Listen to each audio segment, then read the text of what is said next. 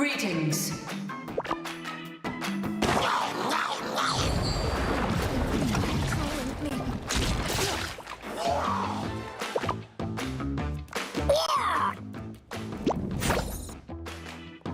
You cannot hurt me. I was merciful. Crawl back to your domain, Hela. In this timeline, the machines will rule. Embrace, the doctor has conjured a portal. Ultron is like a plague. We must be the cure.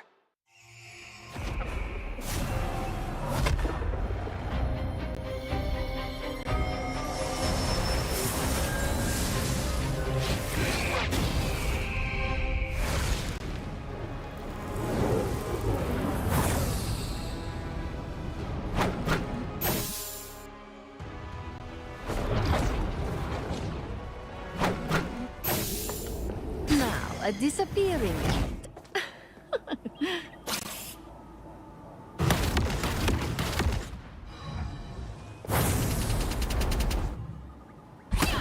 You are under my spell. Pure chaos!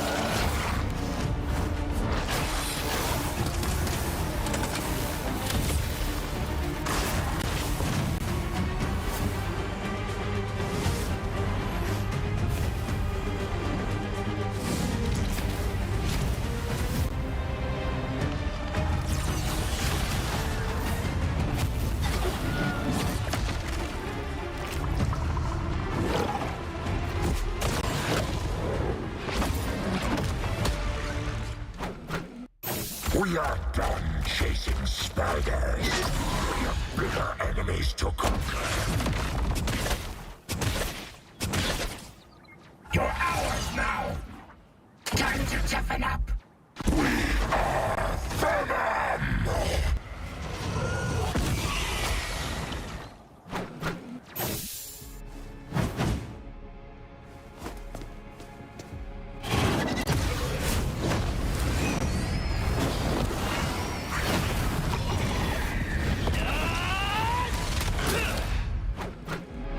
The other guy's been doing a lot of talking for me. You remember old Eddie?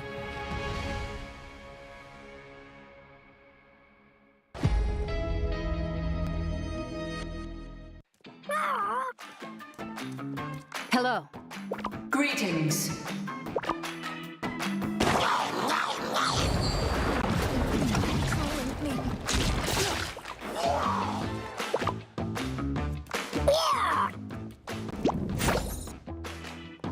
You cannot hurt me. I was merciful. Crawl back to your domain, Hela. In this timeline, the machines will rule. Embrace, the doctor has conjured a portal. Ultron is like a plague. We must be the cure.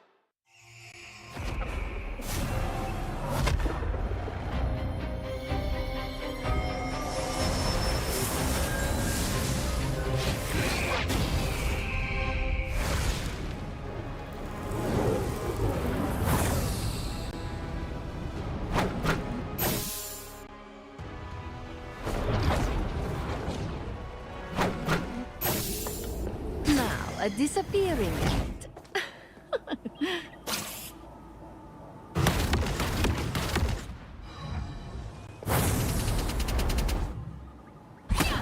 You are under my spell. Pure chaos!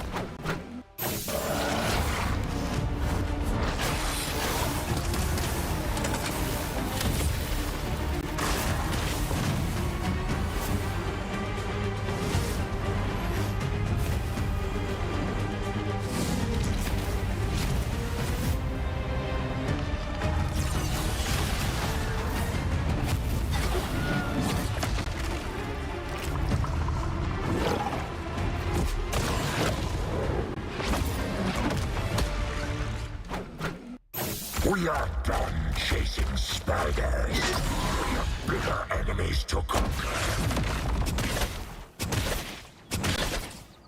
You're ours now.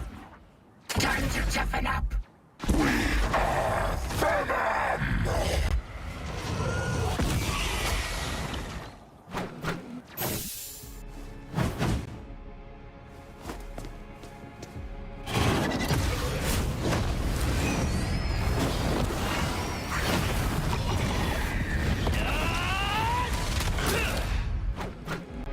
The other guy's been doing a lot of talking for me. You remember old Eddie?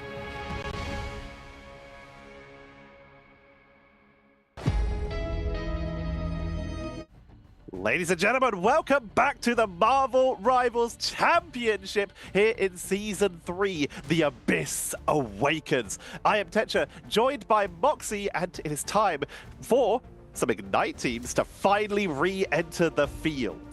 Yes, the MRC has begun once again, but this time, like Tetra mentioned, all of the teams in Ignite that were previously barred from competing in MRC before, that rule has now been lifted. So already we've got to see some absolute colossal teams matching head to head. I'm sure everybody has heard of the Vertus Pro versus Zero Tenacity in the open qualifiers, where against all of the odds, Vertus Pro and Zero Tenacity, two Ignite teams, pulled each other in the round of 10 matches that they had to play out to qualify, and Zero Tenacity, as well as Fincy's internet connection, came out on top.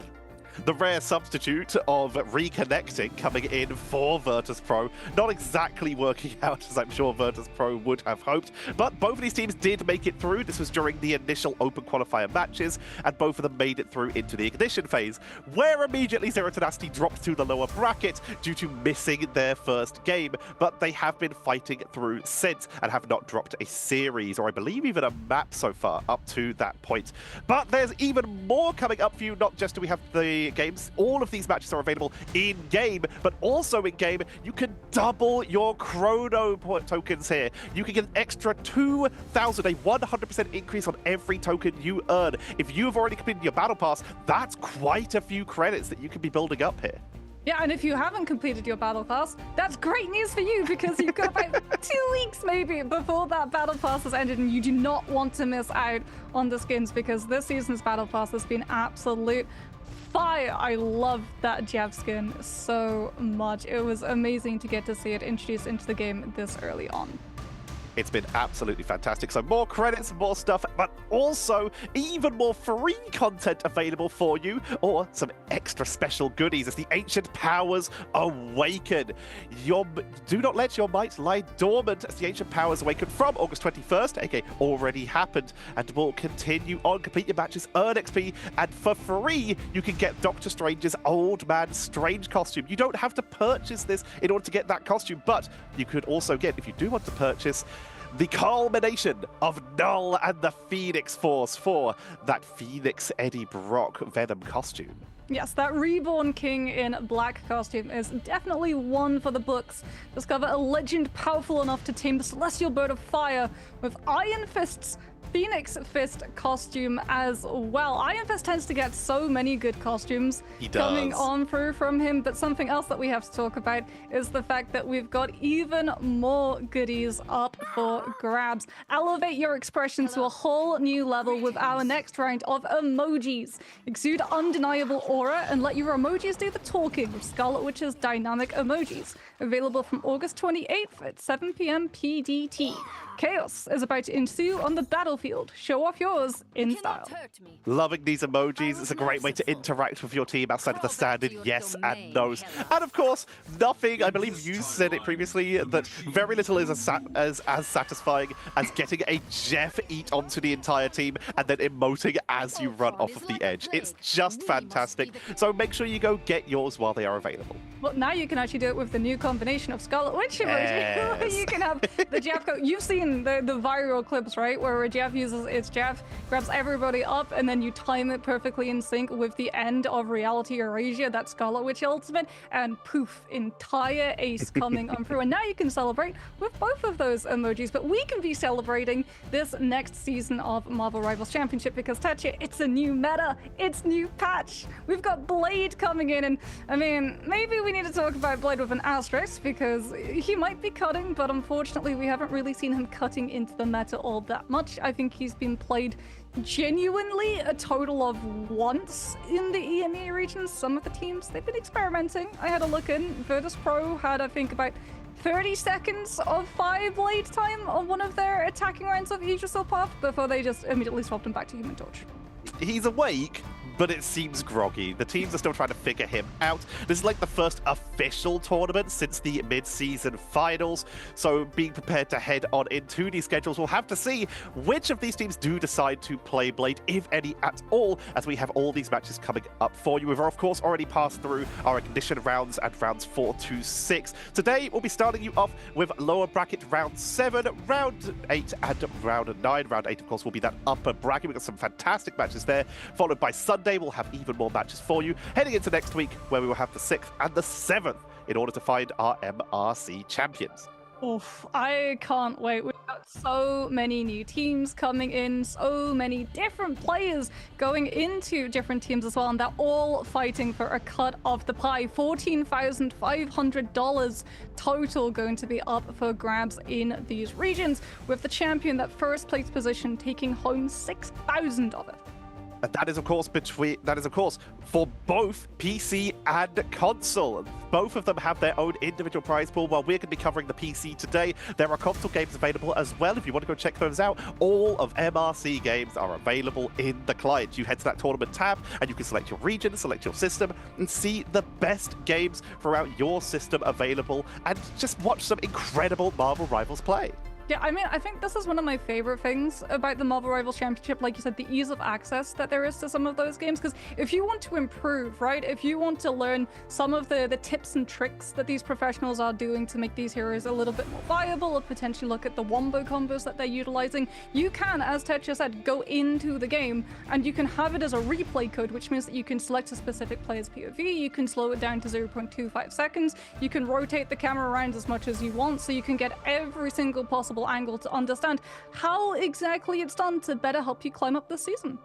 The fact that it is so easy to find the highest level play. Of course, you have our streams that we do here on Marvel Rivals. There are content creators who do it online as well, but also in-game you can look at the leaderboard and the players that have their replays open. You can watch the best players in the world just play by going to the leaderboard and scrolling through who you'd like to see. We have all the MRC games that are available, and of course Ignite coming up very soon as well. All of those games are going to be streamed as well, so we've just got so much content of the best Marvel Rivals players. If you want to improve, the players sometimes even stream.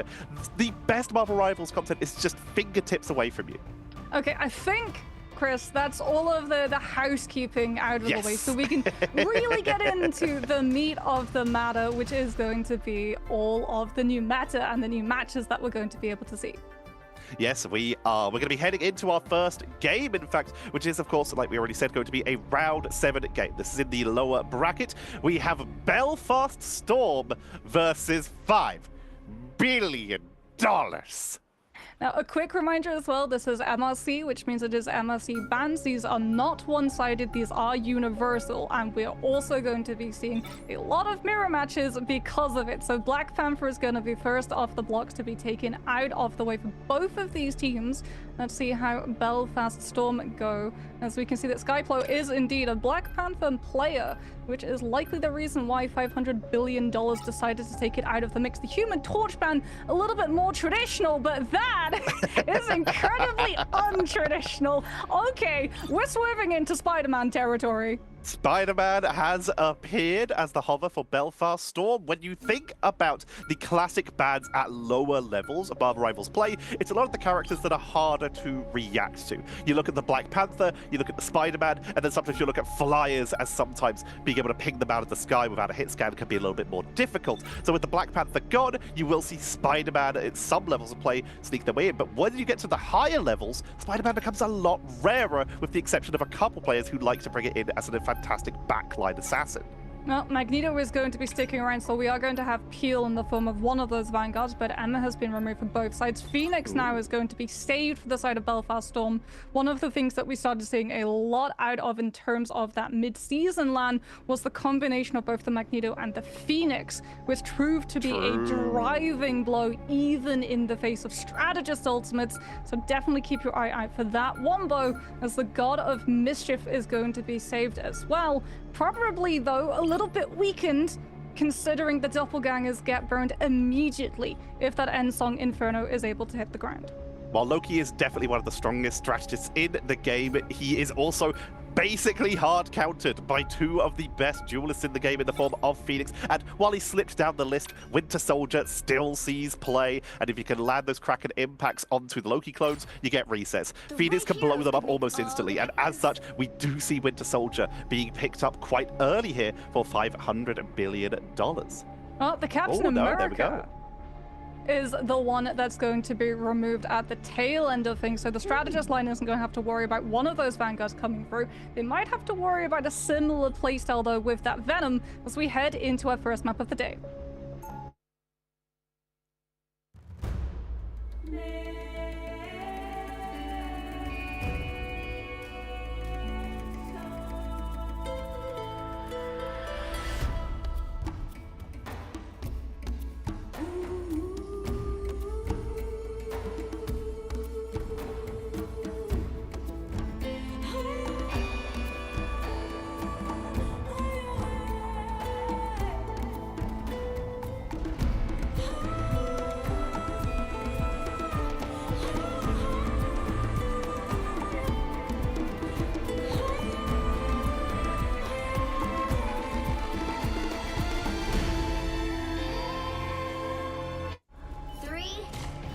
Welcome to the game. You missed so much already. The game hasn't even started, and already $500 billion attempted the Penny Line Mine launch trap in order to try and pick someone up from Belfast Storm. It was caught by Masson, who was able to quickly clean that up. And we did have a more creative hero swap than what we usually have, so we technically do have our first KO on the board.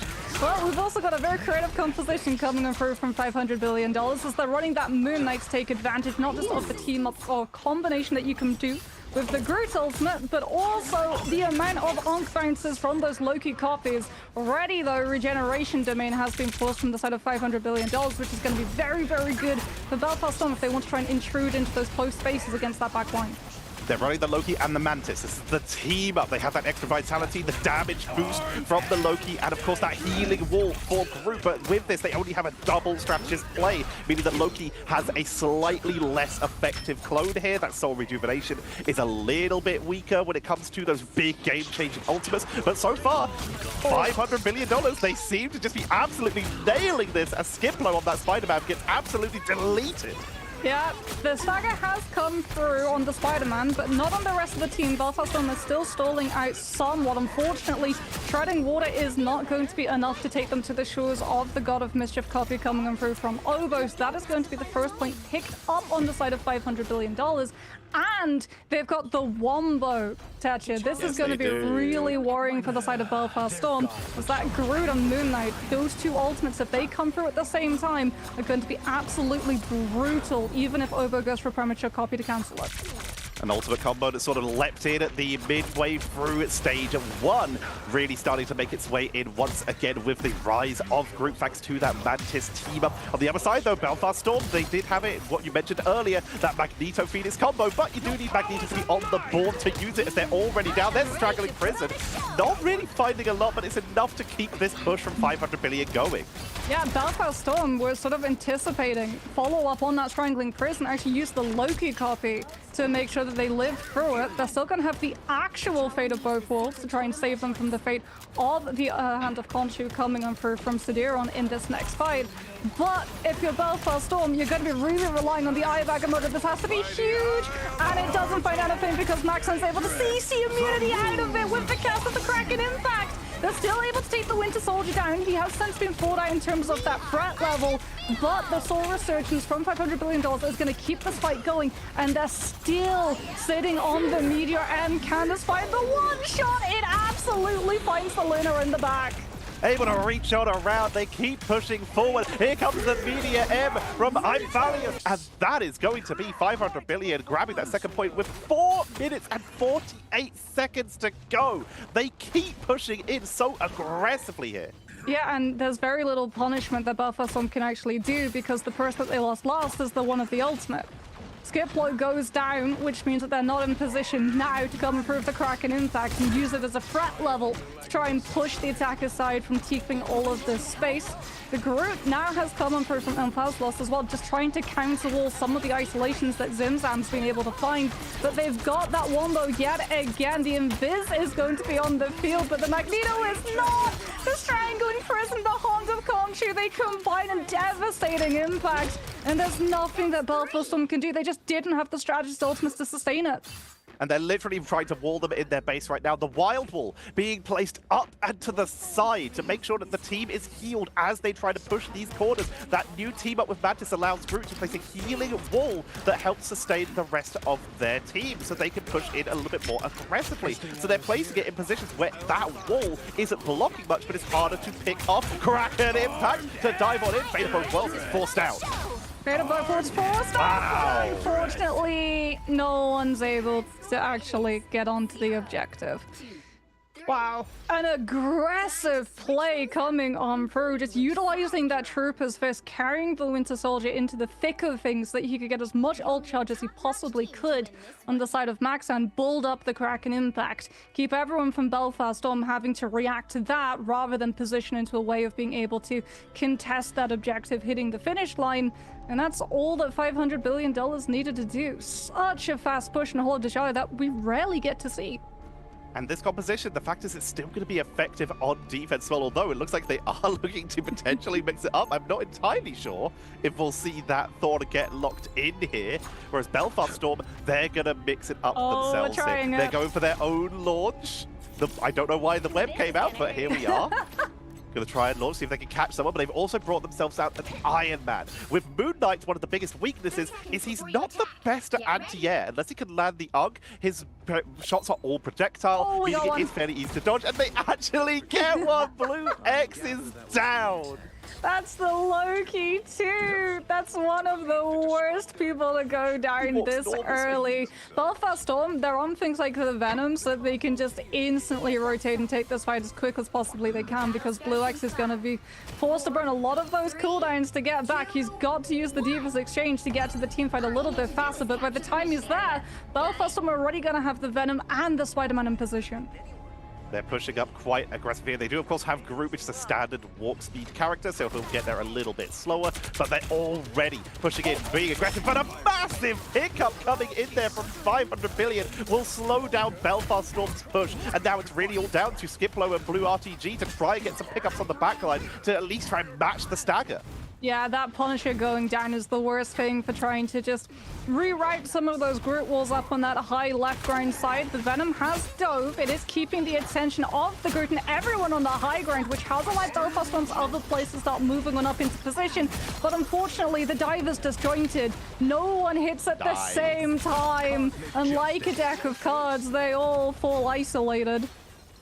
500 billion's composition is so different. They've gone for a massive delay strat with the 3-0-3. 3 strategists, 3 vanguards to just try and tank on through. And the fact is, Loki and Adam and Luna do pretty solid damage as well. They trap them in the hallway with the group walls, chase them down with the God of Mischief, and this is $500 billion. Just holding on this corner right now, pushing extremely far up to try and force anything out of Belfast Stormers. Right now, the portal is likely going to have to be used in order to just get them past this initial choke point.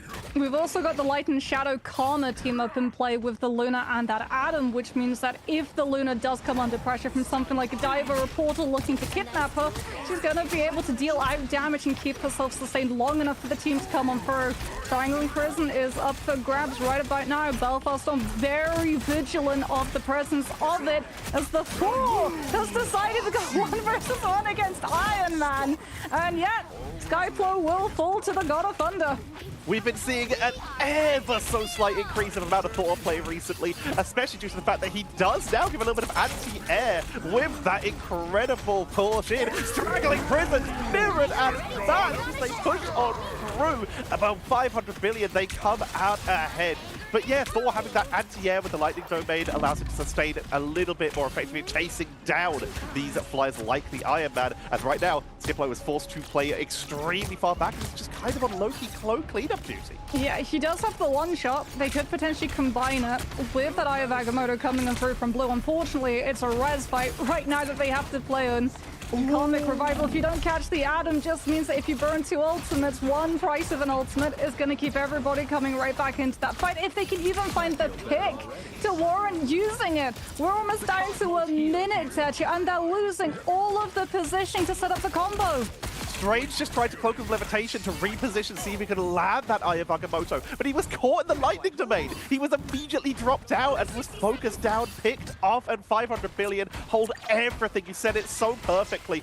They have all the positioning. Portal's already been used. Belfast Storm, they have to make a commitment soon because they're running out of time. And Blue RTG is going to be the one to try and push up, try and force the mistake. If they can get the right angle, they can turn this, but they've got to be careful about Maxon. They've already revived. If they can take them out, they'll prevent that Karmic Revival. Oh, we have to build up energy. Out comes the energy. Zimzam with the Gru wall blocks the connection of the ultimate, and Belfast burned everything in the hopes of that opening. They've got the Moonlight up, but we can hear the Karmic Revival sounding on off. Mahassan's not going to be in a good enough position to try and catch it. And $500 billion brought back to life, show a new lease of life in this fight. Out comes their own Strangling Prison, and all of the follow-up is bad. Belfast just have to burn the Moonlight ult, trying to keep them at bay. They're still trying to push on in. Here comes the fate of both worlds. The last-ditch effort, Masad. The damage is being spread, but the healing output is too much as Kate is matching the healing. They just can't get the angle. Thor is aggressive, but will pull back at least a little bit. Obo stops to the Mantis for the extra speed and to give Ironfall a little bit of extra state onto the point. Moon Knight is pushing on through. Masad is putting the weight in back. Eye of Agamotto again. Blue RTG has already got it back. Skip flow to the Spider-Man to get to the point back in time to try and sustain on this. But 500 million, they're cleaning them up one by one. Fist of Conchu, but they're tagging on through, and the reinforcements coming in one at a time are being picked up in the exact same way. $500 billion they hold in a full 3-0. I mean, it just felt like $500 billion had 500 billion points to sustain in the health bars of the composition. It's actually insane, just the staying power of that comp. That's definitely not going to be the last full hold that we see. Today, there is a new meta in town. Res comp might have been taken out because Guang Guang decided to snap the fingers and Thanos it out of existence in terms of what you actually have access to ability-wise. But we're still going to be seeing a lot of that Atom and a lot of that Karmic Revival coming on through, as we can see. Yeah, Maxan, 10,578 points of damage done on the Atom. 11 final hits on the Strategist is numbers that we typically tend to see around that hero. Yeah, it's pretty solid. When we think of the Adam Warlocks, we think of people like Sparker, who really brought it in at the end. In the latter stages of Ignite, there are a couple other teams that really started to lead in that direction as well. But now you're combining that with the Loki and potentially, in theory, we saw the Luna there for that Light and Shadows Karma combo that you talked about earlier. You have the potential for the Mantis Loki combo with Groot for even more healing. There is so much sustain in this game right now that perhaps we will have to see stuff like that Iron Man try and ping it from a distance, but also there is the option to just try and dive more aggressively, try and take out those backliners early, but even then, you've got to keep an eye on that Adam with the new and improved Karmic Revival. Yes, new and improved Karmic Revival, which now gives you overhealth. Yay! Yay! So it becomes even harder to be able to catch a lot of people outside of that res, because you don't even really need the Soul Bomb to fully stabilize once Karmic Revival has been cast, with that change coming on through, as everyone gets access to just so much sustain by the actual ultimate itself. Like you said, one-shots maybe are going to be the thing that stops it, but something like that Iron Man ult we don't get to see it all that often because Magneto is in the game, and you Yep. just get to zap his ultimate all the way out as we can have a look at that Meteor in play. That poor Luna. Like, they needed the Luna, they got the Luna. Massan pushing in, trying to set up for an early pickup, just gets deleted by the Awakening Rune. And yeah, the Thor, we talked about it very briefly, but having a little bit of anti-air and also the new way that it works of building up that Thor Force with the Mjolnir toss instead of having to burn Thor Force to do so, it can actually give you a pretty decent way to juggle that Awakening Rune, especially with the ability to cancel it early so that you can just engage from a distance and then disengage with that Lightning Surge to get out if you start to get in trouble. Yeah, we do have to give Zimzam on the Groot his flowers, though. Yes. Quite literally, those iron walls coming on through and blocking that Eye of Agamotto, that was the play, because Belfast they put their all into the Eye of Agamotto. They saw so many people clustered around that Strange. They knew that if the Eye of Agamotto hits, it's gonna be dollar signs in the eyes for them. But unfortunately, the Groot is able to block everything, and that will be that on Hall of Djalia as we throw to a break. We'll be back with more Marvel Rivals action.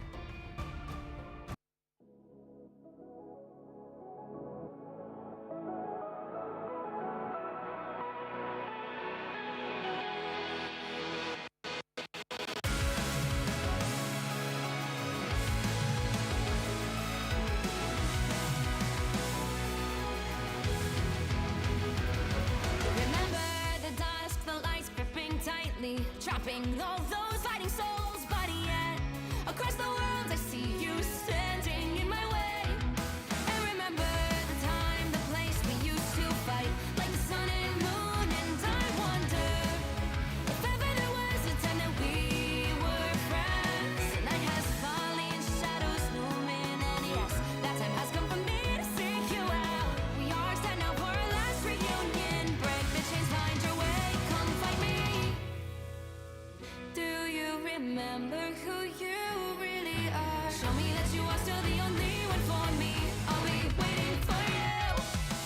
Wake up, open your eyes, raising up your fists and smashing through time walls. Before the rift splinters again, we are rebels till the end. Rise up, open your minds, hold on to your powers. No one can stop us. We are rivals till the end of time. We will clash, no matter where. We will fight, reaching across time and space. 'Cause you are my destiny to the end.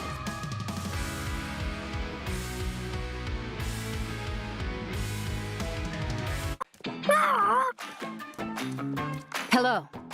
Greetings.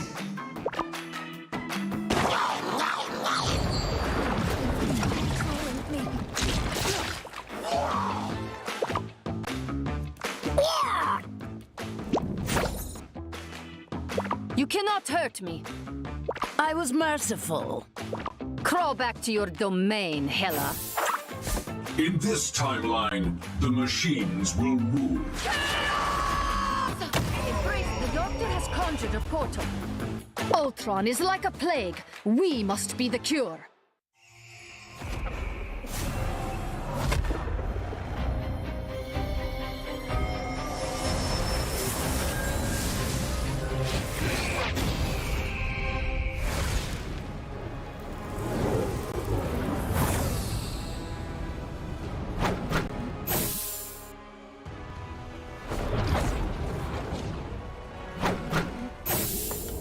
Now, a disappearing act.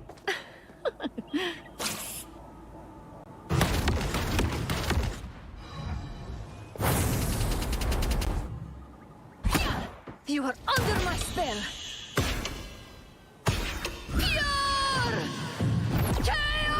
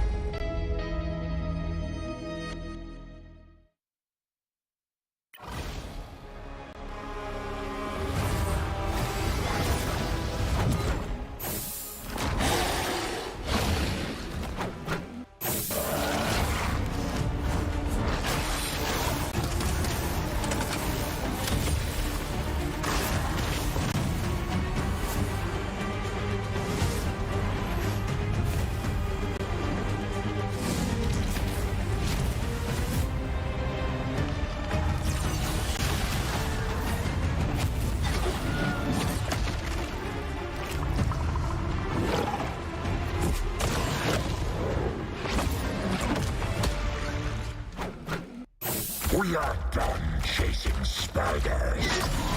We have bigger enemies to conquer. You're ours now! Time to toughen up! We are Venom!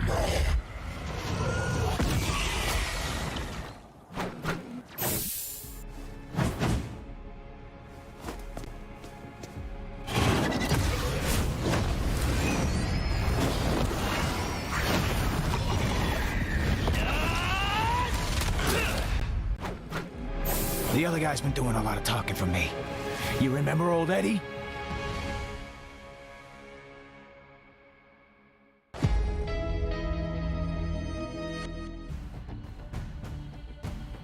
Hello everybody and welcome back to the Marvel Rivals Championship EMEA Round 7, where this is where we get to see the adaptations start to come through, right? Techa, you and I, we were theorizing about what exactly Belfast Storm could do to try to turn the tide, and it definitely feels like it's going to be starting off in the ban phase. It feels like Mantis has to go. Mantis was the really big enabler for a lot of that combo. Even though it was abandoned in the second round, the early round with that wild wall, with the damage boost for the Moon Knight, not just from the Mantis, but also from the Loki, it made such a huge difference. So I wouldn't be surprised if we do see Mantis taken out as quick as possible. Other options, the Groot was also the anchor that the team was built around in both rounds, not just when the Mantis was in play. It gave some protection for the Adam, it blocked the Eye of Agamotto like you called about. It is still extremely impactful on its own, and when they tried to pick the counters to it, like their own Moon Knight and the Punisher, they kind of just got pinged from a distance. Something that I could also see them do is go for the Adam Warlock ban, given the fact that these are going to be universal bans rather than one-sided. If they ban out the group for their opponent, they're also banning it out for themselves, which I feel like is not going to be something that they want to have going on through. Specifically as well, we did get to see a lot of the mirrors coming out, but the one thing that they definitely did not mirror was that res composition. Granted, they didn't get the opportunity to do it because on their defense, they didn't roll out on the res composition, and it was a full hold, so they didn't get the opportunity to try and adapt and mirror it, because attacking with a res comp is a lot harder to do so than defending with it, because the Atom is given immediate safe passage of where to utilize that ultimate and where to revive the Cocoon. We're going to be heading into the game. We'll have to see if we do go into these adaptations with that Adam Warlock potentially being taken out, or the Mantis. As in fact, Belfast Storm will be starting off with our first ban, but they're sticking more traditional. The Human Torch will be removed. Yeah, Human Torch, I feel like especially if Groot is in the game, again, needs to be removed, given the fact that Supernova and Strangling Prison combined can do enough damage to dispatch, even through something like a Luna ult. As we can see that $500 billion are going to continue the target ban coming on through of this Black Panther. Do we see any deviation in terms of what gets saved? Do they try and protect something like the Mantis and punish the fact that Belfast Storm have gone the more traditional route of banning out the Human Torch? Okay, we're picking Blade. Ah, okay. Well, we're at least protecting Blade. He's awake, he's now safe. We take these.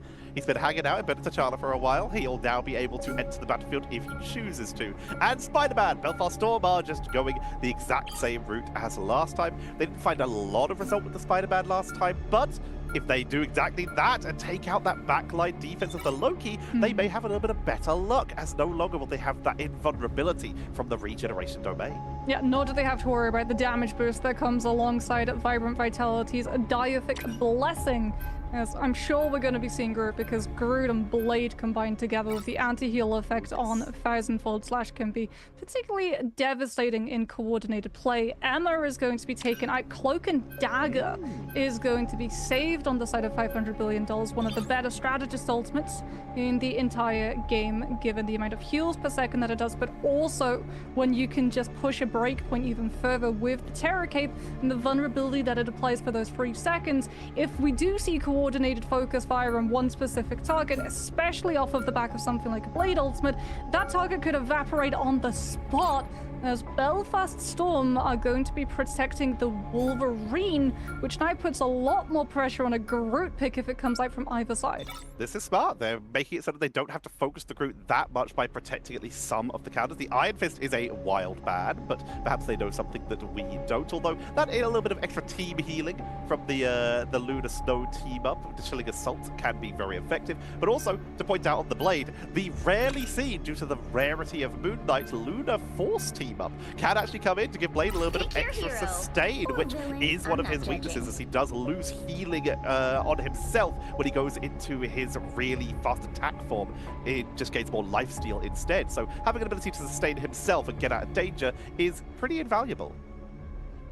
Celestial Husk is going to be the map that we head into, a domination point that is known for enclosed spaces, so that Squirrel Girl can be particularly devastating as we get ready to go into map.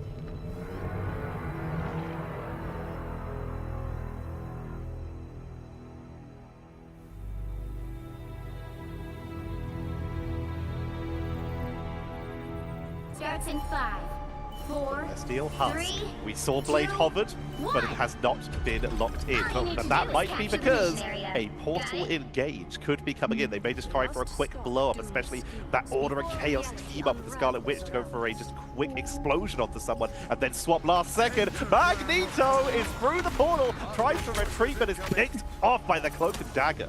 Yeah, Terror Cave combined with Manta Sedation, and there's no, nothing exactly. really that Magneto can do in reaction time, especially because Loki was banned, so we can't even use Regeneration Domain to try and save him. And that one pick should cement $500 billion position off the point. But you know, that definitely will. Oboe and Blue in one fell swoop, displaced by the Trooper's Fist coming in through from the Winter Soldier. And Belfast Storm are going to have to go back to the drawing board and play into a retake situation with a Spider-Man and a Wolverine, two duelists who rely on not being scouted out before they're in position to make a play. $500 million there. They started with the Doctor Strange, had to walk back with the Magneto, but they still took the 5v5 and were still able to take it victoriously, meaning that they are now making their way into hold control of that point already at 20%. Trooper Fist coming in, Massad trying to take the duel, trying to focus on Personify, who is just too fast to deal with. Skeplo back on that Spider-Man, is steadily building up the ult though. We'll see if they're able to finally get round to that backline and land a quick pickup. Both the Cloak and Daggers are building the ultimate at the same time. Masan trying to just capitalize on the stacked plays with the Tainted Voltage, holding up that Kraken, in fact, a little bit faster. But Maxon's already at 94% and counting to it. Sedaron 2 is going to have the Reality Erasure, the one-shot that can still find a pick even through a Strategist ultimate, as we've got both of the Kraken impact sounding on off. Maxon was able to find a reset, gets the grab onto the Cloak and Dagger with the Trooper's Fist Bionic Hook combo, and that's one way of divorcing Eternal Bond early. $500 million. They're already at 63%. They have full control, even using the Trooper's Fist to just get up to the high ground while the lift wasn't yet available. They're pushing on in. Reality Erasure is gone. They still have Soul Rejuvenation. They almost have Meteor M. They finally have Freedom Charge. Belfast Storm, they're fully reliant on the Spider-Man and Lunar Snow combo right now to try and set up while they're waiting for their own Captain America. And there it is. Takes out Blue X before the ultimate can come out. That removes a lot of the sustain right now, forcing Solidify to go for the Freedom Charge to give them the sustain with that bonus health. Can they land a second shot? Pushing on in. Great Fate of both worlds to turn that around. Yeah, and Maxon's already been able to pressure out the Fate of both worlds from that Lunar early. Blue's going to be holding onto their own Freedom Charge, so that next rate of sustain is going to go to the side of Belfast Storm. Unfortunately, they've already lost the Winter Soldier, who could have been the win condition of actually dealing enough damage to find those picks. Even with the sustain available, they hold on to the ultimate, and $500 billion, it feels like, are going to be holding on to this point as we head into the next round. And they even held on to a couple ultimates there, realizing they had full control. Celestial Husk goes over into their favor as we're going to be heading over to the Vault. sorry, Celestial Hand goes over. So the Vault will be next. With the ultimate still available, Kraken Impact not yet available for either team, but Maxen is only 6% away. So they're going to have that with a damage boost to try and reset on through once again. And what is there to protect against it from Belfast Storm? Neither of the strategists are anywhere close to their ultimates right now, so they're kind of fully reliant on Blue RTG for that freedom charge for the bonus health. Otherwise, they might just get reset right off the bat here and get him taken out, so the point will once again be controlled by $500 billion. Don't expect the Rocket Raccoon to stick around. This is purely min-maxing so that they can drop and get those armor packs, which will be able to carry through even after the Rocket has swapped. Skiplo and the Psylocke, though, is going to be more of a permanent fixture to the composition, as we can see with both the Captain America and the Luna. The Psylocke has everything that they want to be able to make play. Yeah, we're going for the full min-max. We're going for the speed, Jet Bubbles out of Spawn as well, so that we can get our dive components of the composition into a better position faster and collapse onto one of these players from $500 billion to force the strategist's ultimate early, which is going to give so much more value to the Winter Soldier. Portal once again coming out. Order form coming out from the Scarlet Witch to try and get a quick blow up, but this time Belfast Storm were more prepared. So Rejuvenation, Kraken Impact, but sustained. Seems to be working out. Media M blocking at least a couple of those hits. The counter though from Maxan. It's not enough. Maxan continues to burst on through. We saw an attempt from Massan to try and get the counter pick up. The sustain on Maxan was too big. They'd already grabbed the double, full resets, and it's a clean up by $500 billion. They once again, exactly as we predicted, take early control. Yeah, there is a silver lining for Belfast Storm in that they were able to force the strategist ultimates coming on through from their opponent. But are they going to get the opportunity to clean fight? Massan's able to find a huge Bionic opening onto the Captain America. Solidify goes down, and $500 billion now. You can see them immediately retreating, trying to put the point into the middle between this team so they can keep as much distance as possible and stack up in anticipation of that Psylocke ultimate. But unfortunately, without a strategist dealt with how fast Belfast Storm took that fight, there's nothing they can do, even with the amount of bodies they had on. Nicely done. Belfast Storm going to be starting to hopefully get their first percentage on the board. They finally cleaned out Sonify, who was delaying as best they can. The classic Captain America irritation play, moving fast, hard to pick off with the shield up, delaying that for as long as possible so your team has time to respawn. And Cap, being one of the fastest characters in the game, can usually rejoin his team before any big team fights are had. There he is. Yeah, Cap is going to be there, but Belfast Storm can quite easily eclipse the 40% accrued on the side of $500 billion with the Cap and that Psylocke. They have dive components. $500 billion just going to go to the point itself. Turn the fight into a brawl, which is where they're going to benefit. However, they give up all control of angles surrounding it, and as such, Belfast Storm just have so much more space to be able to play around with. The longer this fight goes on, the more point percentage Belfast Storm are going to be able to pick up, all at the cost of just the Cloak and Dagger and Luna ult now. Obo going to try and sustain through this. They've already put on a beautifully musical play, but the blow-up! Obo survives to keep the rest of the team topped up, but with Massan and Matsy down, suddenly Belfast Storm are starting to get whittled off the board here. They burn the freedom charge. It's all about delays right now. Get as much percentage as you can, because you're not coming out of this fight alive as they're getting focused down onto the butterfly to try and at least get one counter, but instead, it's reset time as Maxa cleans up one, looks for more, pushing on in, but this is just one by one. Belfast Storm are picked off the board and $500 billion will flip this, but the delays have been huge. Yeah, the delay was 70%, and Belfast Storm are going to take this fight very quickly if possible. They've already, they thought about going for the Strange TP, but they weren't able to stall out the point cap long enough, so back over we go to that Magneto.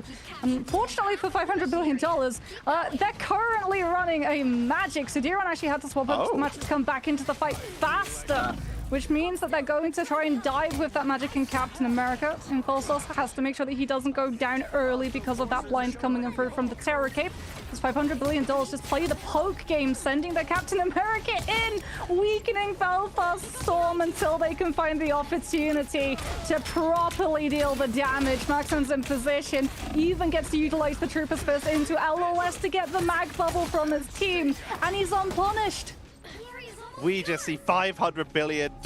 They just broke Belfast Storm apart, finding individual members, forcing the team to split in two, and then chasing down individual members. The portal is forced out to make sure they can try and contest this, but people are still respawning. They're coming in one at a time, allowing $500 billion to get the early put pressure onto the frontliners. Matsy and Ovo, both the strategists are gone, and that is likely going to spell the end for Belfast Storm. While Blue was taken out of the mirror, we still have Kate with that extra protection from the Eternal Bond, and they use it to sustain on through, to clean up. Troopers Fist to zone out Blue RTG, and that is a clean 2-0 for $500 billion.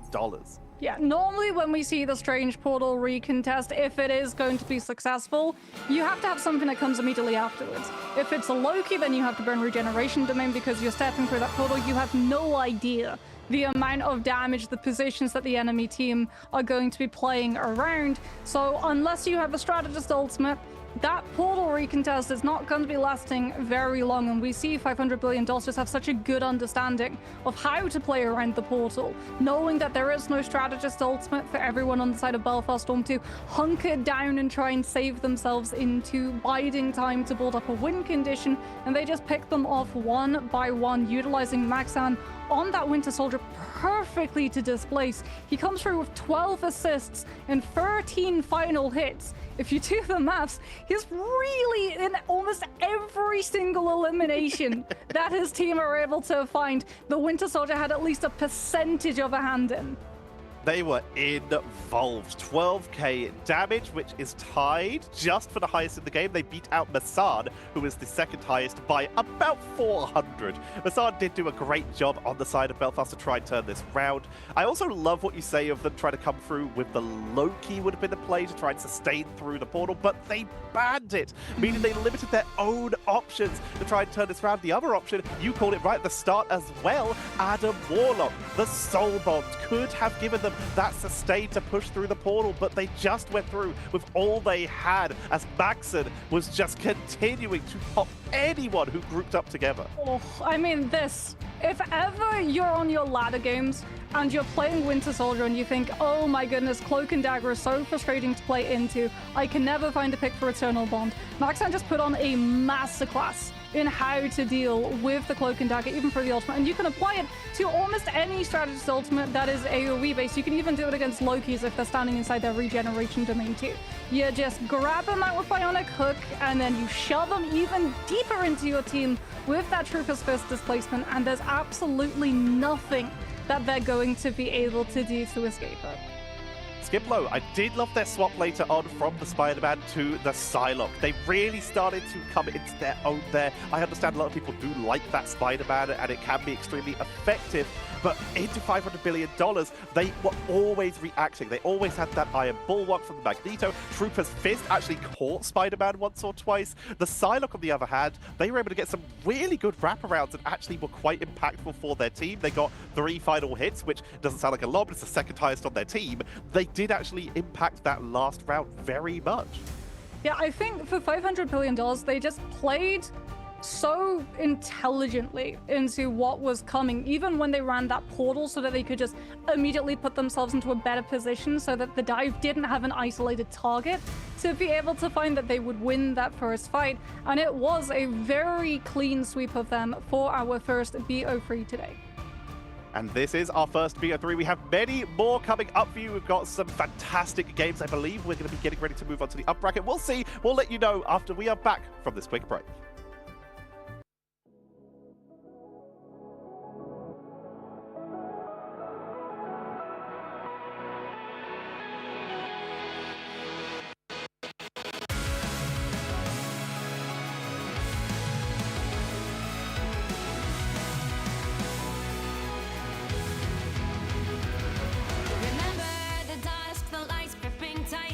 Trapping all those fighting souls, but yet across the world I see you standing in my way. And remember the time, the place we used to fight, like the sun and moon. And I wonder if ever there was a time that we were friends. The night has fallen, shadows looming, and yes, that time has come for me to seek you out. We are set now for our last reunion. Break the chains, find your way, come find me. remember who you really are. Show me that you are still the only one for me. I'll be waiting for you. Blink and hoping your rise, raising up your fist and smashing through time walls before the rift splinters again. The unravel till the end. Rise and hoping your mind, hold on to your powers. No one can stop us. We are rivals till the end of time. We will clash, no matter where. We will fight, reaching across time and space. 'Cause you are my destiny to the end.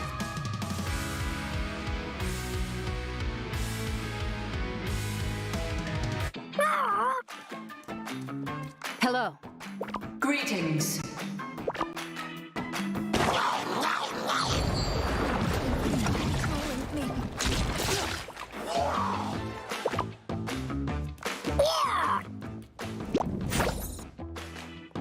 You cannot hurt me.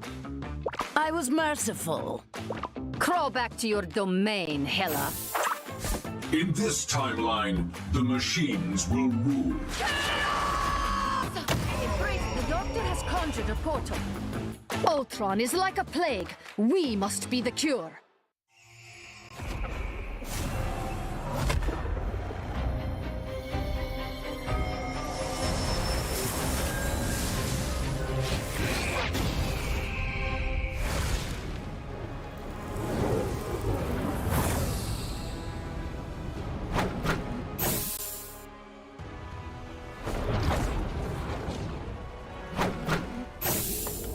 Now, a disappearing act.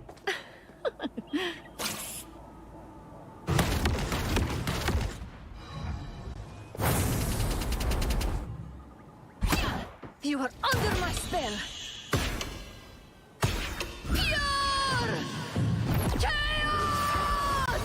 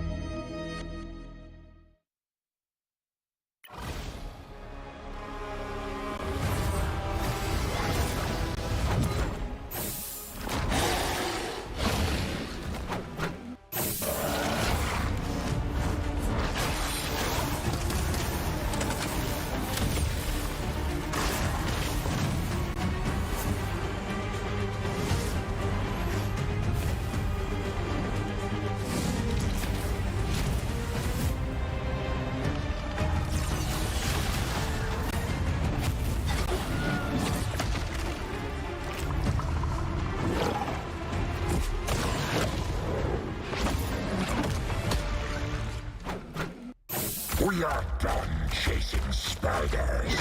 We have bigger enemies to conquer. You're ours now. Time to toughen up. We are Venom!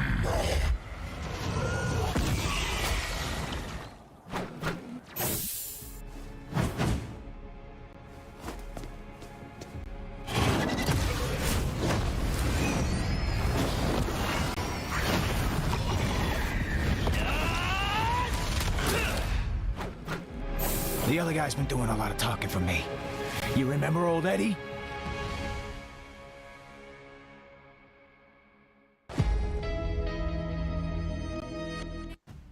We are back, and we are continuing on with our lower bracket while that upper bracket round of 8 starts to fill on out. Plenty of exciting games as we are heading in to, like we said, another round of a round 7 game, not round of 7. I keep making that mistake.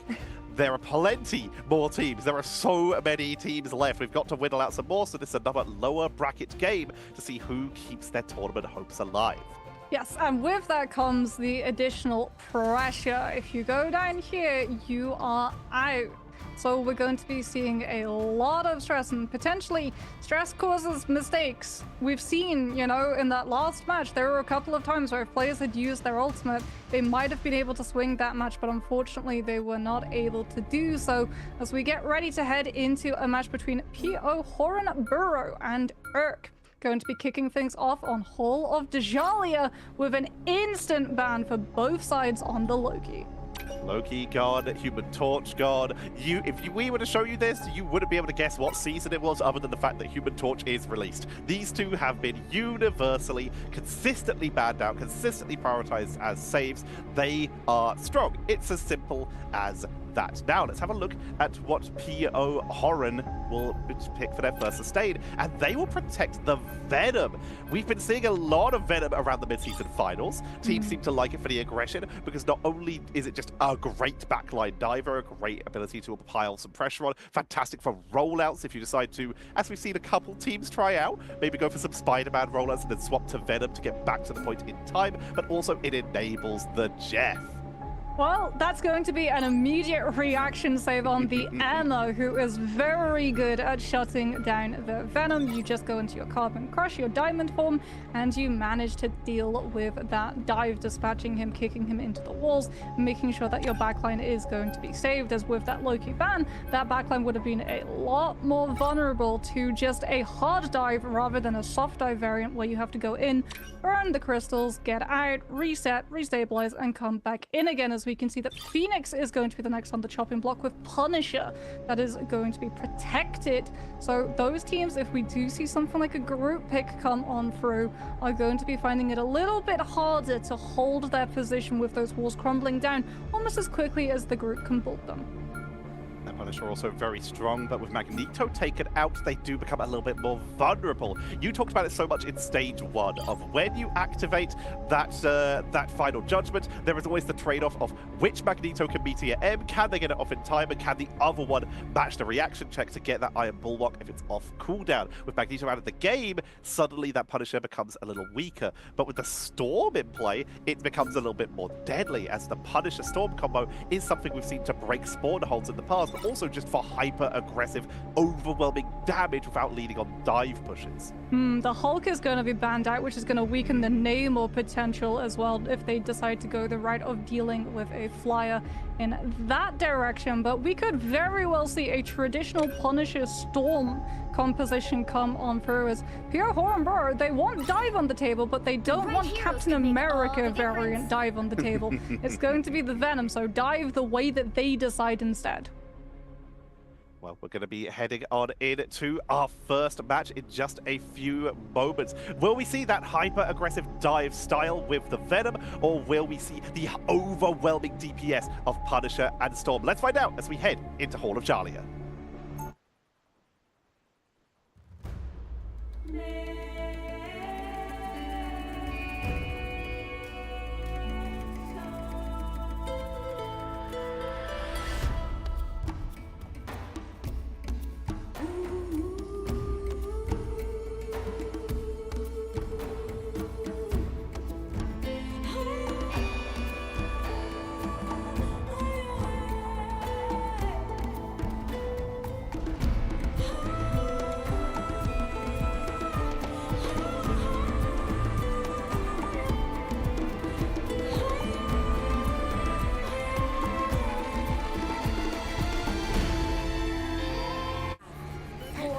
Well, Urk went for the play, but it was not successful. The Penny Mines did not find their target, as it looks like we're going to be starting things off with a strange teleport, as Pierre Herrenberg are on dive, but they're on the defensive dive. So that rocket tower placement is going to be particularly vulnerable if Urk are able to find it, but no, instead of going for the high ground, they go hyper-aggressive. They just go straight onto point. Portal onto the point, we don't see that ever. Jeff's getting chased down, Hunted, gonna get picked off here, and suddenly Licolep is gonna be pushing everyone off of their point. POH are dominating here. The Punisher is set up. It's just a melt here, and Urk are sent right back to spawn. Oh, and that's the portal used as well on that. And do they now keep the Strange, or do we see them pivot off to something? Yeah, there we go. So Grimmaref is going to go over towards the Emma. Felinator is actually going to be taking over the Doctor Strange. So no more Venom, no more dive coming on through from Urk. as they're going to be keeping that Storm, keeping that Punisher. They do have the one-sided damage boost in terms of the Punisher 1 versus 1, and that Punisher should be able to melt through the Venom if Pure Horan decide to get aggressive with their dive. But right now, they're just letting Earth come to them. They'll dive when the point is there instead. Getting several Psychic Spears, but everyone keeps leashing it on the max range. That's a beautiful pickup from Sigma as they push on in with that Ice Arts as they are getting massive healing output to make the pressure happen. Strange going high for aggro with the Cloak of Levitation up to the high point. It's immediately Carbon Crush and punished for their insolence. Oh, hubris, thy name is Doctor Strange, especially in the face of the Carbon Crush Diamond Form with that Emma. Final Judgment was expended at the same time as the Cosmic Yawn Amplifier, so this is costly in the form of ultimates coming through from the defensive side. Urka still holding on to all of theirs though, Tatcha. So if they can survive now the Gauntlet, they were even also able to pick up one tick of point cap from the back of it. Pure Horror really have to rely on early value dive from the Venom and the Psylocke going in with the Dance of the Butterflies to stop Urk before they get onto the fight, because if it turns into a brawl, it's going to landslide in favor of the attack. The classic one-shot combo between the Venom and Psylocke makes it very hard to deal with. Punisher is already reset up with the Culling Turret. Felinator, who earlier was doing the RP Doctor Strange run of, like you said, falling into their hubris a little bit and overconfidence. A Mega Hurricane coming on in, but the targeting, the tracking by Danny as they clean them up once again. Here comes the counter attempt from Waisatoro as they're trying to meld on through, and they might have finally found that opening. Yeah, the Pocket Punisher with that Fate of Both Worlds amping up the Final Judgment to 40% per shot. There's still going to be a contest though, especially with a late pick onto the Cloak and Dagger before the Eternal Bond could come on through. So I was going to be looking to stall for the portal, but it's not going to be in time. And now Pure Horror are split. They lose the Rocket late. They're going to potentially lose the Venom too. Please. Can he manage to swing out? Yes, he can. Okay. They're still losing so much space though. And the silver lining for Urk right now, the fact that they got picked with that Cloak and Dagger by the Psylocke early, they've still got the ult to carry through into this next fight when they have to deal with the Final Judgment. They have these defensive tools. Are in a fantastic position. They have that Eye of Agamotto to potentially try and go for an aggressive play. They have the extra sustain from the Fate of Both Worlds, like you said. They have everything they need to push on in. Finally, we're going to see that Silent Introduction coming out as the opener immediately Bruce is able to pick one up, and Dane is going to try and counter this out. I don't care about your Psionic Seduction. I care about judgment and justice and holding this point. Yeah, I mean, Punisher, when he's in his ultimate, is CC immune, so as you correctly called, he doesn't really care about the Emma ultimate in the slightest. Indeed, it is one of the go-to counterplays that we see in the game of cat and mouse between those two heroes. As, we're setting up for a very aggressive tempo hit off that Psylocke. We can actually see that Wheelaiko is going to be all the way in deep, right by the attacker's side, but he is going to get scouted on out by the Punisher with the shotgun smoke. And that means that that dive has since been disrupted and they have to call the play off. Strange in a little bit of trouble though, getting tracked, was found quite far forward, having to pull on back. Immediately here comes the Final Judgment. It's going to have to be a zoning one of the Doctor Butterfly into the backline from Wheelaiko left to try and hold this out. Dreamer with the sustain from the Fate of Both Worlds, but the damage is overwhelming. They even take out the BRB, but not before we see the revive coming back in on that Doctor Strange. Doctor Strange is potentially going to get staggered if he's not careful, and he's the one of the Eye of Agamotto. Oh, well, he's going to stall the card at least, but unfortunately for the defense, that's their win condition in this next fight. And the fact that he got picked so late now means that all of that distance is picked up for the attacking side for free. Does look like they're angling for a recontest though. The Seer is going to be invested. The Venom will be able to touch in time. Where's the Eye of Agamotto? It comes through from Urk first, but they're not able to convert off of the back of it. And now we get the Final Judgment trying to blitz through the heal sustain of the Fate of Both Worlds from the attack. We saw the downside of the BRB there as Doctor Strange got staggered out, but now they're good side. They're defending right on the point. If anyone goes down, they can hold this for even longer with the quick revive, but they don't even need it as they get the clean wipe onto Urk. That is going to be POH holding with 3 meters to go. The cart begins to move back to give them at least a little bit of a buffer. And Urk, they've decided that it's time to try and isolate people. With Porin playing very aggressively, with Porin able to just push on to the point, they're going to try and break people away from the group up, and especially away from that rocket healing. Well, we've also got a Wolverine on the field to be able to counter-grab the Venom when he dives in for a position with the Feast of the Abyss coming on through. Rometto still going to be holding onto that Eternal Bond. First, they have to bypass, though, the Judgment of the Pylon coming on through from that culling turret on the Punisher. They're able to find him from the back. The Silas able to dispatch the damage directly to the Punisher's health bar. And this is Earth finding the picks. 1 rocket res will be utilized, bringing the Strange back. We can start to see them looking, trying to figure out where exactly that Strange is to stop any shenanigans of the Eye of Agamotto with the Wolverine at full rage capacity. They clean that up. Once again, the Eye of Agamotto goes unused. That Wolverine to isolate people. And of course, incredibly effective into Doctor Strange. What does Doctor Strange want to do all of the time? Stand near his team and hold the shield up. What does he want to do the rest of the time? Run at you and get some pickups. Both of which can be countered by Wolverine if they're just able to get close enough to get either the isolation or just the percentage damage and burn through that shield.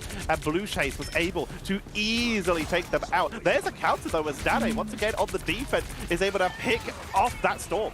Well, it is going to be Urk making a move, coming in through with the Sonic Seduction. No final judgment, no CC immunity to stop POH from being able to defend against it.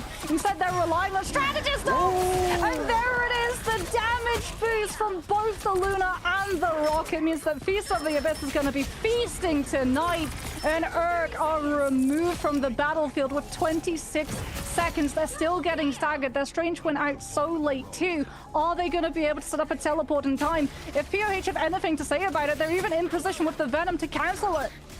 If they can get this dive, it will be huge. The portal is coming out, but it looks like Jesus not going to go for it. Portal comes out with seconds remaining. The cart will be touched. This Eye of Agamotto is at the ready. Down to the butterfly from White Taru. If they can land this Eye of Agamotto, they can try and push in for this 3rd point, but they've got to create some zoning potential. They split the team in 2, half inside the main hold point, half in the hallway to prevent reinforcements. They get 2.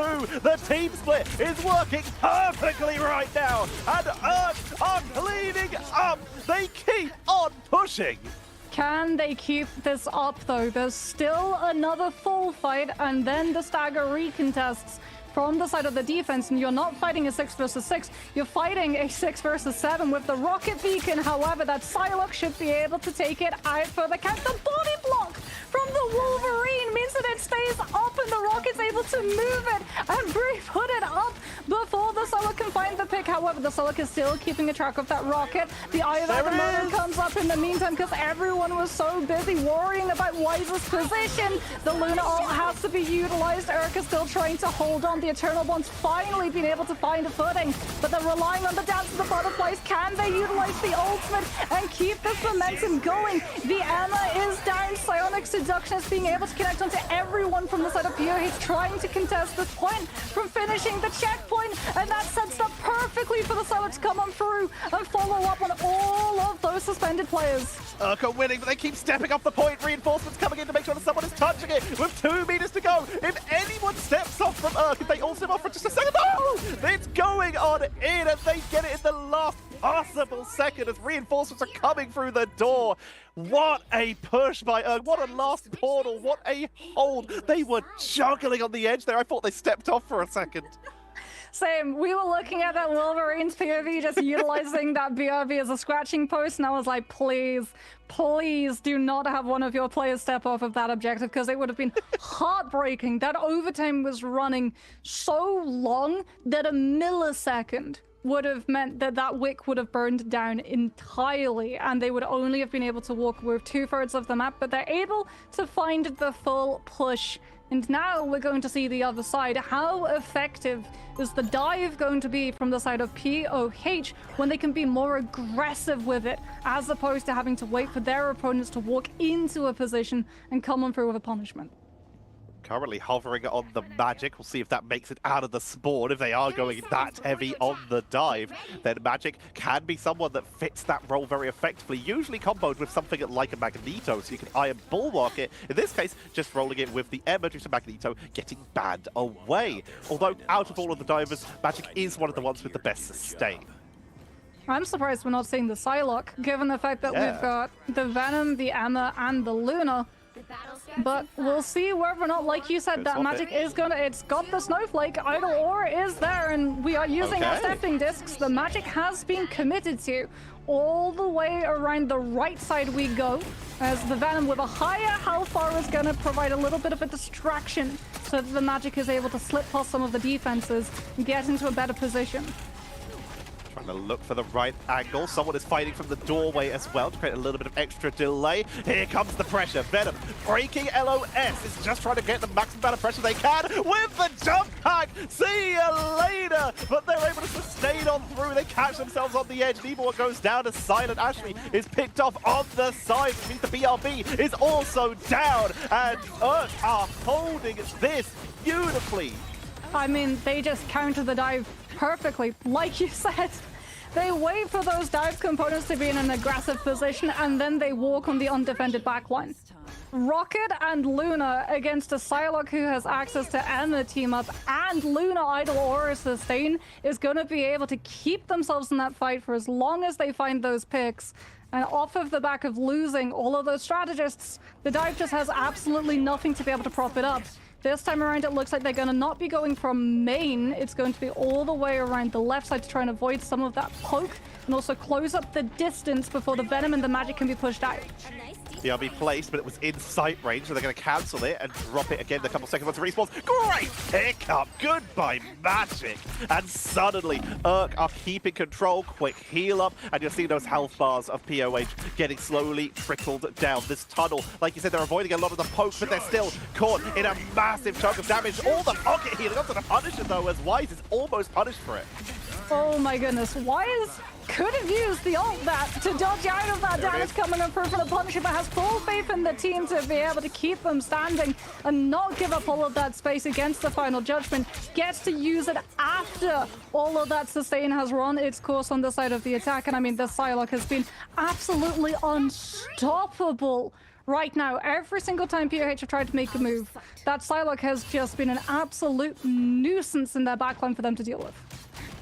And Wellick is still staying on this Magic. They got the ultimate, so they're just holding onto it at least for that. But they're running out of time if they wanted to swap to something like a Psylocke to combo with that Venom piece from the Abyss. So they're kind of fully reliant on this push working out for them with only a minute to go. Here comes Dark Charm, Psionic Seduction, and that Cosmic Yard Amplifier for maximum damage boost and that overhealth. This is POH putting everything on the table right now to try and take this fight. Pick up the counter Psionic Seduction, allowing Wise to push on in, and it might be over. The Psionic Seduction to prevent the ultimate from Luna, who is forced to retreat, and that is another cleanup. 1 minute to go. POH, they had the advantage in terms of Luna ult second, but they don't get the opportunity to use it. That Eye of Agamotto, so brutal. The follow-up immediate as well, with the Psylocke not having to burn any cooldowns to get into position. Wise was already there, not cleared out of the angle. And we can see that they're just setting up to push on to POH before they can even round that corner, try and force this Luna ultimate to be out of sync with the Final Judgment when it comes on through, so that POH can't punish a lack of defensives on the defense.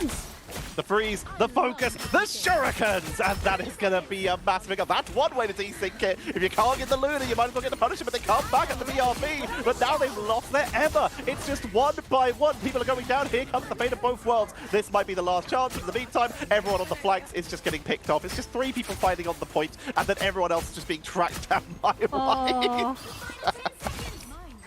That poor Rocket. Why is this just gonna clean up on main? There's gonna be a portal recontest potentially, but it's not even gonna make it in time. And even if they did, they're walking directly one by one into the midst of the Dance of the Butterflies, and one by one they would have fallen. What a hold! What a Psylocke game coming on through from Wise, because that was honestly absolutely perfect. Perfect target focus, perfect ultimate usages. The mechanics work so clean as well, taking full advantage of all of the resources that the Psylocke gained with the composition that they were running. POH, every time they tried to walk up main, they would lose someone before the fight even properly started. A well-deserved MVP, like you say, Wise. 44 KOs. That is final hits. Oh my god. Okay, so let's also look at the damage. 31,142. Yep.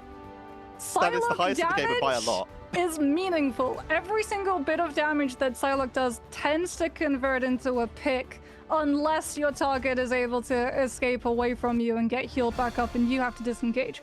Like we said, Wise had absolute access to everything a Psylocke player could have wanted. The EMEA and the Luna, and it feels like they were never really cleared. Either on the side of POH, potentially the Punisher could have won the duel, but every single time it was the Punisher getting taken out by the Psylocke prematurely.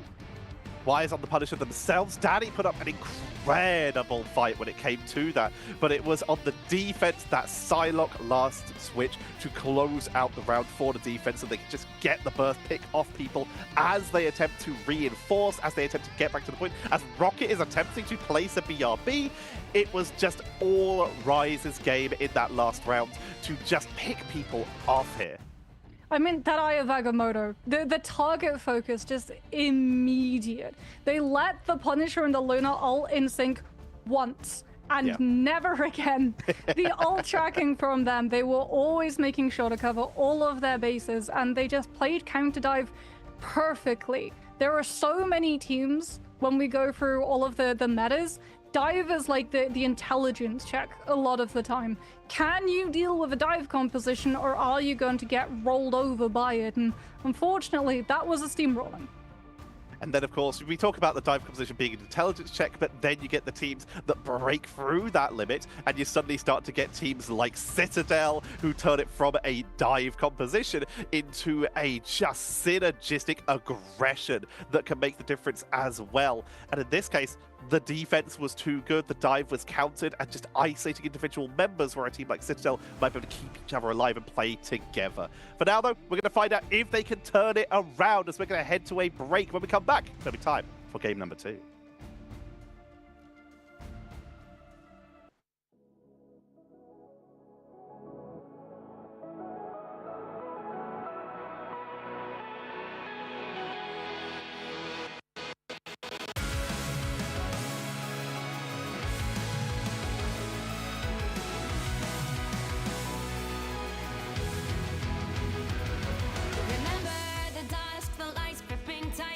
Trapping all those fighting souls, but yet across the world I see you standing in my way. And remember the time, the place we used to fight like the sun and moon. And I wonder if ever there was a time that we were friends. The night has fallen, shadows looming, and yes, that time has come for me to seek you out. We are set now for our last reunion. Break the chains, find your way, come find me. Do you remember who you really are? Show me that you are still the only one for me. I'll be waiting for you. Blink and open your eyes, raising up your fists and smashing through time walls before the rift splinters again. The arrival till the end. Rise and open your mind. Hold on to your powers. No one can stop us. We are rivals till the end of time. We will clash, no matter where. We will fight, reaching across time and space. 'Cause you are my destiny to the end.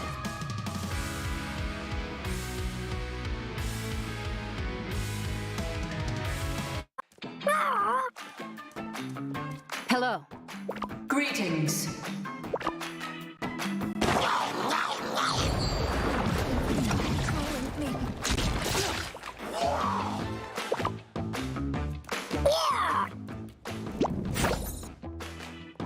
You cannot hurt me. I was merciful. Crawl back to your domain, Hela.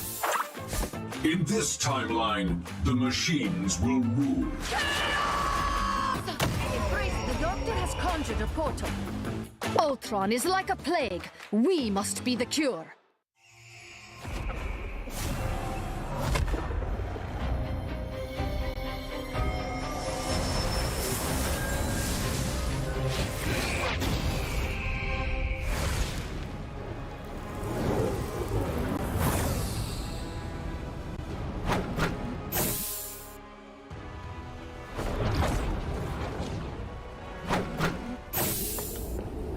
a disappearing act.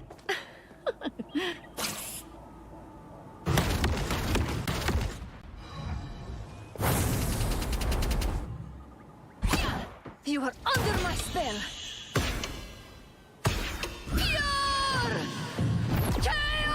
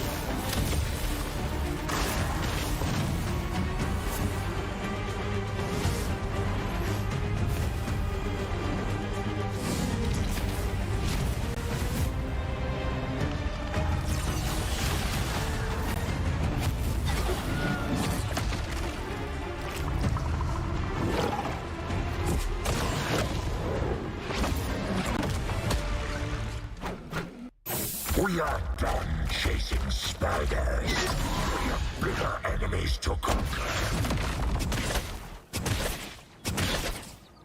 You're ours now.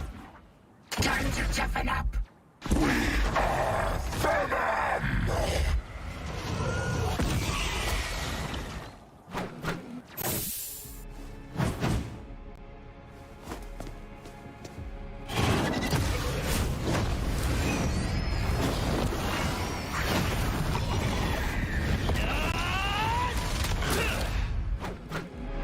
The other guy's been doing a lot of talking for me. You remember old Eddie?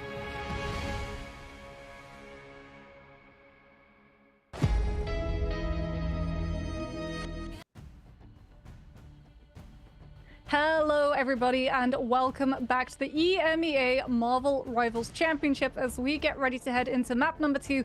And Tetsuya, I think, surely we don't need an Eye of Agamotto to be able to look into the future and predict one change that's going to be coming in terms of that ban phase. There's no way that the Psylocke manages to make it through with full access to the Lunar and the Emma again. Surely. No, I don't think that those 30 final hits were that impactful, honestly. Like, that's an entire solo game's worth from everyone on one team in ranks worth of final hits. You know what? Nah, it's fine. Just let them do it again. It'll be fine. What could go wrong? No, legitimately, Wise was insane. That is targeted. When they were going Punisher versus Punisher, they were actually matching fairly okay. When you could put Wise on a character that could blow people up solo, it was a completely different game. We didn't see Urk turn around to deal with them enough, and as such, Wise had full freedom. So yeah, if we're not going to do that, or if we're not going to protect the Hulk to maybe give yourself something like a Namor that could at least punish them for being there, if you're going to die, if you're at least going to take some damage for it, then yes, ban it. Surely we are going to see that. Well, we'll get ready to see whether or not it is going to be that. We did get the traditional instant bans of things like the Loki and the Human Torch previously. Is there going to be a Psylocke instant ban? Because, I mean, if you're Wise, you sure that the amount that you were able to do, and potentially we see a save on the Psylocke, which would then force PO to have to burn bans on things that better enable the Psylocke. And yeah, it's going to be the Emma. Do PO go the way of banning the Psylocke themselves now, or do they think because it's NSC bans and it's mirrored for both teams, having the Psylocke open for them is still justifiable to keep it fully in play? They protect Magneto this time. That does, of course, empower people like a Punisher, but it also does give you at least a little bit of defense with that Iron Bulwark to try and protect someone if they do get dove. And there it is. POH take out the Psylocke, meaning that these teams will likely be leaning a little bit closer to those Punisher styles of play, especially now that Magneto is in the game. Never mind, it's gone. Yeah, I was going to say Punisher becomes weaker if Magneto is in play because the final judgment can be shut down immediately by Meteor M if the Magneto is fast enough on the reaction. So leaving that one up is going to make it a little bit harder, as we're going to be seeing now PO's own save what do they decide to go for? The Phoenix is in play, so we do have one-shot combos with the Ensong Inferno and that Meteor Emmy. Particularly spicy meatball, if you will, as it's going to be the Venom save once again from the side of P.O. Horror. And last time they banned the Captain America, do they go that right again? Even though the Emma Frost is going to be up for both teams. But no, I like this. They go for the Wolverine ban because the last time we saw one of the reactions to things like the Venom and the Doctor Strange was going for the Wolverine to counter-grab the Vanguards when they try to go in for the hit on the back line. And we do once again see that Hulk taken away. You mentioned it before, it empowers the Namor, and really we don't see Namor without the Hulk these days, giving them that huge amount of extra protection. In this case, with Wolverine and Psylocke taken out, this is still about the Venom being able to dive. No Captain America in this case could also be played. We'll have to see what the teams do, as we're going to be heading into map number 2. Can POH bring it back?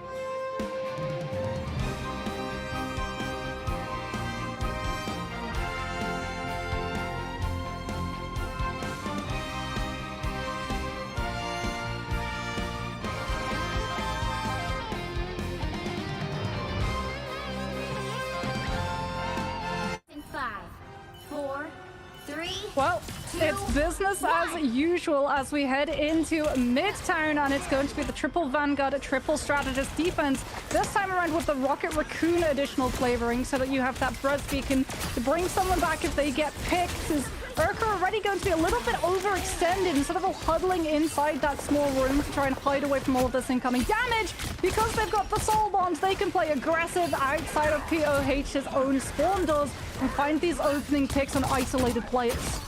They've gone for the potential double revive here with Rocket BRB. Adam can, of course, revive himself and revive the whole team. Maximum possible duration on the board here. And Wise, we've already seen how well they can play a hit scan character. They've, of course, been given the Adam Warlock to maximize some DPS output here. As Squirrel Girl has been picked up, a usual counter along with Moonlight and Storm to try and break these spawn holes. And it's currently not working. Yeah, I mean, the Squirrel Stampede Tsunami came out when no one else from PO could actually take advantage of the space they could have created, so it was almost immediately broken. And Urk can still hide themselves inside these buildings, but we are starting to see, because they're putting themselves into those buildings, the Squirrels are getting so much AoE damage.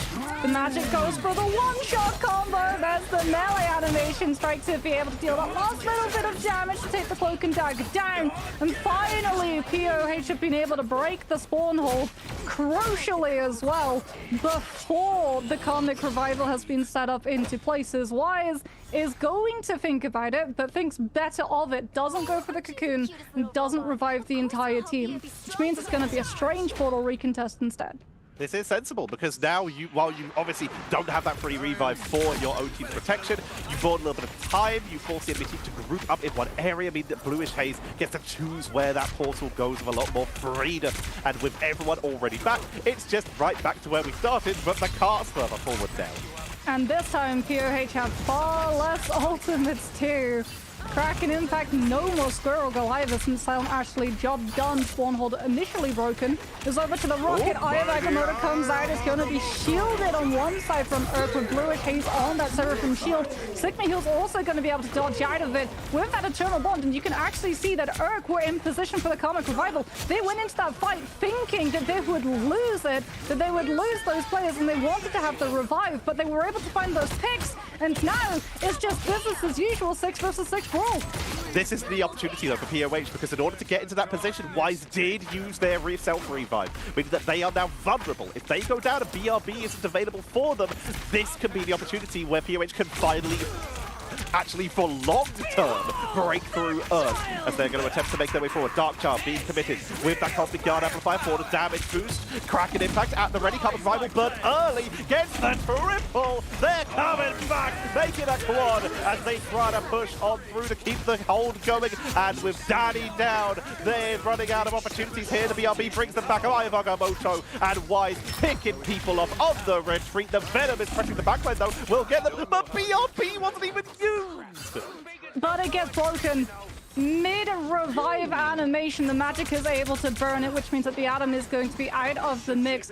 Urk are still holding, though. The triple Strategist, triple Vanguard are just too tanky for POH to be able to dispatch without ultimates up and available. It's going to have to be the Vanguards that they look to try and break open this next fight. Piece of the Abyss is going to be up alongside that Lunar Ultimates, potentially damage boosted to have the break factor and finally find these picks. There's the Luna. Dream is going incredibly deep to push up the damage from the Feast of the Abyss. It finds one. Signage Heal actually goes down with Eternal Bond still in play, but Kraken Impact gets used even though no strategists have altered. They're just going to try and commit through this because they know they have overtime. They can't afford for long delays because they know those respawns will come in. Adam will keep building that charge as they will take it down once again, forced to respawn. And they're just committing to this to make sure that they have as much space as possible. Rocket Res in this overtime fight is going to be very problematic unless Reliko can go track it down and find it. The magic is already all the way behind Ambulance to try and hide that position, anticipate where the Rocket could be putting it down. Out comes the Eternal Bond from Urk just so they can get a better foothold in terms of position to set up the Silent Seduction, and that directly in POH's entire team. There's nothing that they can do. The Captain America gets to put us up a huge terror kit that connects onto both of the strategists. And POH just have absolutely nothing left in terms of resources to be able to prevent this push. What a recontest from her. We see the delay attempted by the Magic to try and allow for the portal from Danny, but it was too late. Held at 0 points, 123 meters, 29 centimeters as the teams begin to swap sides. The classic spawn hold here. Triple Vanguard, triple Strategist, delay for as long as possible. Utilizing the new and improved Adam here to try and mix that up, giving them the opportunity to just keep reviving, to keep getting onto the point was brilliant. They did actually stay with Adam after they were picked, the only one picked off. He is quite slow to make it back to the point. With only 23 seconds left, they were really relying on the fact that I have 23% ult charge, I'm going to be late back to the point, but I have Soul Bond. I can sustain my team through for one last fight, and that did pay off in the long term.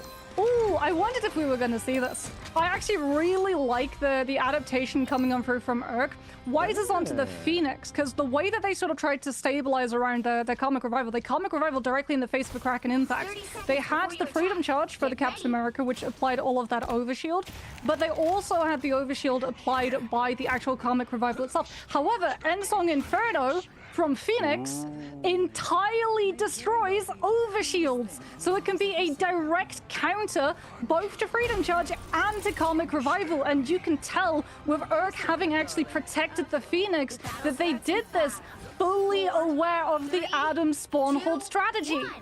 They knew it themselves and adapted to it as here they go. Out into the spawn. They didn't even go for a big spawn break here. They just get the storm for a little bit of bonus damage onto Wise as they are going to attempt to slowly push on out. Healing coming in. Dropped quite low. Almost seeing Grimarath taken down. But the positioning is extremely effective right now for Urk. They hold the line and you're starting to see POH. They're losing LOS as people try to push out of the doorway. They're getting so much damage in from this Phoenix as well. The more stacked POH play, the more damage they take from the explosive AoEs of those last hits of Spark. And Bluish has already got a Mega Hurricane. It cuts directly through the entirety of POH's team, even with the healing provided by the Cosmic Yawn Amplifier. It is not going to be enough. Do we see the stall? Yes, we do. Silent Ashley, 75% of their ultimate, commits the Cocoon just to try and buy a little bit of time so that the portal from POH can be set up in a better position, but that means that the Atom has burned my. the cooldown with the ultimate still out of play. Out comes the Strange TP. They do have the Luna, so they'll be able to stall unless it gets shut down by Feloneo. What an Emma Aegis to block it off, and there goes the end song Inferno, but it doesn't find the pick on the Luna. Yeah, so Inferno just came in a second too late. If they got it in a little bit earlier, they could have dropped the Meteor M. On top of that was the shield was broken, but instead they don't even need to. They still get the damage, they still get the blow up, and it's going to be once again another team wipe. And we see Urk continue to push on in. Just because they didn't land the combo effectively, they still had overwhelming damage because everyone was focused on Magneto. Bluish Haze was just picking off people on the backline. Ooh, do we find a pick from Danny now, who swapped over to the Hela? Why is this going to be playing around cover? But that doesn't mean anything if the Soul Drainer is going to be able to grab them right out of it. That Phoenix is definitely going to be something that POH are looking to shut down. Comic Revival's going to be in play. Again, out comes an Eternal Bomb from Romero. This time Sludge out of the Idol Bag of Moto, and that paves the way for the Storm. Into the back line with the Hurricane we go. And POH are just losing player after player. The res is up, but unfortunately, they're just going to have to throw themselves onto objective. If they're not careful, no one's going to be able to contest. They don't make it. The hold is gorgeous, and that is going to be Urk taking the 1-0 in the map, the 2-0 in the series, and they will continue their journey through the lower bracket. Karmic Revival was good, like you say, but they had the positioning already to delay and able to keep everyone off that point for just long enough. I mean, Bluish Haze on the Storm did such a good job of isolating everybody with the ultimate, so that the Comic Revival, the distance between the res position and the objective itself, the fact as well that Urk had as many players on that convoy so that they would get the extra speed when it was uncontested from the side of the defense, meant that it would hit the checkpoint even faster. So even if a contest does come on through, the defense, they're forced to go in immediately. They have no time to be able to clear their angles. They're not going to be able to return fire against any player who's shooting damage at them, which means that as they try and transition from that rest position to actually contesting the objective, they might just fall regardless. And we're going to talk about them in round one as well, because this is 100% Bluish Haze's game. They were on the Groot, they held the positioning, they were the one who swapped to the Strange for the reinforcements. This was just all about Bluish Haze being able to zone off. They were just brawling. They got the highest damage in the game when they spent half of it on Vanguard. We do sometimes see Vanguards with high damage numbers, especially Magneto's and Groots, for example, and Emma, of course, as well. Let's have a look at the highlights. I expect we're going to be seeing Bluish Haze a lot. I expect so. We're also going to be seeing Felinator here on the Captain America, just going in with all of the space that's been created by Grimmarath with that Emma ultimate, doing such a good job. This is the moment too that they're able to just tank through the entire damage of a comic, not a Comic Revival, a Kraken Impact, with all of these additional shielding provided by the Comic Revival that now applies when you get rest.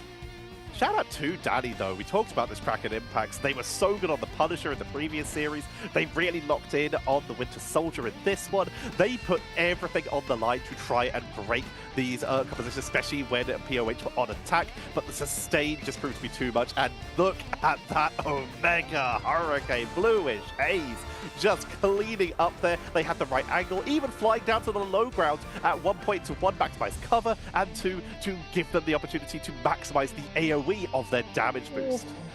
I mean, the Hurricanes were really good, but so too were the Terror Capes coming on through from the back line. A lot of the time when we were seeing those players just almost immediately evaporating in the face of some damage coming on through from the Storm of Captain America, it's because the blind and vulnerability was applied onto those targets. They were able to take space, and then they knew exactly what they wanted to do with that space, which tells us that they went into those fights with a game plan in mind. When an ultimate came on through so they could move forward, they knew that was step one. They could then move cleanly into step two and find the picks and conversions that they were looking for. They came in with the plan in the match, but they also came with a plan in the draft. You called it earlier. They made sure that they had the tools to counter almost their own composition if needed in order to try and turn that round and give them the opportunity to actually burst through another spawn hold attempt. Midtown spawn holds.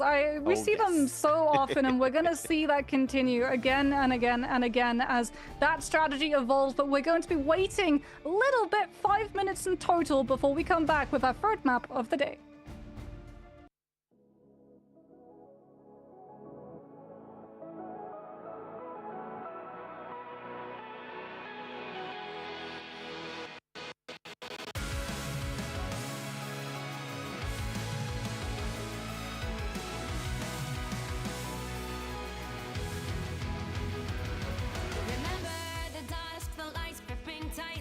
trapping all those fighting souls, but yet across the world I see you standing in my way. And remember the time, the place we used to fight like the sun and moon, and I wonder if ever there was a time that we were friends. The night has fallen, shadows looming, and yes, that time has come for me to seek you out. We are set now for our last reunion. Break the chains, find your way, come find me. Do you remember who you really are? Show me that you are still the only one for me. I'll be waiting for you.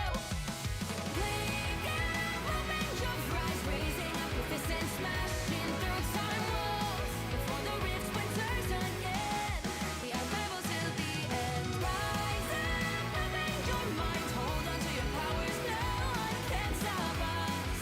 We are rivals till the end of time. We will clash, no matter where.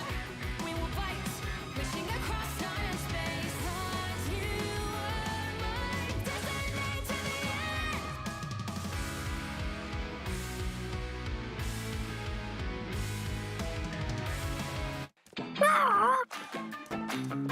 Hello. Greetings.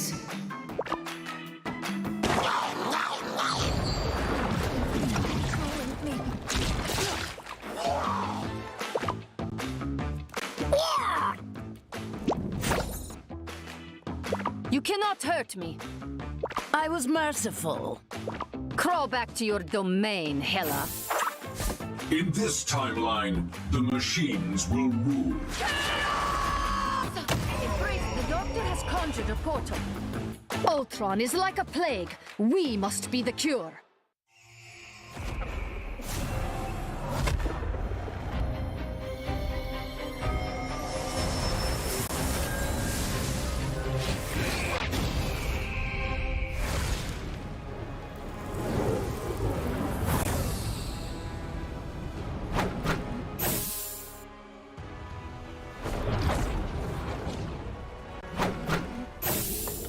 Now, a disappearing act.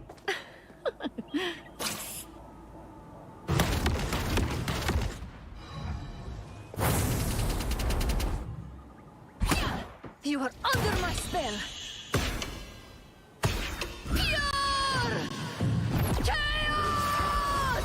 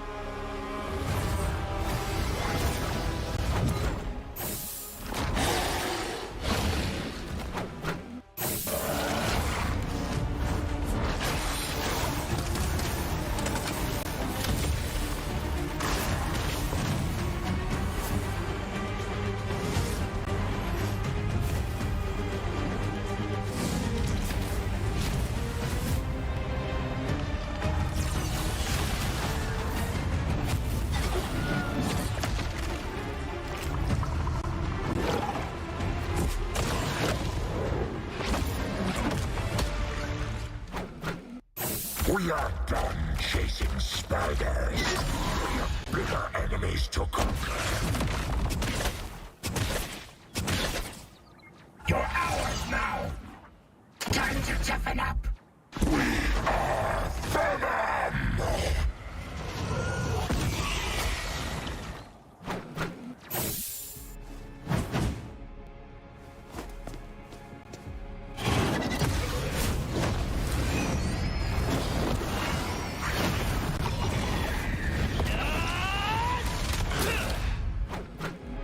The other guy's been doing a lot of talking for me. You remember old Eddie?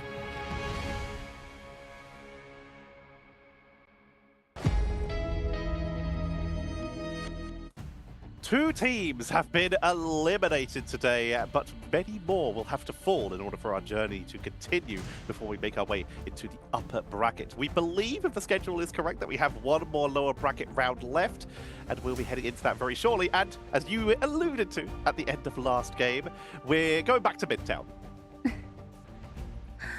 I mean, if there's convoy maps, I feel like Spider Islands is probably the most well known, but it's also the most frequently we see being full held.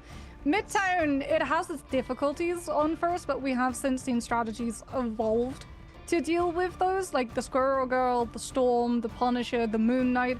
All of those really found a huge footing in being able to finally oust some of those positions of a first hold on Midtown.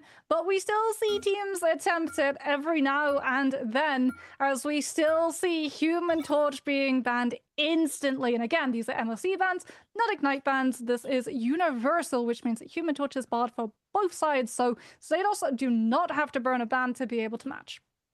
It is just Ignite that holds the advanced ban system, aka one-sided. So we are seeing these teams just trying to get the best they can while also banning against their opponents, similar to your ranked matches, where your bans will also affect your own team. And of course, that can sometimes lead to people getting upsetty spaghetti at each other. We see the Hulk removed, and Emma will be protected this game, as opposed to last game where she was actually banned out. Yes, unlike in your ranked games, we do have the save slots, which means that if a hero is selected in one of those, they are no longer targetable by bans from any of these teams. So Emma and Groot are guaranteed to be able to make it through, as Groot on Midtown, especially if you are going to go for one of those close holds, is very, very strong. And if you want to run the Groot, you absolutely don't want a Wolverine in your lobby. So that's the immediate ban out afterwards. In terms of the counters to the Groot, like you mentioned, the Wolverine is the big one. Isolate them away from their walls, or even use their walls against them by trapping them on the other side with that Feral Leap. You can get some big pickups. Other counters, though, we start to look at the Punisher, who can take out the walls quickly. Moon Knight, while they are rarer, can actually do pretty okay into Groot due to the fact that their main attack bounces. So you can actually get some pretty good value off of the Groot walls. And then we start to look at Winter Soldier, who can pull Groots out of position, and heroes similar to that, as Adam Warlock will be taken away, and with Groot already on the board, Loki will get a protection, some backline defense, but also can potentially lead us towards that Madness combo we saw at the start of the day. Yeah, I mean, Adam getting taken out of the picture, let's be honest, we're not surprised. Yep. Adam on spawn holds with the ability to revive the entire team, plus revive himself without actually needing to build any ultimate charge up for access to it, as well as that soul bond in the first fight where you can aggressively take space against the attacking team and keep them in their spawn even longer. He's going to be removed from players. Iron Fist is going to be coming into the picture. This is really the first time. Do we actually see it? We've seen him in both the ban side and the save side today. We are yet to see the actual character come on through, as it's going to be a late ban onto the Luna, so we're not going to have any shenanigans of two Fate of Both Worlds on the field at both times, as the Mantis is going to be taken out on the side of Xatos, so no Ultron composition with a triple strategist line, though we might still see the Ultron with a flyer pocket regardless. So we do see the Ultron being hovered. Again, we also do see that Iron Fist getting hovered as well without the team up for that chilling assault where you can heal the whole team of it. We'll see what this composition looks like as we're getting ready to roll out onto Midtown.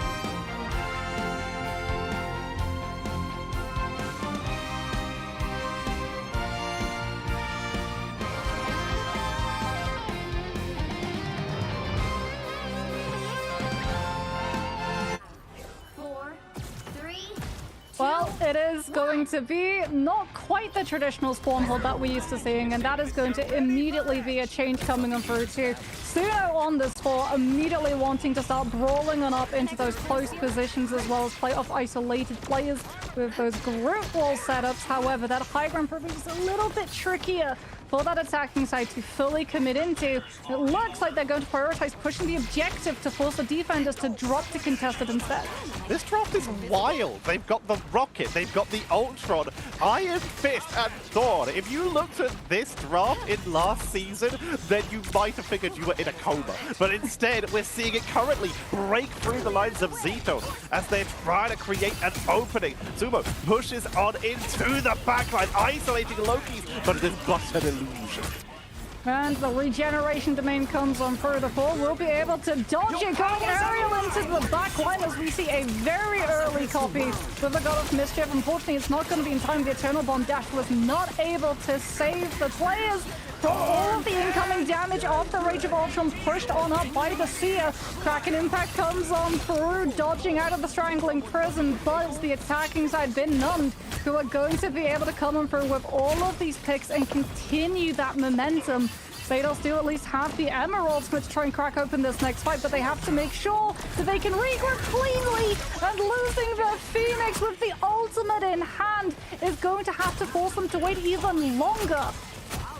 Been Nunned is our team in the red, and they are currently attempting to just clean up right here. Here comes the Living Cheese. Sonic Seduction for the attempt at turnaround. Media M to drop on top is the double. They take them down, but Sumo with the God of Thunder gets the counter pickup onto Sherlock. As right now, we are finally seeing Zetos get some of the momentum back after what was an insane push by Bin Nunn.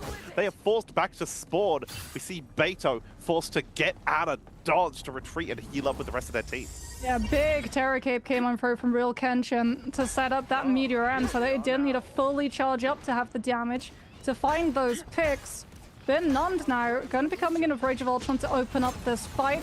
Ensong Inferno is going to be in play for Zados, but they don't have the wombo combo of the Meteor M for it. Out comes that Rage of Ultron immediately as well. That took so much damage on the group, but off of the back of that Ultron ult, they found so much space to just push forward and turn this into a one-sided brawl. The ultimate is done though. Zados, they have to respect the fact that the Loki God of Mischief is still going to be in play. This Ultron Iron Fist combo is really scary. They're just diving into the backline over and over again with constant healing. Already one of the most sustaining backline divers. Thor is another pickup. And Bin Nunn, they continue where they left off last time, getting another cleanup, holding on to all their ultimates while doing so. And suddenly, even with Teddy burning their God of Mischief, we see Zetos once again forced back to spawn, forced to regroup as Bin Nunn take more space. Zados are going to have the Kraken Impact, but they don't really want to use it in the tunnels of Subway, as that ceiling makes it particularly harder for that Winter Soldier to really find the space to use the ult fully. Strangling Prison's also going to be in place, so we might honestly see that just utilized for CC immunity. Dug out of the grid, Rise instead eats it with the Meteor M, and it's going to have to be the Groot Walls just allowing Bin Nunn to back away from that Sonic Seduction. Sherlock is going to try and cut them off at the pass with the Kraken Impact. But he gets kicked mid-air with the tracking from the Ultron, and that one pick signifies Bin Nunn's confidence in turning the fight that way. Even though they were down one, they still commit. The Iron Fist has quite a fast rollout, so can make their way back onto the point, healing onto the Groot as the team pushes in with the Imperative Firewall for that bonus. Hell Phoenix is trying to pop them as they run away with all that AoE to give some zoning. Great push in with the Ends of Inferno, but it's not enough to set up for anything. They just can't burst on through as Bin Nunn are finally going to get picked off as Thor goes down. Yeah, God of Thundercast came out from Suno. Unfortunately, doesn't find the value. Kenshin was already dashed all the way away from the Asgardian. And now Zados are going to be in control of the space. Surely they should be able to stabilize that high ground hold now, which is something that the attacking side have not wanted to allow to happen because of the amount of time that is going to burn off of that bank. Unfortunately, they're not able to convert the Trooper's Fist, not going to be able to connect onto the Groot and pull them in deeper. And Zados have to back away. They've got ultimates to play with, but again, they have to respect the Strangling Prison. They didn't have the Meteor M this time around, and now it's up to the heal from the Loki's God of Mischief, copying the Eternal Bomb for them to hold themselves strong. The Living Cheese in the backline causing a lot of damage, but Sherlock Jones! They're solving the mystery of where the enemy team go. It's back to spawn as they blast on through, chasing them all back. Finds the rocket. Yeah, accepting his fate. Sent back to the spawn. And Zatos, they took a bit to wake up, but they are now sustaining. They did burn the God of Mischief though, they did burn the Kraken Impact, they're now left with the classic blow-up combo, Ensong Inferno and Meteor M. Bin Nunt, they already have 2 big strategist ultimates which can give them extreme amounts of sustain, but nothing aggressive yet except for this Rage of Ultron. Yeah, Rage of Ultron's gonna come out. Rice has to hold on to the Meteor M. If he burns the Meteor M to absorb the Ultron ult, Helium is forced to use their ult right now. Instead, it's going to be a late Eternal Bomb.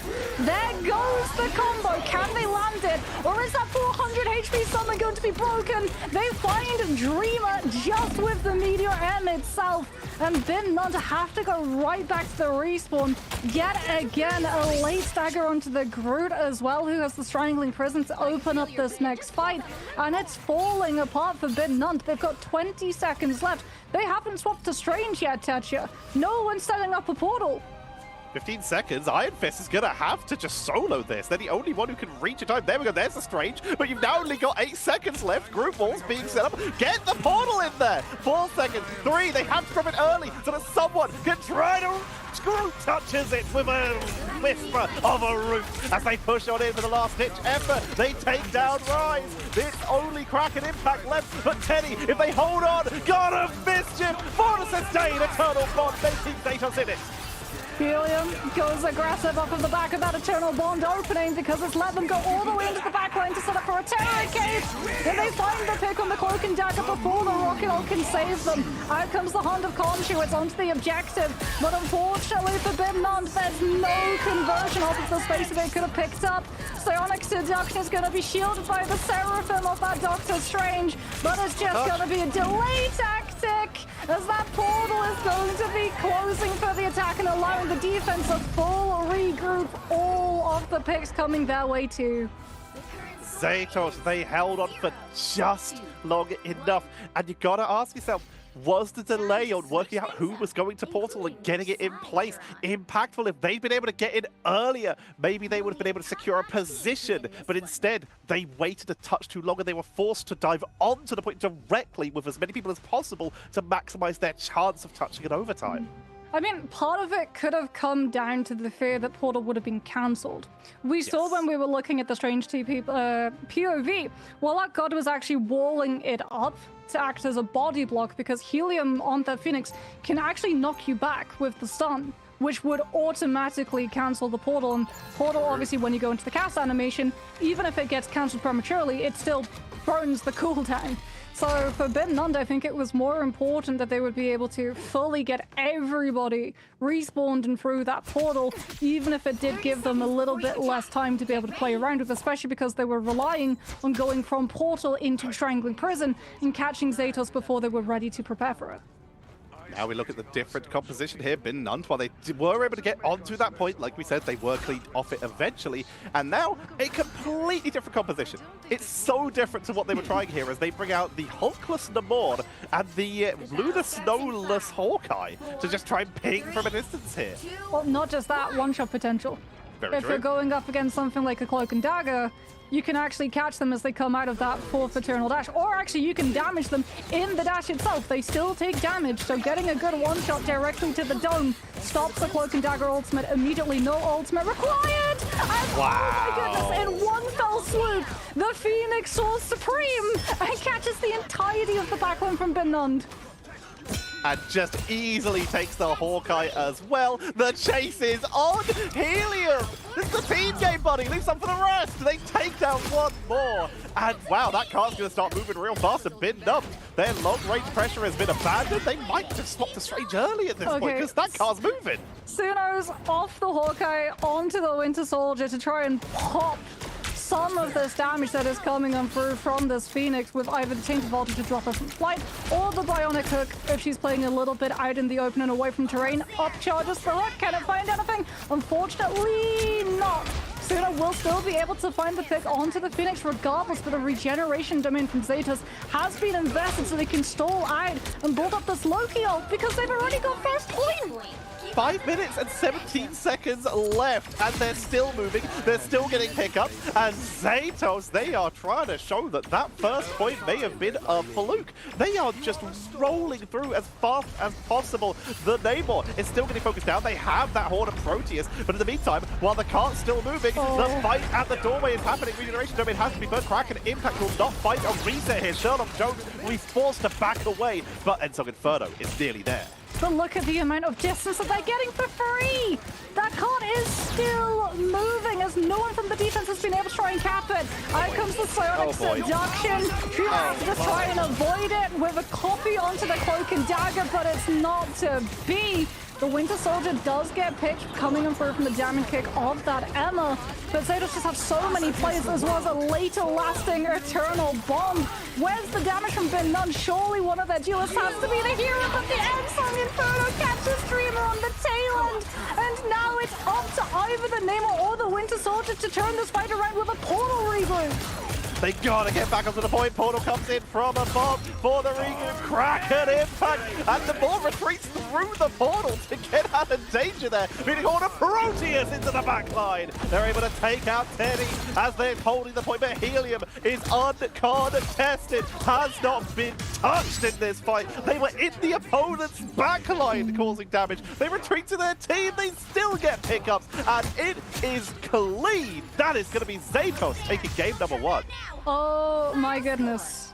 Just the two differences of extremities coming on through from Midtown. We went from the hold on second to just the momentum that they had to snowball from first to second without losing really a singular fight.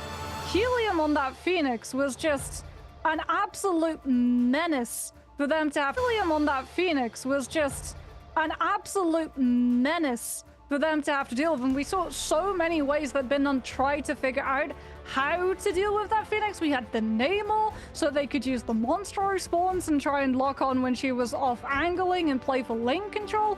We saw the Hawkeye come through so that we had the one-tap potential off of the primary. Then we saw the Winter Soldier with the CC and that reposition, and it just was not to be because Helium goes down a total of 3 times in the entire match, not just on their attacking round, but on their defensive half too. They went down 5 times less than the amount of final hits they got, just alone. That is an insane conversion of the ability of how much damage you are doing to your opponents and how much value you're getting by staying on the map on the point. Sherlock was able to very nearly turn this round. In fact, the majority of the counter pushes that came in from Bin None came in on this defense. Sorry, from Zatos on their defense came in from Sherlock, but in the attack, it was all Helium. I mean, Helium just opening up that first fight, picking both the Loki and the Cloak and Dagger at the same time so that the dominoes, they just entirely fell away from that defense. If you lose one of your strategists, you can still kind of take the fight, or you can disengage somewhat safely. The reason why we saw that first just go so quickly was because they never got an actual proper fight. They were just constantly having to disengage, constantly having to run away because they had no heals, no sustain, and they got picked one by one. So those late staggers meant that there was never a full regroup before everyone on the side of Zatos already had the first point. We're going to be heading to a break, ladies and gentlemen. When we come back, it's going to be our upper bracket games. We've eliminated several teams. Now it's time to see which teams will get sent to the lower bracket and which ones will continue throughout the tournament. So don't go anywhere. We have some incredible games coming up soon.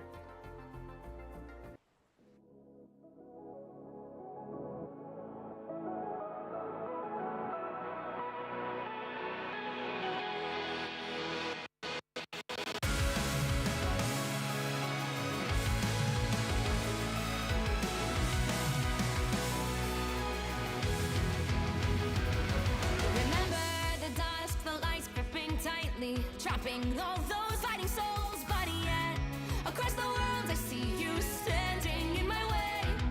And remember the time, the place we used to fight like the sun and moon. And I wonder if ever there was a time that we were friends. The night has fallen, shadows looming, and yes, that time has come for me to seek you out. We are set now for our last reunion. Break the chains, find your way, come fight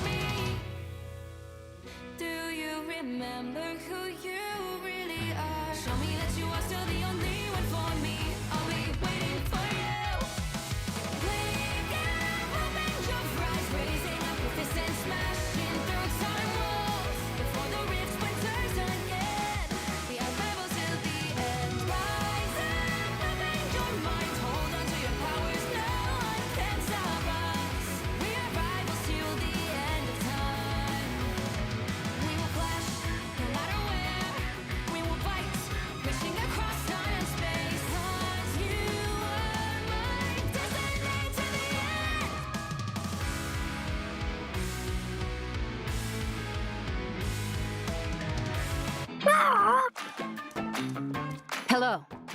Greetings.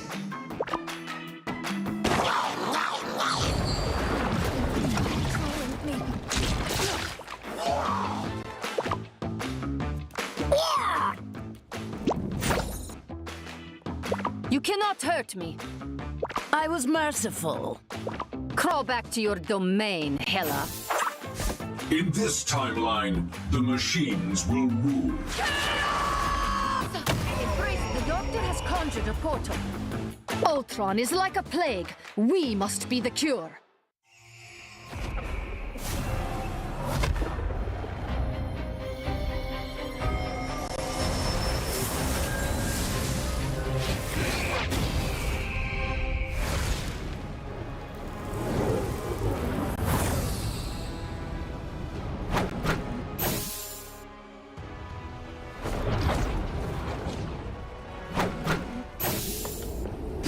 A disappearing act.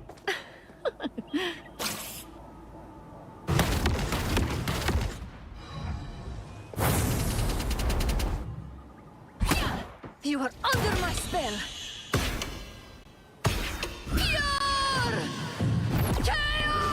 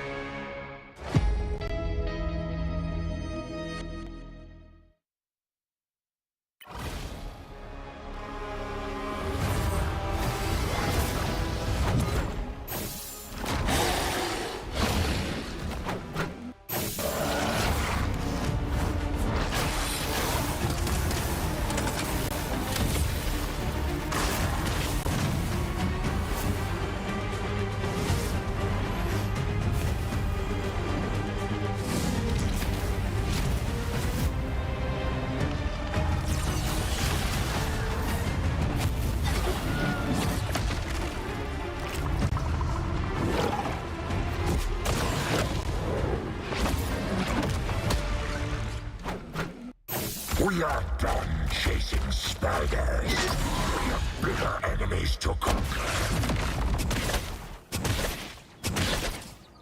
You're ours now. Time to toughen up. We are Venom!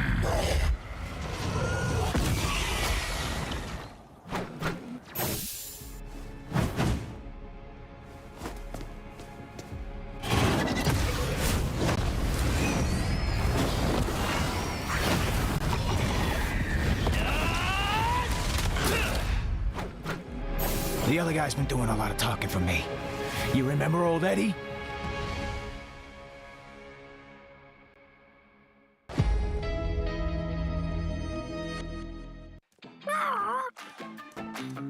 Hello. Greetings.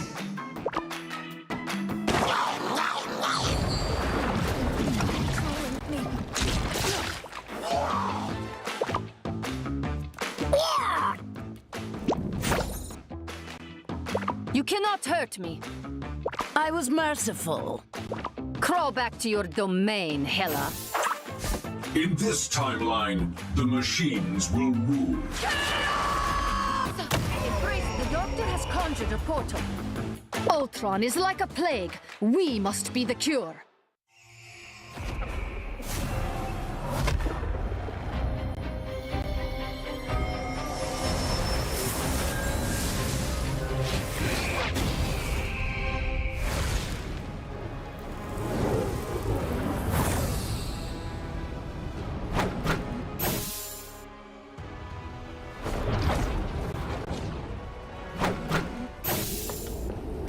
A disappearing act.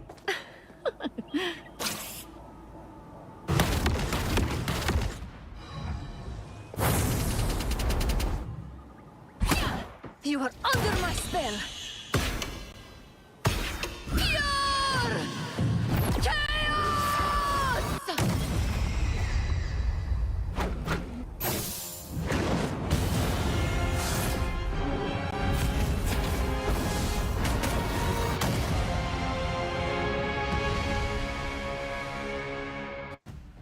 I was a little bit too eager. We still have a second map of this series. We're not heading into our upper bracket yet, but fear not, the upper bracket games will be coming. But instead, we still have to see if Zatos can close this out versus Bin Nund, or if Bin Nund will be sending us to a third map. Yes, there were aspects of Midtown that were incredibly close to when Bin Nund were in control of second, and they had the high ground, they had the verticality, they had all of the angles, and were able to force some pressure out a lot of those ultimates early from the side of Zatos. We saw that they had a really good understanding of how to properly utilize that Winter Soldier as we head into our next map, which is going to be, again, a convoy. And Spider Islands, well, potentially it's going to be a very short map, Tetcher, as this I feel like is the map that we see the most amount of full holds, but this is going to be the true test for whether or not their defense is going to be as strong as it was previously. We didn't see as much of the triple Vanguard, triple strategist as we did in the previous series, so there is a chance that we might not see the full hold. We also saw just how quickly Bin Nund can push if they're put in the right position. Same for Zatos.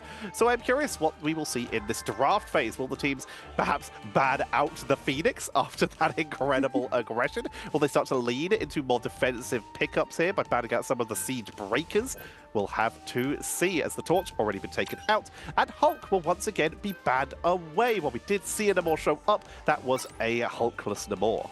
Yes, and that means that you don't get your Gamma Monster, as Wolverine is going to be saved on the side of Zatos. As remember, Bin Nund have liked to play the Groot, and they banned the Wolverine so that the Groot had a little bit of a better chance of survival. This time around, Zatos are going to be taking that survival chance right out of Bin Nund's hands by going for the Wolverine save, which means it can no longer be targeted by bans. So Bin Nund are going to do the next best thing and save something like that Emma before banning out Helium's Phoenix, so the Emma can get away from being grabbed, as well as grab herself if anyone decides to go for the backline against their team.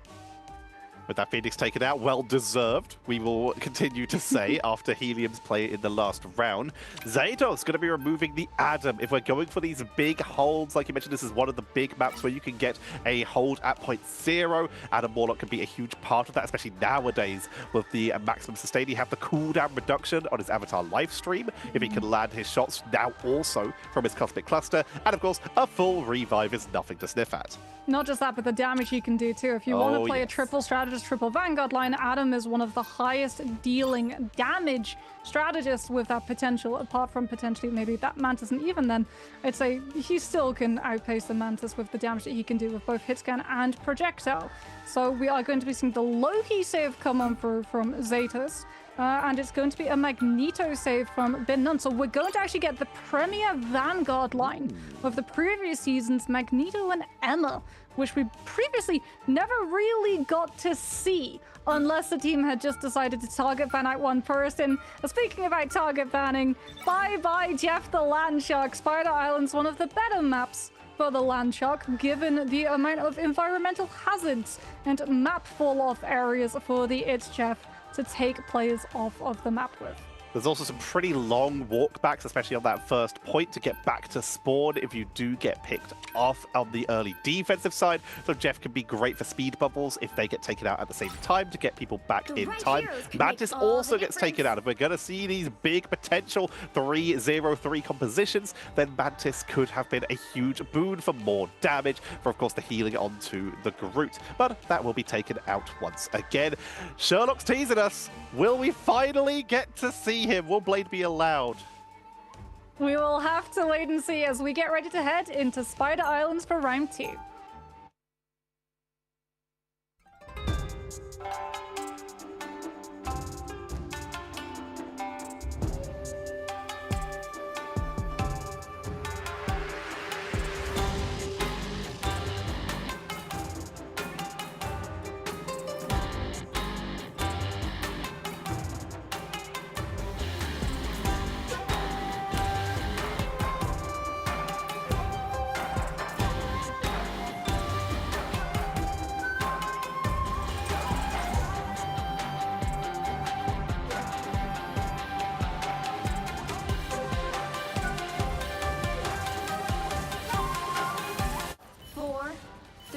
We are heading in. We're starting off with that Psylocke and the Wolverine duo for attack. They are going to try and break this siege ASAP. Whereas Zatos, they do go for the 3-0-3, but they do not bring out the Adam or anything like that. They lean more in favor of Loki, Luna, and the Rocket for the quick revive. Oh, here come the swaps. We're getting a Storm on the field? Or are we going to be getting something like a Punisher Moonlight? Well, then none decides to opt for to have that extra damage as well as punish the fact of so many of these Vanguards just stacking up all of those big health bars, providing so much ultimate charge to that first hand of Conchu. And indeed, it's already going to be on the board in a matter of milliseconds. Storm gets dispatched, however, with the left click, right click, left click coming on through from Ryzen that Magneto, and that Moonlight is going to have to wait just a little bit of time for the ultimate before he's ready to make his move. There's the Punisher as well, the Storm Punisher Moon Knight, Fist of Conchu into the backline, great sidestep as a real Kenshin is able to back up, not get picked up. Fate of both worlds being burned early has been nubbed. Are trying to break the siege. This is going to be the God of Mischief version. Meteor M to try and take out the attackers if they can land it onto that Luna. It could be huge. Eye of Agamotto from Zatos. And yeah, that's going to be a clean pickup from the side of Zatos and been numbed. And once again, held at spawn. Yeah, Ryze did burn the Meteor M. However, they do have both strategist ultimates with the Loki and the Luna to live that final judgment coming on through. And given the fact that the Loki has immediate access to LOS of that Luna, it should be a decently clean copy on the God of Mischief to counterplay. Out comes the final judgment, covered by the Sun Introduction, but Real Kenshin is able to come on through with their ultimate in time to be able to cover through it. However, the Strange still goes down. Zados losing players despite having the strategist ult. Now have to worry about a souped up Hurricane coming through into that backline too. As the Storm manages to catch everybody as they disengage. But this is where we see the Strange come into play. Do Zados go for the tried and true Pep's hold strategy and teleport themselves directly onto that objective? No, they teleport themselves back around the next corner, which eats into the amount of places that they have to stabilize from the Moon Knight. The Moon Knight sieging into the backline is going to split the strategist away from the whole team, but Sherlock has already pushed up to try and make some space. The Fate of both worlds coming in from Penny with that God of Mischief to try and create the opening and allow Zados to push onto the point, dropping the portal further back. Was to try and protect them so they would not just get caught by the Moon Knight on the way out, but instead they get split in two entirely. They are, however, able to stay sustained and push on through. Yeah, Ben Nunn just disengaged away from the ultimates. That final judgment could have been devastating. However, Zados are able to find the picks even through Dreamer's God of Mischief, and now are going to be in much more control of the space. It was very dangerous if they'd been able to let Dreamer's ultimate set up for that final judgment to come on through, but now that they've been able to live it, they're going to have given Real Kenshin a little bit of a window of opportunity to build up the fate of both worlds, as well as having that Meteor Ramp to try and pause the reaction check when the Punisher and Emma combine their ults to open up this next fight. And there it is, Warlock going to be dropping that Sonic Seduction, Omega Hurricane to try and create the opening into the backline. Fate of both worlds dropped immediately. They're able to sidestep to get out of that Sonic Seduction, enabling to get the ult, but Luna is taken down. The real one still up though for the extra state. Media M sent into the backline, takes out the Moon Knight, giving them all that extra state as Teddy goes in for the clone to allow Zatos to keep the sustain going, to chase down the stragglers. Luna is on the run, but the damage output from Sherlock Jones is just too good. They've been able to find the clues as to where Luna's running to, and it's back to spawn. Oh, here comes the final judgment from the safety around the corner.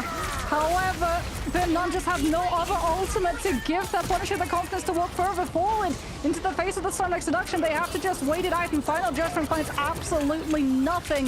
Zatos still having all of their players up as well as the later regeneration domain finds a pick before the fate of both worlds can find the sustain onto the Emma. The card blocks the LOS of it, and that Eye of Agamotto is going to block any chance of Bin Nund from getting any further in this map. Zero sustain left, zero bodies who can even touch the point. Oligian even chases down Suns, and that is going to be a huge hold. 80 meters, 2 centimeters. And wow, we are seeing Zatos. They were showing that that first round was easily something that they can surpass, and they don't even let a single point be taken. Spider Islands, yet another full hold on this map. But is it going to be a full hold into a fuller hold? We've seen stranger things, Tetchia. It's not insurmountable for Bin Nund to be able to cross, but it's definitely going to be a tricky time of it. They need to come through with a very strong composition. And Zados, do they decide to go for that spawn hold strategy? Or do they go for a composition which is maybe going to be a little bit less expected? Zados, they're looking for that spawn break. They're expecting Bin Nund to do exactly what you said there, and they are going for it, but they're bringing it in with the Groot, with the Loki, with their own rocket for that BRB to try and bring themselves back, maximize the duration of the point is the main strategy here. Let's see if it works out for them. As Zatos, they're ready to just blow it up as fast as possible. They've got the Moon Knight, they've got the Storm, and they will even have the Wolverine to try and pick up any Groots who do step out of position. Are we gonna get a fastball? Ooh, maybe. Teddy is on the Thing currently. You don't really want to play Thing into Groot because the Groot walls really do interrupt a lot of the LOS of that Vanguard, so he can't safely get in and out of those fights to his players. But no, it looks like Zatos, they're just going to scan their surroundings, figure out what they're up against. They know that they have a lot of time, but they only really need to win 2 good fights. But they don't want to go into a fight that they're not prepared for and give Bin Nund the advantage in terms of overall ultimate economy. So they delay 5 seconds to have a better standing and chance for the rest of the fight afterwards. They've got 4 duelists, 1 strategist, 1 vanguard, with just the expectation that they can just break through the fact their opponents have just got full sustain. If they can just break that with damage, Fist of Khonshu already coming out. They've already taken down Sherlock. They were able to take down the Emma. The revive brings Sherlock back, meaning that Zatos are still fully manned and continue to push on through. Oh my goodness, that Luna escapes an absolute sliver of health, but they've given up so much space. Dreamer's going to have that Loki copy, but it's going to have to come through prematurely. Helium's already up on that high ground too. If these players stack up and try and stabilize around that corner from all of the Squirrel Girl spam damage coming on through, that Moon Knight ult's going to be able to build up in the blink of an eye. Out comes the rocket amp, but it gets broken almost immediately due to Bin Nund being able to hold that position with the Fate of both worlds, and that rocket ult being tied to a health bar. The Punisher gets picked mid-zip line out, and Bin Nund finally answer back. They're able to hold the line. They're able to push it back, trying to grab the Moon Knight on the retreat, not able to do so. We will see Helium making their way back into spawn. Still sticking with the solo strategist, solo Vanguard line because they have so many ultimates at the ready. Almost everyone except for the Rocket. Here comes the unbeatable Squirrel Tsunami to try and break on through. Grubbles will be able to delay that though. Will it be able to zone it out a little bit? The Squirrels will take it down. Straggling Prison! It's everyone! Psionic Seduction! They push on through and it's another hold from Bin Nund. But they put 2 ultimates to do so. Yeah, Strangling Prison and Sonic Seduction used at the same time, so they just can't use any of their ultimates to be able to prevent that follow-up from coming on through. But like you said, it's a cost of 2 ultimates for the price of Zados just walking on up. And in the meantime, Teddy's already got another Tsunami ready to make waves into Bin Nund's backline. If they have to burn a strategist ult for that, then it frees up the Punisher or the Storm for the follow-through. Out comes the sea. Is it gonna find anything? The Meteor and the curtain's already been played from the Magneto! And the Meteor and manages to find the mirror. Out comes the Fate of both worlds too. Bin Nund trying to hold on for dear life in the face of the Hand of Khonshu coming on through. And they've been able to hold that position around this corner, still not giving Zatos an in. And that was the fight that Zatos came through and burned 6 whole ultimates. That was huge, being able to actually sustain through all of that. Immediately we're seeing Sherlock swap back onto the Wolverine because they've realized they're not breaking this. The sustain is too high. So they're going to try and isolate, divide and conquer. Dreamer with the God of Mischief, keeping the team sustained, allowing Bin Nund to push back up to this corner. The best point to hold right now. If they can keep Zatos in their base and they have time to try and make their way back into the portal if someone gets picked up. Great Psychic Spear though from Olivier. Takes down the enemy Emma, but BRB brings them right back, but not so lucky for Dreamer. Oh, this Amorous is totally charged up from all of the damage done to those Groot walls. And as they try and run, out comes the hand of Conchu. And that is Zetos getting finally the opening that they were looking for. Late Wolverine grab as well, just to try and find one of those stagger out picks. But none do have ultimates to play with, so the Strangling Prison and Sonic Solution were used in tandem with each other. And Zetos, they're wary of that combination. They've already burned the Loki regeneration domain to give Kenshin the opportunity to come in for the fate of both worlds. Ialek's going to come back in with the Doctor Strange portal, but unfortunately that recontest has split the defensive half and divided. They're being conquered. Zetos with the high ground, with the better ultimate circle. They're finally going to be able to win the fight, and Spider Islands. They're doing the latest as they can with the regeneration domain, but they are wiped off the board there. Oliget holding the point, and that is going to be GG. Zetos hold the line. They're able to push on in on the second, and they take the series in a 2-0. It looks like it was potentially going to be that fuller hold. It really did feel in certain fights that, especially when they were able to just live 6 whole ultimates coming on through from Zetos' end, that was absolutely balmy. The fact that Vinland had strategist ultimates left over, it helped as well that they were able to really quickly target focus onto that Squirrel Tsunami, just breaking it before one of their strategists got put into a position and had to burn one of those cooldowns, one of those ultimates that they really could not afford to part with. But changes were made. The Wolverine, something that we talked about being protected, was always going to make it harder for that triple Vanguard line to keep that forward hold position. And again, it just felt like Zetos, in terms of the ban draft system, had a better read on where they wanted to take Spider Islands for both sides that they played. And looking at some of these highlights, we've just been seeing so much potential out of Vinland. It feels like they're a team that's on the edge of getting to like maybe a top 8 finish even, because they had so many moments of brilliance. They had so many moments, well, it's situations like this where they miss one thing. Yeah, you drop the Signage Seduction so that you cancel your opponent's ultimate so they can't sustain on through, but if you've done that, then maybe your opponent's going to be forced to use a defensive ultimate. You still held them in the same position, they just survive through it, and then you can Signage Seduction afterwards in order to capitalize and push on it even further. They're so close to having it down, but unfortunately that will have to wait for next time, as this is the lower bracket. They are eliminated, and Zetos continue their journey. Yeah, Zetos definitely going to be a team to watch for. They've shown that they have an incredibly good depth of duelist. Heroes like Helium, we saw a lot of target bans focused on that duelist, and obviously if you're burning target bans on a duelist, that then frees open the spaces for things like better vanguards and better strategists to be able to make it through. It's not as impactful as we see it being in Ignite, given the fact that these are not the advanced pick and ban draft systems, which does mean if something is left open, it's left open for both sides. However, we have seen that certain teams, they will save a hero and they'll be the only ones to use it in a very niche situation, something that we've seen from all of the teams that have been able to win today. That goes to show how smart, how much macro and game sense you have to have when you come into that particular aspect of the match.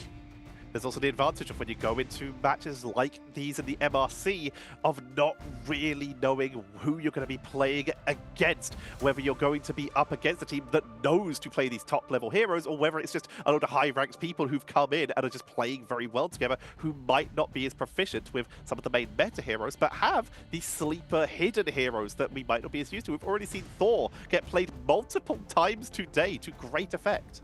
Yes, but speaking about meta, it's likely that we're going to be seeing some more meta picks coming on through as we move up to the upper bracket. We'll be back with round number 8 after this 10-minute break.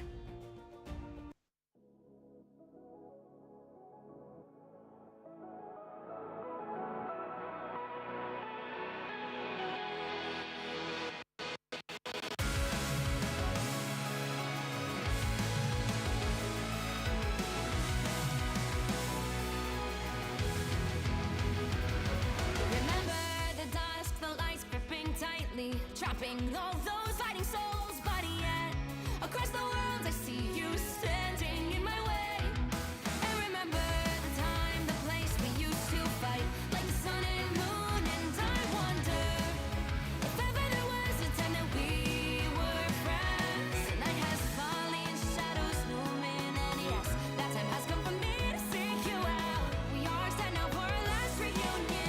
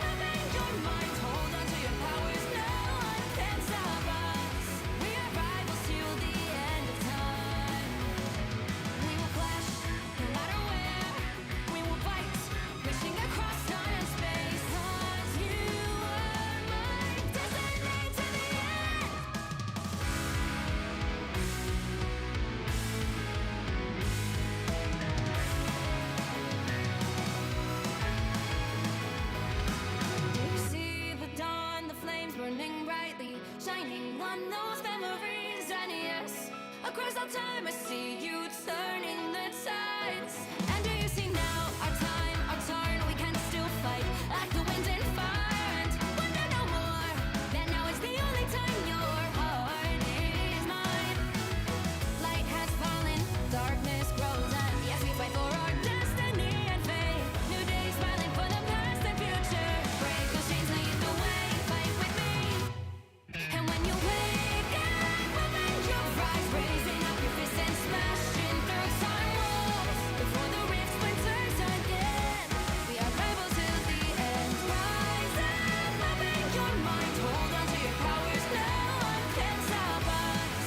We are rivals again until the end of time.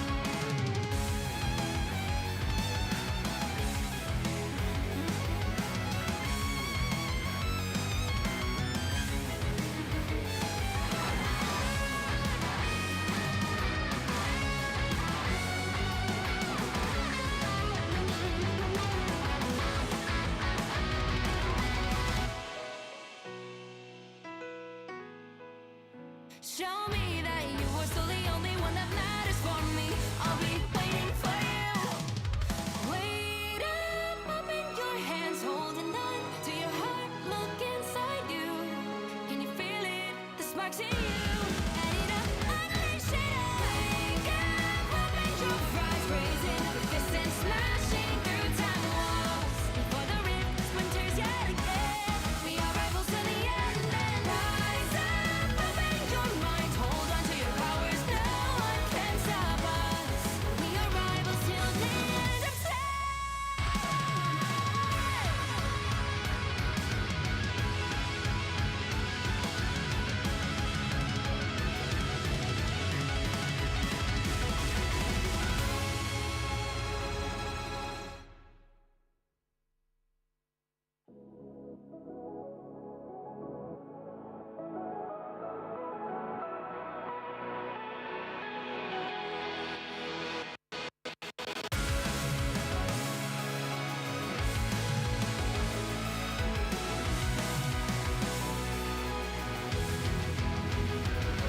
Remember the dusk, the lights gripping tightly, trapping all those fighting souls. But yet, across the world, I see you standing in my way. And remember the time, the place we used to fight, like the sun and moon. And I wonder if ever there was a time that we were friends. The night has fallen, shadows looming, and yes, that time has come for me to seek you out. We are set now for our last reunion. Break the chains, find your way, come fight me. Do you remember who you really are? Show me that you are still the only one for me. I'll be waiting for you. Wake up, open your eyes, raising up your fists and smashing through time walls. Before the rift splinters again, we are rebels till the end. Rise up, open your mind, hold on to your powers. No one can stop us. We are rivals till the end of time. We will clash, no matter where. We will fight, reaching across time and space. 'Cause you are my destiny to the end.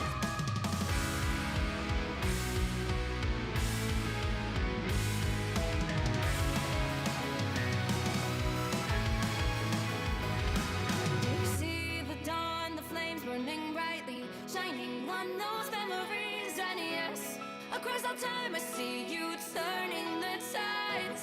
And do you see now our time, our turn? We can still fight like the wind and fire. And wonder no more that now is the only time your heart is mine.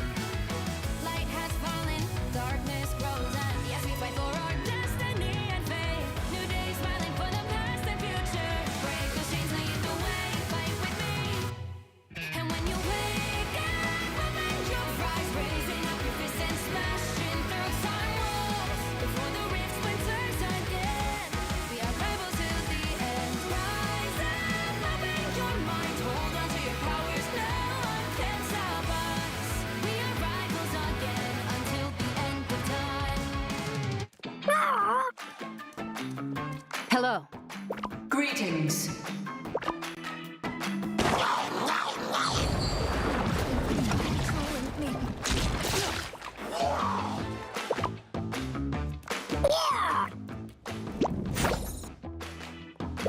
cannot hurt me. I was merciful. Crawl back to your domain, Hela. In this timeline, the machines will rule. Embrace, the doctor has conjured a portal. Ultron is like a plague. We must be the cure.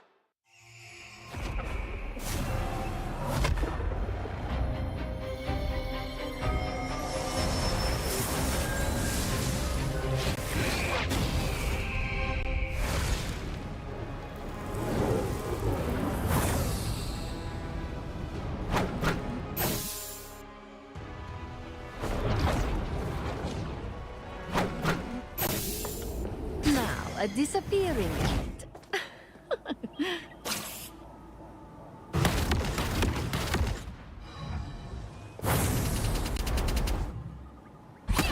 You are under my spell.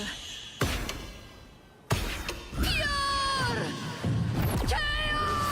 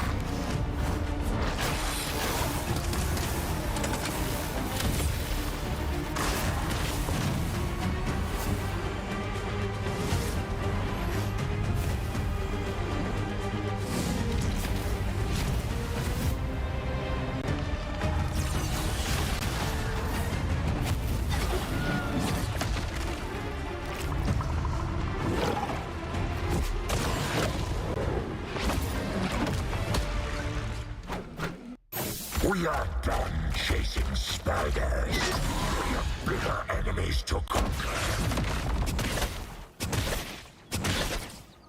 You're ours now. Time to toughen up. We are Venom!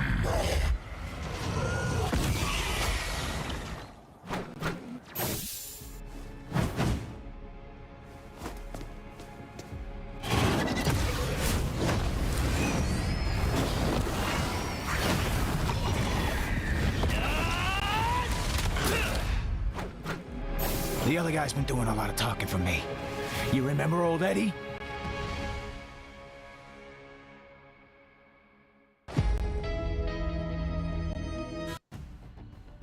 Hello everybody and welcome back to the Marvel Rivals Championship for EMEA. We've moved from round 7 on to round number 8.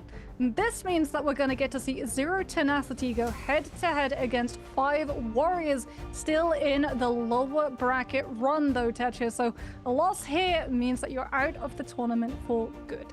Zero Tenacity find themselves in the lower bracket after missing their ignition round game, meaning that they faced an auto loss, so they have yet to technically be defeated in game in the Marvel Rivals Championship so far, as they also went 10-0 in their open qualifier games, as we already mentioned, beating out Vertus Pro. So they've technically yet to lose a series outside of missing one in its entirety, whereas 5 Warriors we know much less about, other than it seems they're short one player.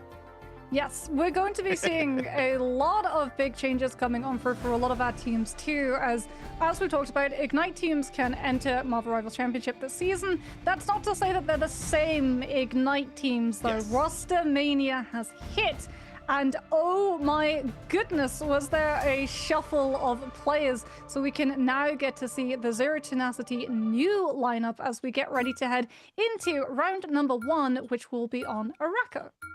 They've also been playing with substitutes and even their coach at one point in the rounds to get here, but this is going to be as close to their full lineup, I believe, as possible from at least what they've been displaying on their faction profile in-game. You can see here that we still have Monk Murder and Smashnez, Lugia showing up here as well, has been absolutely legendary so far, but we now have Winnie, Kath as well, Ducky to perform players. Most of these were still from Zero Tenacity in the last Ignite season. Yeah, Zero Tenacity instantly coming in with a ban on the Captain America since 5 Warriors went for the insta-ban on the Emma, which signifies that they're probably going to be wanting to put in some form of dive. Doctor Strange is actually going to be shown for 5 Warriors, so another reason why they wanted to go for the Emma Frosters. Unfortunately for the Doctor Strange, being able to get grabbed out of either casting your ultimate or the follow-up from it, as Diamond Form for Emma has CC immunity, means that it becomes a little bit harder for the Sorcerer Supreme to stick around as often as he wants survival rate wise when the Emma is in the lobby. As I was wondering if we were going to get to see it. Zero Tenacity have maneuvered Human Torch into a save slot for Smashness. You'll be very happy about that one.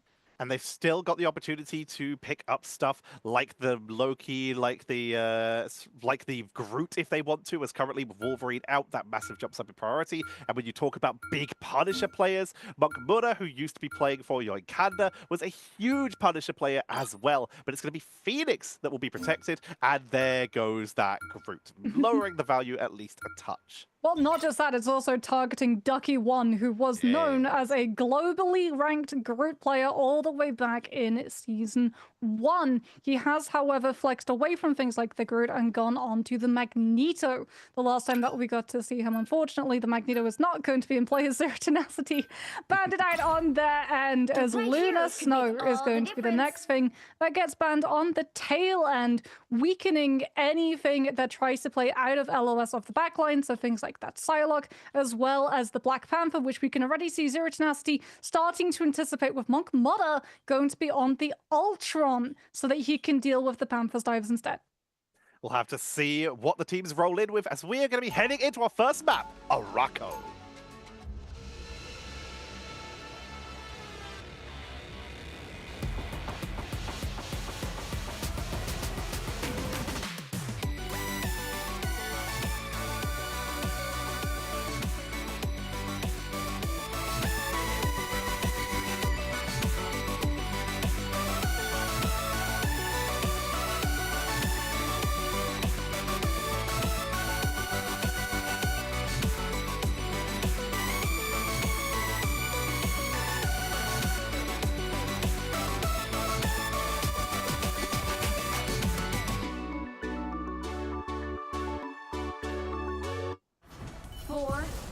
Zero Tenacity, like we talked about, Smashness is going to be over onto that Torch Monk Muda. The Ultron there for the pocket as 5 Warriors, triple Vanguard attack strategy coming on through as they go aggressively in with the Hulk bubbles to give the Venom a little bit of extra durability to get past that front line and directly into the back line. And another bubble comes up at the same time as Winnie burns those regeneration domains. The 5 Warriors have already been able to break through a huge spam window for the Human Torch. We used to see a little bit of triple Vanguard compositions, especially when we started looking at the beginning of pre-Ignite stage MRCs. But now it's creeping its way back in. 5 Warriors have already put a lot of pressure on Zero Tenacity, but with their triple strategist setup, Zero Tenacity are able to reinforce and keep heal up quite effectively, while Ducky is putting a lot of pressure onto that backline, taking out the Loki. Yep, they found the real one. Destroying that doppelganger so that Devious Exchange couldn't be used from the Loki to replace himself when the Venom committed in, and then being able to force out that realm damage too. Smashness with the Supernova is going to be able to shut down that space entirely. The 5 Warriors do have ultimates as well as Vanguards in position on the objective, but at the moment that Hulk is just having to play peel every single time the Venom goes through, which is then deteriorating their presence in Zero Tenacity's own backline.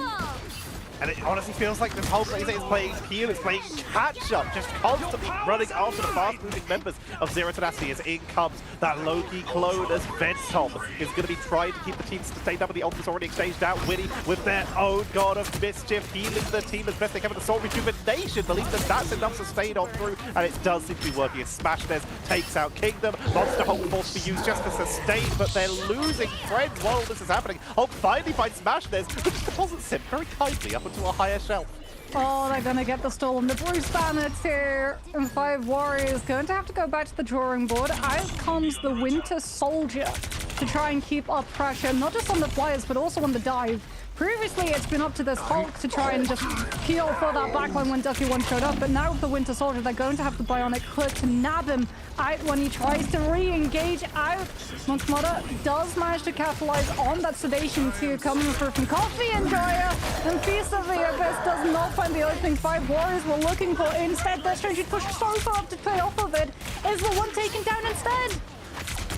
Pushing on through, Lugia controlling the corner. They're just putting the pressure onto this Venom, but Symbiotic Resilience will be utilized in order to give them the maximum sustain as Winnie starts to place down the clones once again at the corner. It's been a full reclaim for Zero Tenacity. The snipe from downrange with the firing squad, and this is Zero Tenacity's game right now. 5 warriors, they are soon about to have this Aya Magamoto and the Kraken Impact, so they could try going for the combo. Aya Magamoto comes in from Zero Tenacity to fight them on board.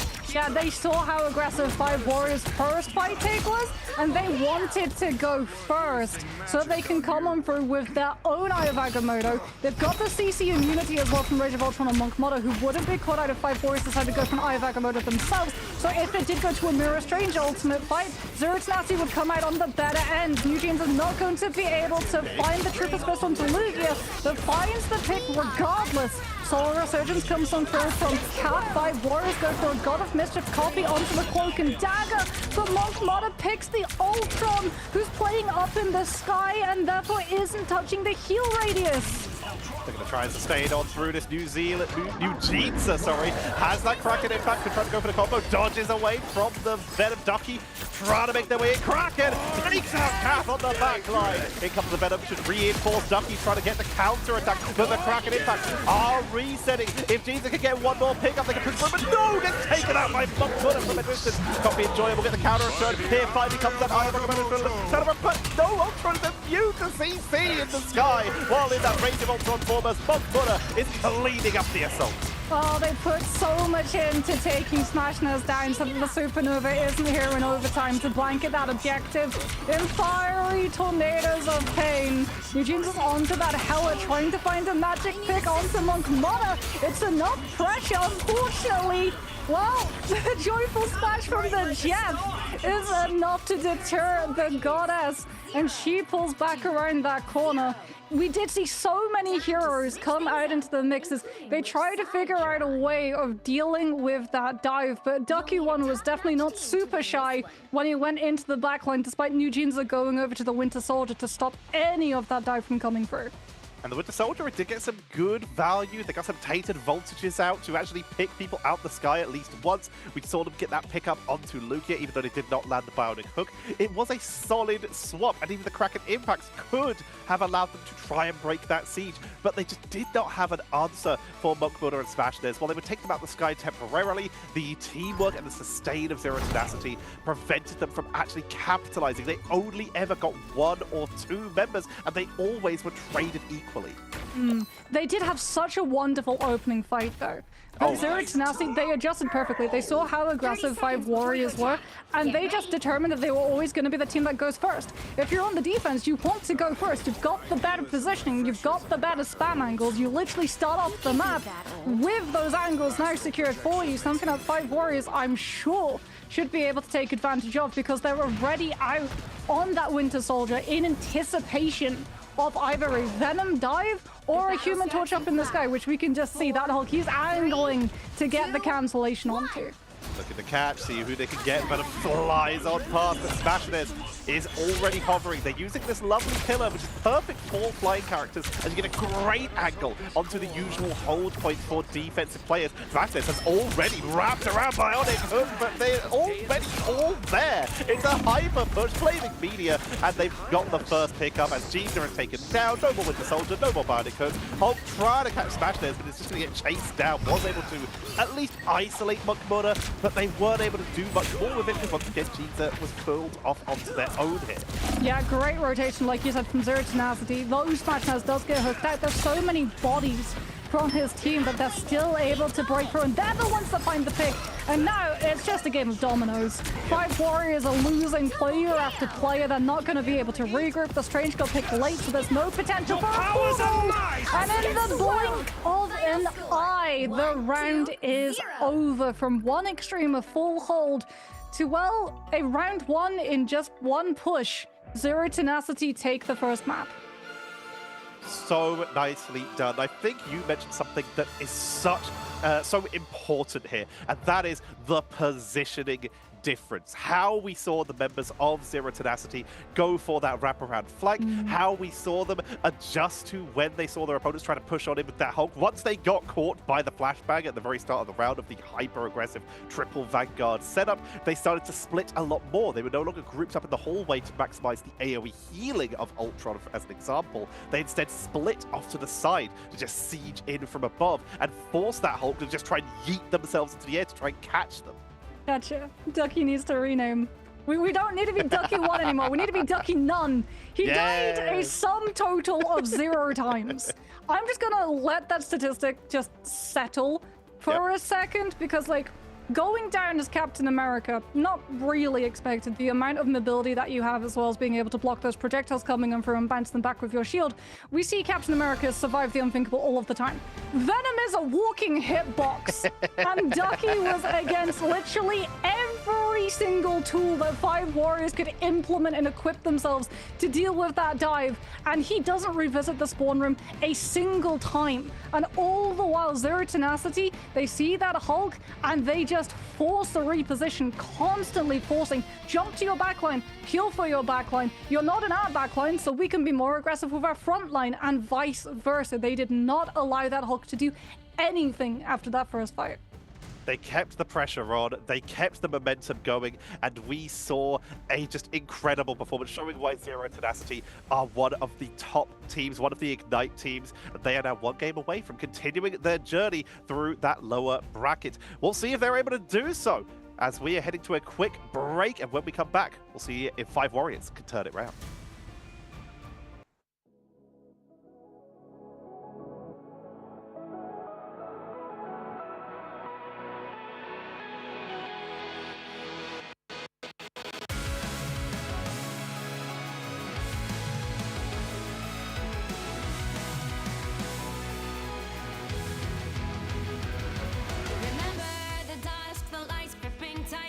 Trapping all those fighting souls, but yet across the world I see you standing in my way.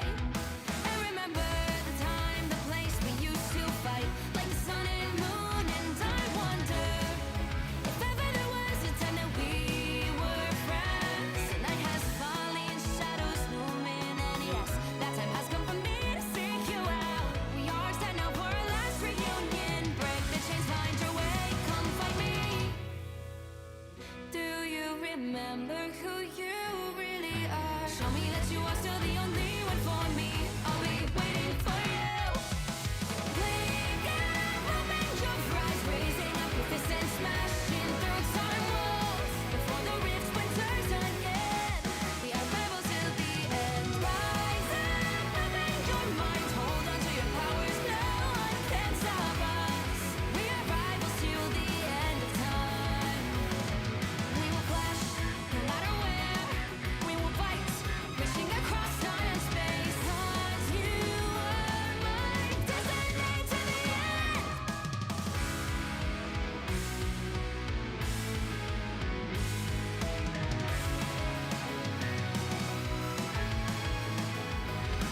You see the dawn, the flames burning brightly, shining on those memories. And yes, across all time I see you turning the tides.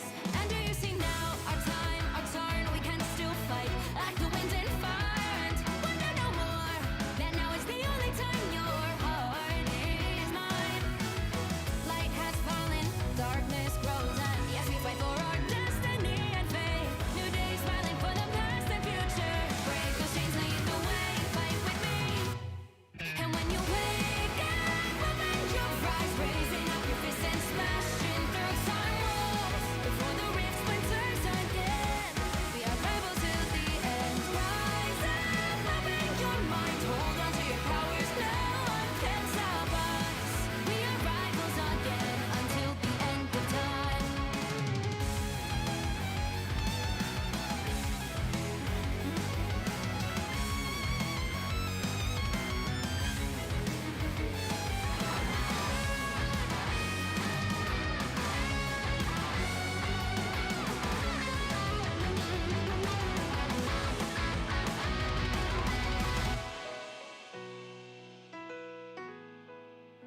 show me that you are still the only one that matters for me. I'll be waiting for you. Wait up, open your hands, holding on to your heart. Look inside you. Can you feel it? The sparks in you. Ready to unleash it. Wake up, open your eyes, raising up your fists and smashing through time walls. Before the rift splinters yet again, we are rivals to the end. And rise up, open your mind, hold on to your powers. No one can stop us. We are rivals till the end of time.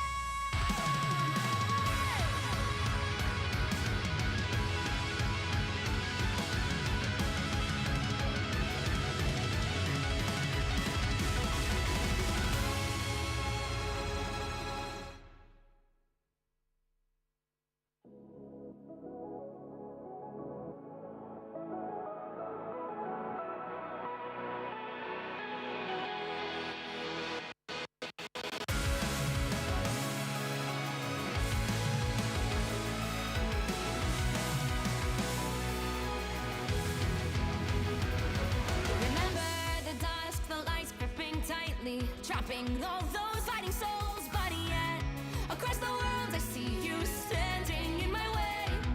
And remember the time, the place we used to fight, like the sun and moon. And I wonder if ever there was a time that we were friends. The night has fallen, shadows looming, and yes, that time has come for me to seek you out. We are set now for our last reunion. Break the chains, find your way, come find me. Do you remember who you really are? Show me that you are still the only one for me. I'll be waiting for you. Wake up, open your eyes, raising up your fists and smashing through time walls. Before the rift splinters again, we are rivals till the end. Rise up, open your mind, hold on to your powers. No one can stop us. We are rivals till the end of time. We will clash, no matter where.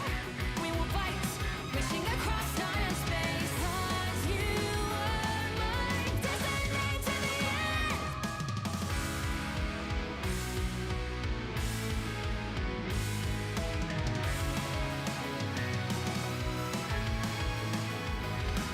You see the dawn, the flames burning brightly, shining on those memories. And yes, across all time I see you turning the tides.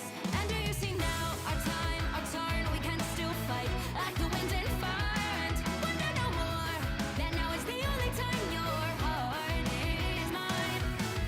Light has fallen, darkness grows, and yes, we fight for our destiny and fate. New days smiling for the past and future. Break those chains, lead the way, fight with me. And when you wake up, open your eyes, raising up your fists and smashing through time walls. Before the rift splinters again, we are rivals till the end. Rise up, open your mind, hold on to your powers. No one can stop us. We are rivals again until. Hello. Greetings.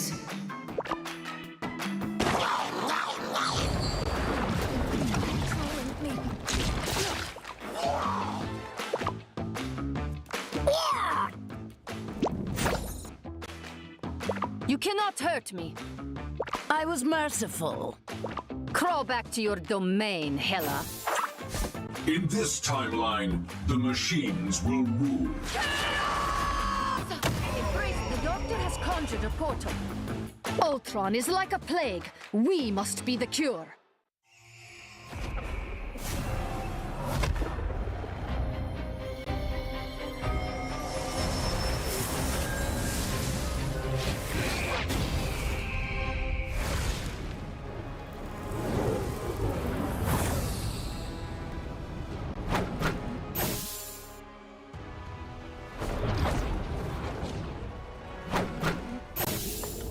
Now, a disappearing act.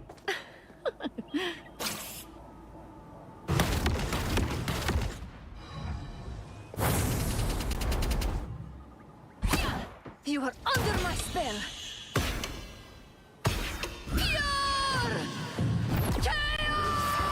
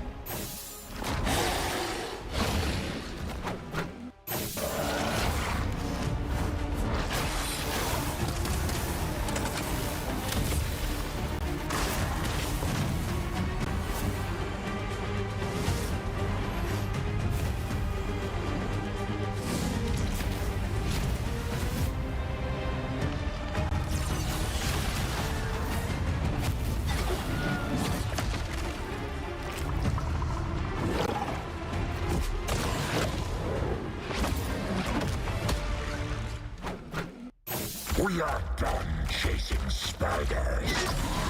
We have bigger enemies to conquer. You're ours now. Time to toughen up. We are Venom.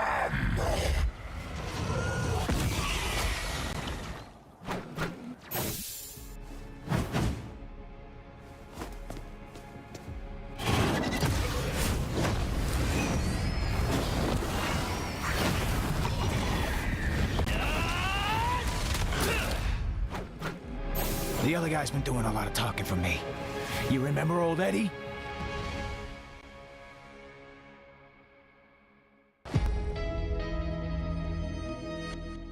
Five warriors was not enough to take down Zero Tenacity in round number 1, but luckily they have another opportunity. And looks like Hell's Heaven is going to be our second map. We'll see if Zero Tenacity can continue their journey throughout this lower bracket.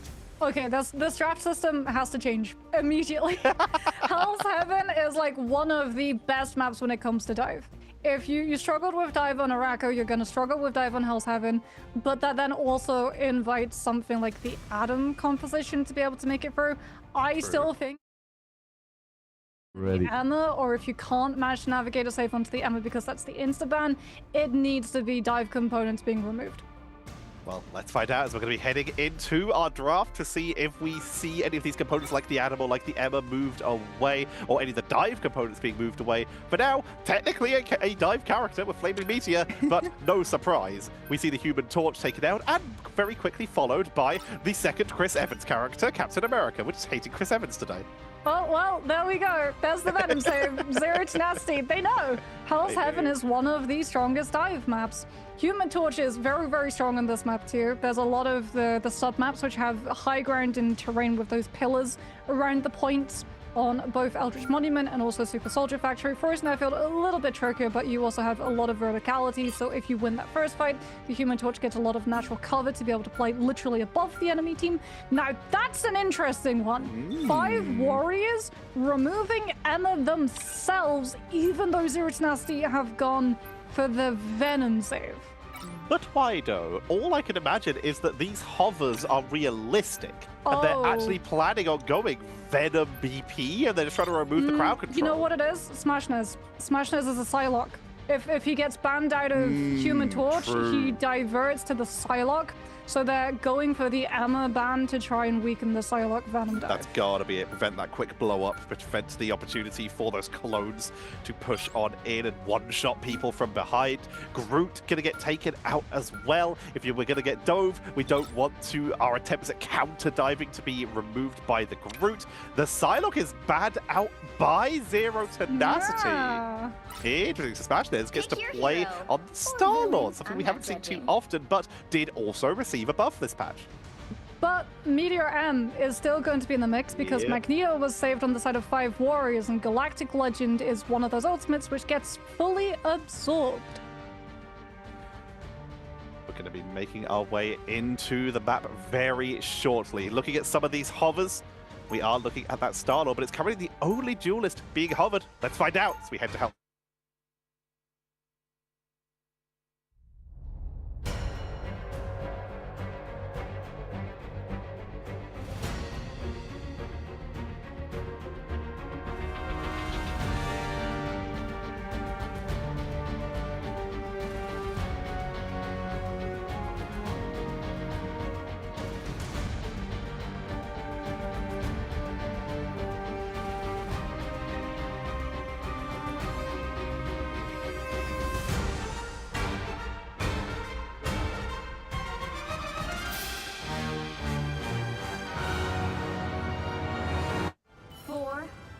Not an unfamiliar position for Star-Lord to be in, finding themselves with 3 strategists behind them, one of them being Adam and the other one being the Mantis here. But it's the style that we're going to see mixed up, isn't that right, Moxie?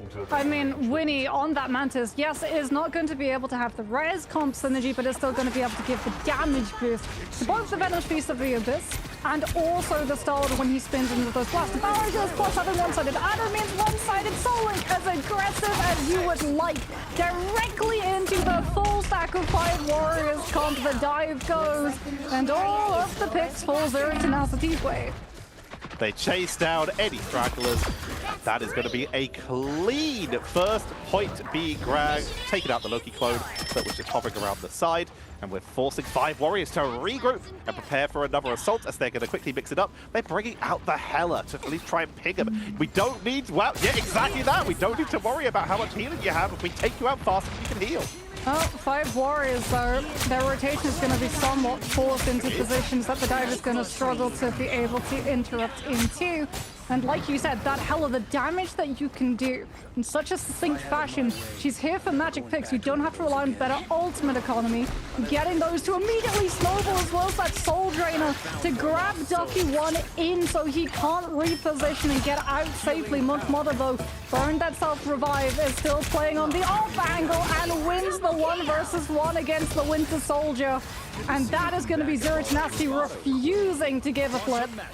Cosmic Cluster cancelled there for the quicker attack to make sure they could get that blow up, taking the 1v1 and the revenge shot onto Kingdom earlier, taking them out from the flank while also being fully charged with this Karmic Revival.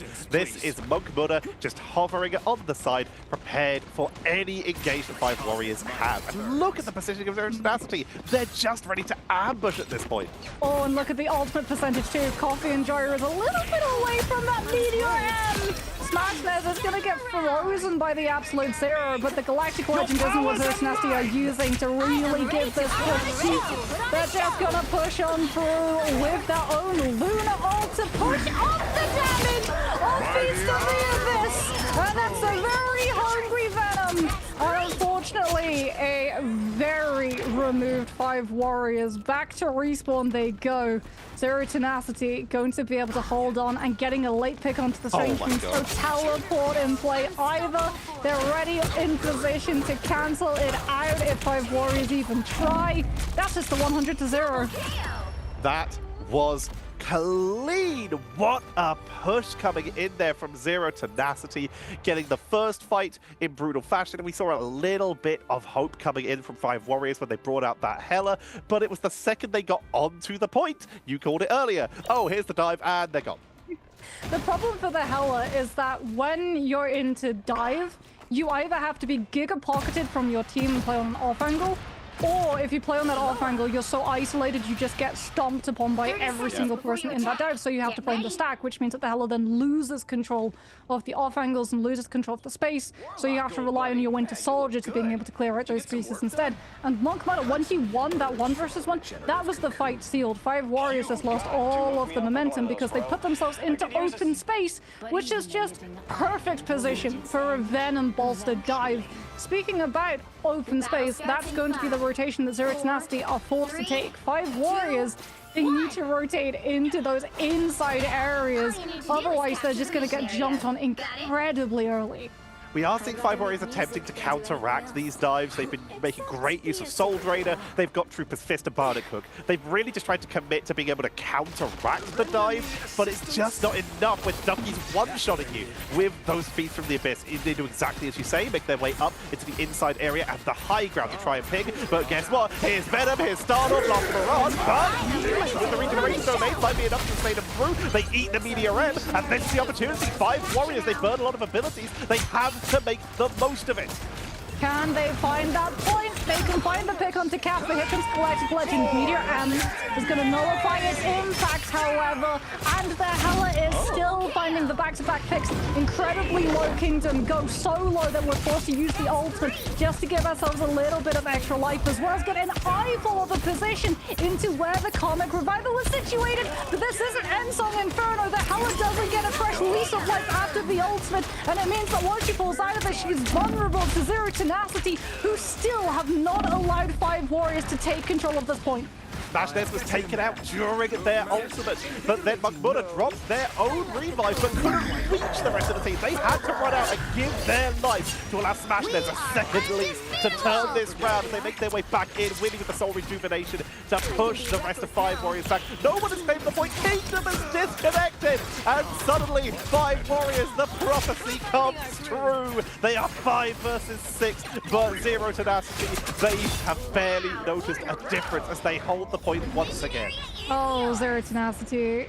with this dive composition, now they can just decide when they want to make a play against 5 warriors. It can be as they come out of choke so that they're not expecting that tempo and it hits them right in the middle of their communication, their ult tracking and their fight planning, or they can do it when the point goes into that fight and all the space opens up. No, they're going for an early hit with the Venom, the tether catching absolutely everybody. That's already regeneration domain force, and off of the back of that, everyone just tries to get out. However, Nugent is able to catch Winnie, which is absolutely huge of a turnaround.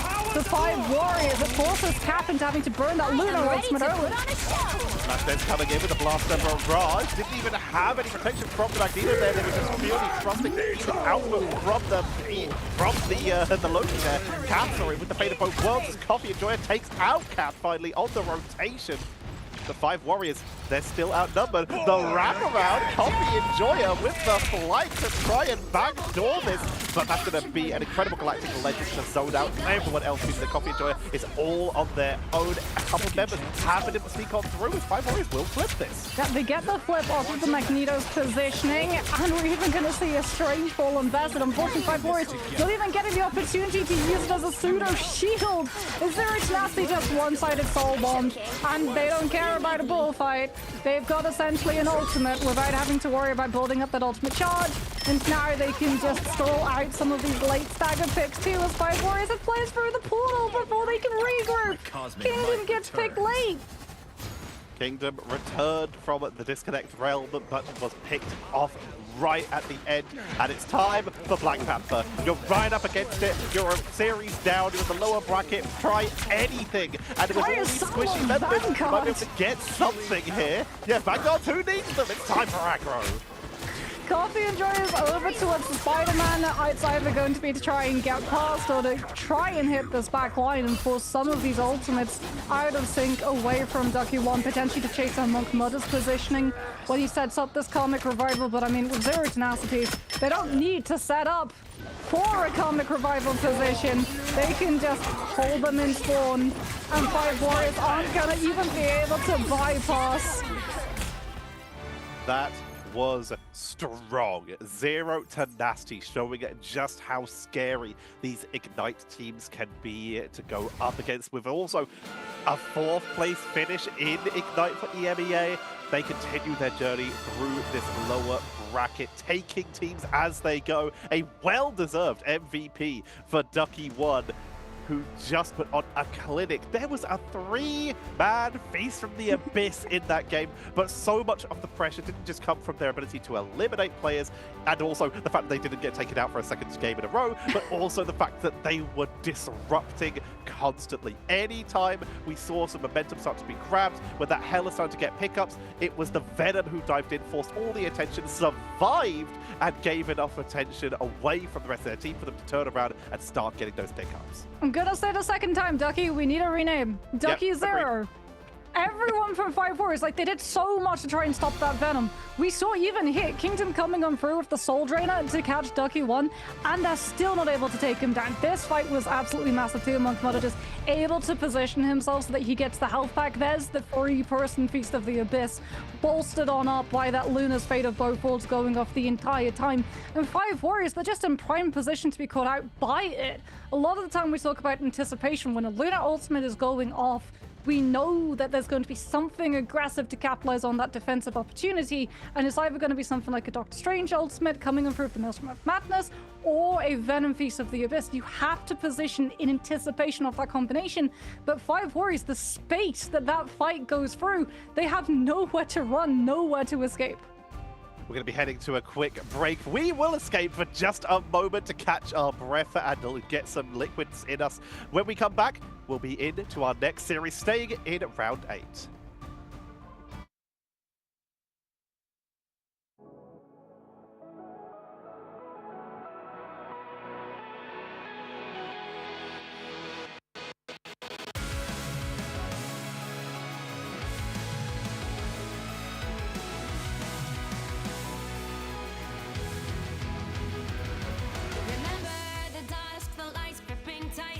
Trapping all those fighting souls, but yet across the world I see you standing in my way.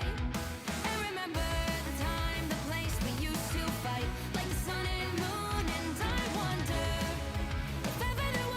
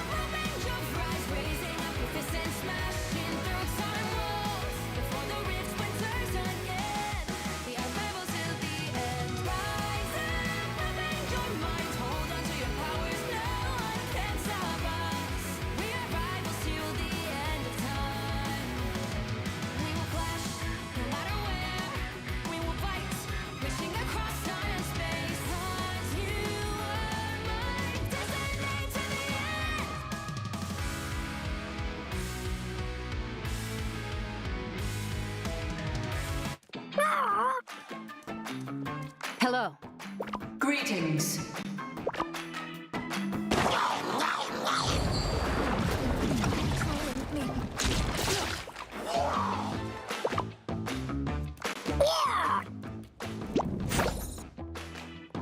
You cannot hurt me. I was merciful. Crawl back to your domain, Hela.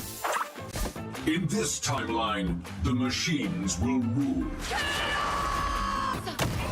The doctor has conjured a portal. Ultron is like a plague. We must be the cure.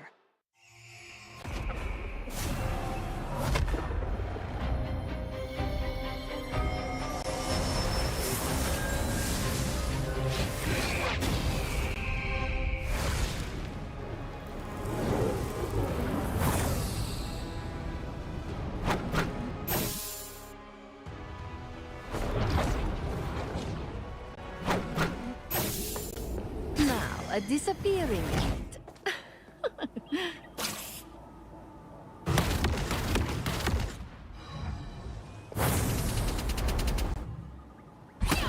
You are under my spell. Pure chaos!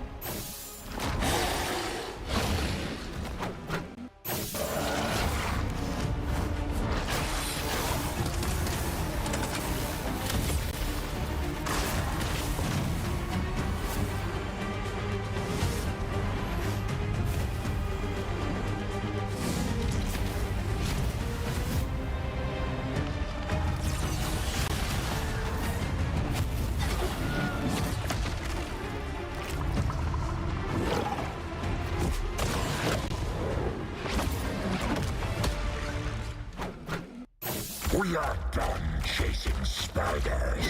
We have bigger enemies to conquer.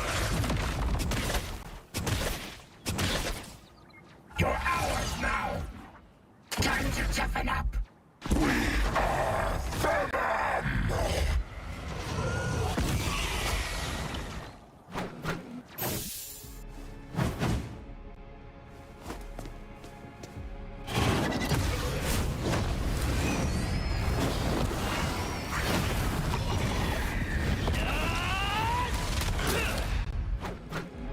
The other guy's been doing a lot of talking for me.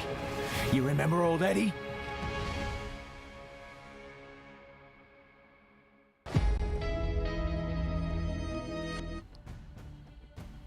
Hello, everybody, and welcome back to the Marvel Rivals Championship as we get ready to head into the game that we've all been waiting for. It's going to be Vertus Pro versus Faze. Faze, who's picked up a whole Frankenstein amalgamation of players from other rosters, and Vertus Pro, who have remained entirely the same, unchanged ever since they participated in the tournaments all the way back in the eons of 2024.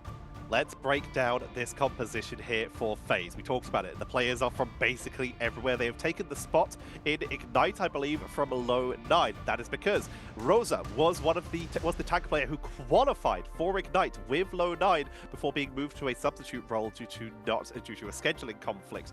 We then have Binary from Fire Strays. We have Leo from Blood Cariudo. Crisis also from low 9. Oasis from Zero Tenacity. And we also have the player who is apparently named Crisis Healbot in-game, but is pin clone also from low 9. They have sniped a couple top-level players to attempt to raise their stock in Stage 2. Yes, and they also have a coach with them by the name of Cuffy, who was over on the NA side of things in the recent Ignite tournaments where he coached Nightmare. As we can have a look and get ready as we head into Hell's Heaven. Again, a very dive-centric map, but is also incredibly strong for flyers, so no surprises that FaZe immediately extinguished the opportunity for Fire's Human Torch. taking that out right away. It is so strong, potentially. The Lunar Snow, though, is a early ban that we haven't been seeing too much. It's usually been sneaking in a little bit later so far. But in this case, will be taken out quite quickly. But that does give us over the opportunity for Loki, and suddenly we're getting the threats of Mantis again. Yes, Saipe is one of the strongest Lokis, so no surprises that Vertus Pro are going to be securing that one in the draft system. As FaZe have also been able to secure themselves that Phoenix, Captain America, is going to be banned out, something that Rosa was known for all the way back on those Ignite stages before, like you said, they were substituted, as we're going to be seeing the Psylocke now start to get targeted so that Sparker's hero pool is somewhat diminished. With the Luna taken out, the Adam Warlock loses a little bit of potential, but it's still so strong. So we could still see another option for Sparker coming in here. The Groot will get protected here with the fact that both these bans and picks being for universal. With that Loki in play, we're trying to raise the Mantis level threat. We do know that Dridro is a pretty effective Mantis as well. Both Saipe and Dridro have played it throughout the Ignite season. We'll see if they do take the bait and will go in for this. But for now, their next protection, they're going to go with Emma. FaZe could easily pick something with a little bit of dive here. Now they have that Groot as the backline protection and the Loki to try and set that up. The Emma is just a very safe setup here. 2 bans remaining. Groot being saved probably means that one of them is likely going to be a Wolverine, as Mantis is removed for Vertus Pro, targeting that triple strategist lineup, weakening something like an Ultron composition if it's able to make it out. And FaZe actually going to be removing that Magneto. So this is them denying a wombo combo of that End-Song Inferno Meteor M. Plus, we saw earlier on Midtown, Strangling Prison being a projectile, Meteor M absorbing said projectiles. Meteor M can absorb and prevent that Groot ultimate from coming on through as well. But Wolverine is going to be on the field for both of those teams, so keep an eye out because those grabs are going to be coming through for sure.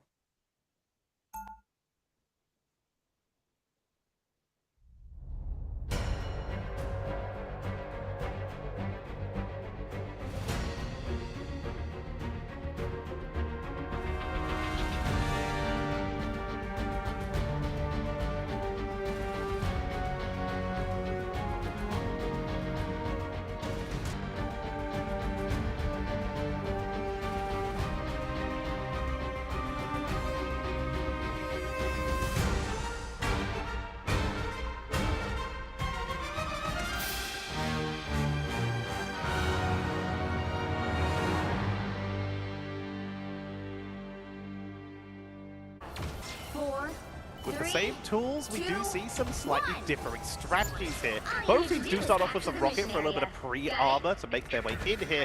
FaZe leading in on the Phoenix, but Wolverine as their second, whereas Vertus Pro, they go back to the old classic. They bring out the Star-Lord as their second option to try and go with some consistency, some extra pressure from above. Yeah, Sparker is going to be on that Phoenix, but like you said, fire on the Star-Lord rather than the Wolverine means that Layla does have the self-sustain advantage, and Nevix is the first to get grabbed. The Groot has been absolutely chopped, and off of the back of that, FaZe have one-sided Groot walls. Vertus Pro know that this fight is done. They want out before they allow FaZe to start lengthening the fight, building up more point percentage, but also ultimate economy too. Binary very nearly getting caught out from the stun from Sparker as they look for the turnaround. Fight now on the Wolverine of their own. They're just going to match it. They abandoned the Star-Lord. They were actually hovering on it, as we mentioned before. The rocket in the spawn for the armor. When we saw the Star-Lord, there was a touch of attempts that they may have gone for the teleport with the rocket network. But instead, Oasis has just set up the siege here. Nevix on the Groot is trying to push on in, and Dridro is forced to use the Infernal Bomb. Oh, Vertus Pro not going to be able to disengage cleanly. They have to make the most out of their Eternal Bomb. Wolverine grab attempted, combined with the Terror Kit vulnerability. But Rosa is still standing thanks to the heals coming on through from FaZe's own copied Eternal Bomb. And Vertus Pro still not able to unseat FaZe's position. We've hit 50% culminated off that percentage, which now means that the map is going to continue moving until 60%, and that's going to delay Vertus Pro's approach yet again. They do have the Strangling Prison, but they're lacking anything to combine it with currently. the pressure. Look at how grouped up Vertus Pro are. Crisis is just whittling them down as they enter on in. The AoE is insane. Terracate blocked by the group war, but it's still going to try and get it with the Silence Seduction, keeping everyone together. The damage, he just keeps stacking. And Song Inferno down from above. Silence Seduction for the attempted turnaround from Vinci to give the opportunity with Straggling Prison as well. But both the big engage ultimates being used, and they found nothing. Nevix is down. Last stand from Vi, and they pay for it, getting taken down, but they did get the triple. Yeah, Vertus Pro finally finding the picks, but it cost them almost their entire ult tank in one fight. Eternal Bond and Ensong Inferno have to be enough to stand up to what Faze have to play with. At 94%, Vertus Pro either have to lose players staggered so they can set up a teleport recontest stall, or they need to win out this fight before it can even move over to the point. Leolas is going to be coming on through with that last stand too, something that Vertus Pro have to take into advantage when it comes to positioning their players. They can't stack both of their backline too close as they'll both be hit. Premature God of Mischief comes on through from Oasis, paving the way for Faze's movement forward. Intruder has to mirror. Last stand comes on in, Straggling Prison to group up Vertus Pro as Sparta is the first to fall. Oasis turning back to the Loki, keeping the team topped up and push their way in, but they lose Leo, caught by the group wall. They do not have that extra sustain. Clone comes out, Crisis with the edge of Inferno to try and take out Cypher, to try and get the punishment. The sustain is just too high, and Vertus Pro are turning this round. They get the mirror, and Cypher shows just why they are so feared on this Cloak and Dagger with the terror. With the backline pickups of the strategist. And it's exactly what they needed to. Crisis was 4% away from the Eternal Bond. If FaZe had got their hands on that one, it would have been a GG round done. As it is, Vertus Pro are going to be fortifying that position with all of those group walls that FaZe are not going to be able to deal with until they've walked right past them. As we can see that Byron does have that Sonic Seduction. Finzi too is going to have the Emerald to mirror it, but He's crucially in a much better position on the Wolverine than Leolas. They pulled the trigger. Eternal Bond through the room walls, dropping the room walls so that they can have an opening as they'll get picked off beforehand. Tries to steal, but they came close. Is trying to keep their team topped up, utilize the cover. Dragon Prison comes on in from Nevix. They even ends up Inferno to drop them down, but Faze are tagging through. Back to Daggerstorm. Last stand though in the backline, and Fi has broken them up like a can of tuna. What a thorough lunge from Fi to get into a position on the left flank, so that the last stand is going to be able to connect onto so many bodies. The entirety of the backline with one Wolverine ultimate entirely displaced, and they burned all of their resources, all of that sustainability, just being able to break the door down to have a chance in that fight in the first place. The Eternal Bond and Psionic Seduction had to come in for at the opening of the fight rather than the tail end of it, and Vertus Pro know that if Fi's able to get that ultimate off, they'll find the picks that they need to win it.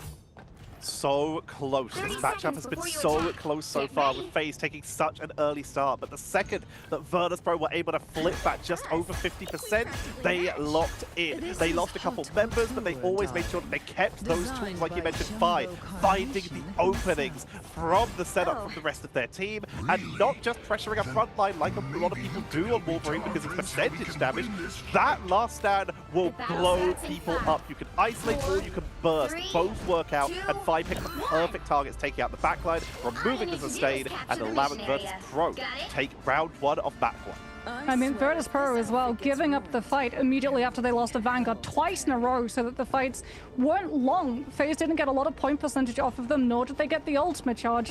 Let's see if Vertus Pro lose one of their Vanguards early, as FaZe are definitely going to be looking for the pick. They've got the Strangling Prison. Oasis and Saipe both going to have the God of Mischief. That one team actually casting it early in anticipation of it, and that's going to stop any of these ultimates from coming on through. Saipe forced to use the Eternal Bomb or lose the copy state. Rosa is still holding on to the Strangling Prison for after it. Gonna be dropping it down. There's the Enzo Inferno from Crisis, but we're seeing Vertus Pro sustaining through thanks to Dridro with the Eternal Bond, and Sparker turns it round. They're gonna capitalize. Enzo Inferno, they commit to a couple more ultimates just for the blood. Leo knows it's done. They run off the edge. Same with Rosa, and that is going to be a clean pickup for Vertus Pro as they grab the first percentage. How do Faze try and enter into this fight? They do have ultimates to try and stop Vertus Pro from holding super aggressively forward, but we can see that Finzi is literally just eating a little bit of damage to then battery up his strategist. He knows that he's not going to go down immediately. He just wants to get a little bit of damage off so that they can build up Cypher's God of Mischief to be more in line with what Oasis has to play with in this next fight. In the meantime, Fi has to win the 1 versus 1 to clear out that lane and put more pressure onto Faze's rotation. But it looks like the Wolverines are both backing up, and Faze have the high ground unsolicited. The straggling prison up to the high ground. Regeneration domain has to be used, and it comes the Eternal Bond. Huge ability forced to be used defensively, and they have to commit to a fight now as they push on in. Here comes the silent seduction from Finzi. Cypher even team pops up their own Eternal Bond from the God of Mischief. The Wolverines sail through the air, and Leo is taken down once again before they can last stand. It's Crisis with the Enzo Inferno being held. A Sparker drops theirs early to try and commit to a fight. Dragon in prison. Enzo dropping a moment. Drops perfectly. Dridro with the perfect timing of that ultimate is also able to catch out Binary with the tick damage that it applies. And that's going to be Vertus Pro just cleanly back-to-back winning out these fights, getting a stagger as well, potentially onto Oasis, or is the Loki going to be able to pass the stealth check? Crisis does catch Dridro, which is a big trade, and Faze are in a position to take a fast fight, but no! The diamond kick! Thankfully, the Phoenix is able to fly to avoid it, but unfortunately, Crisis won't be reborn anew in time to join the fight as we head into last fight territory. 5% left on the point. Wolverine Leo gets the isolation onto Devix. They get a blow up. They're going to be able to touch the point. This is their last shot. Here comes the Eternal Bond from Saipe with the God of Mischief. Leo that's being dropped low. Finzi, the Psychic Spears trying to get a turnaround, but it's a double, making a triple. And Vertus slightly down a member at the start of the fight. Clean that up, and they're going to take the round and the map. Well, from a knife's edge of a frozen airfield, we go to a dominant 100-0 and done Super Soldier Factory. What a turnaround for Vertus Pro. It really feels like after those first 2 fights from Frozen Airfield, where they're sort of acclimatizing to how aggressive Faze would be, whether or not they would call them out in potential positioning mistakes, Vertus Pro just stopped playing around, got fully serious, and started min-maxing. They min-maxed their angles, they min-maxed the damage that they took so that they could keep their ultimate economy stacked with Faze, because if Faze are losing fights, they're going to be taking more damage, which means that the backline's going to be building up their ultimate sooner, and that is just something that you can't allow to happen if you have a Loki and a Cloak and Dagger. So Vertus Pro doing a very good job of keeping on top of that ultimate economy. Barker and Crisis, both with the 21k damage there. We're going to be having a look at some of the highlights from that game, but so much of it came down to, like I said, the ultimate economy. Dridro, we talked about it, especially with just seeing the timing. They knew that that ultimate from Phoenix was available with the Enzo Inferno, so they made sure they held their ultimate straggling prison. Here comes Enzo Inferno, and now it's time for me to go. I can't afford to get burst while ulting. Even though my team is already caught, I know when to pull the trigger. Yeah, and I mean, Cloak and Dagger, like you said, you sort of go into a game of chicken against Phoenixes where they can still damage you if you're dashing in your ultimate, so they can still find the pick on you in that form. But if you're out of your ultimate and you're not using it, then you have your iframe of Dark Teleportation, so you really don't have to worry about that Enzo Inferno connection. And Vertus Pro, they've always been known. Dridro, as a Cloak and Dagger, is known as one of the most aggressive in terms of pathing with those Eternal Bonds to get into a position and Terror Cape so that you're past all of the shields that can block the cooldown, and to catch the entirety of the team. They either have to pivot their attention 180 and shield 1 Cloak and Dagger, exposing themselves to 5 other players from the front line, or they keep up the shield on the front line and expose themselves and get hit by that vulnerability. We see so many people playing Cloak and Dagger where they will start in that cloak form so that they can go in, and then when they finish their ultimate, they can go into that Dark Force teleportation to keep themselves safe. Dridro is the opposite. He starts in cloak so that he can go aggro into the backline. We'll see if they continue to do that. We're going to be heading to a quick break. When we come back, it will be game number 2 of Vertus Pro versus Faze, so don't go anywhere.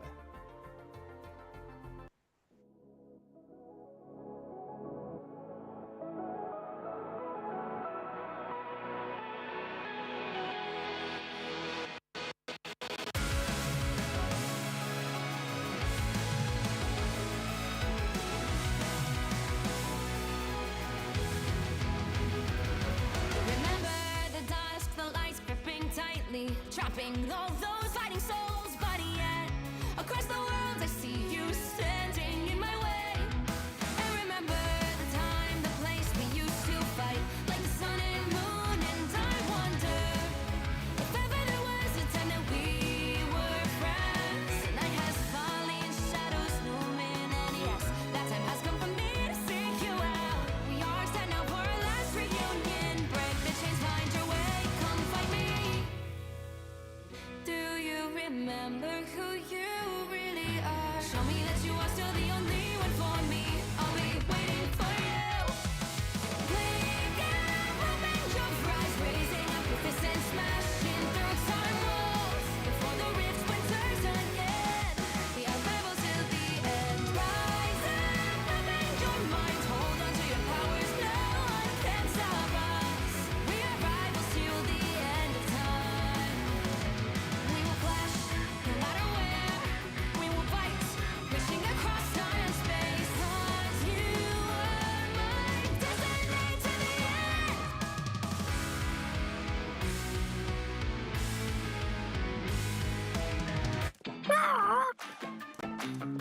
Hello. Greetings.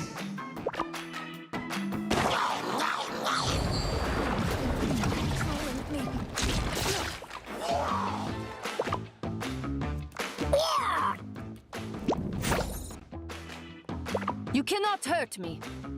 I was merciful. Crawl back to your domain, Hela. In this timeline, the machines will rule.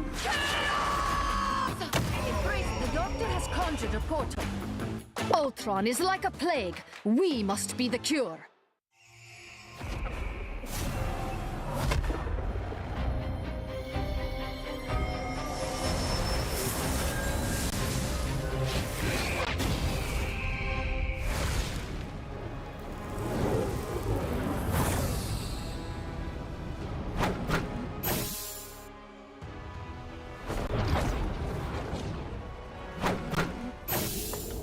Now, a disappearing act.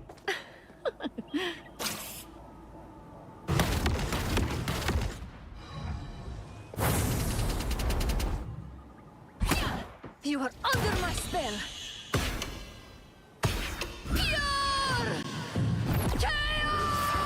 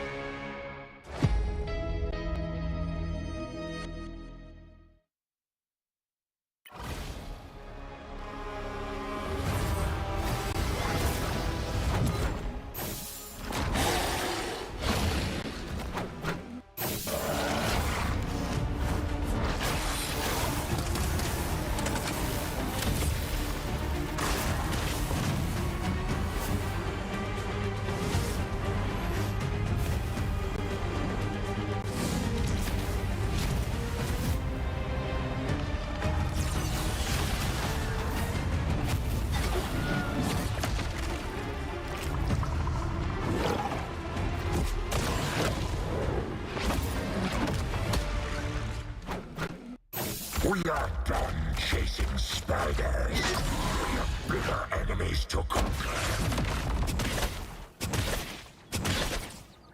You're ours now. Time to toughen up. We are Venom!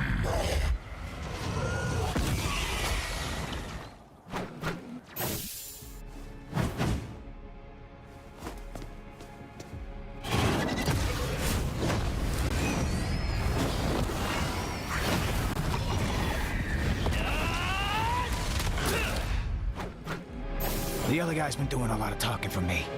You remember old Eddie?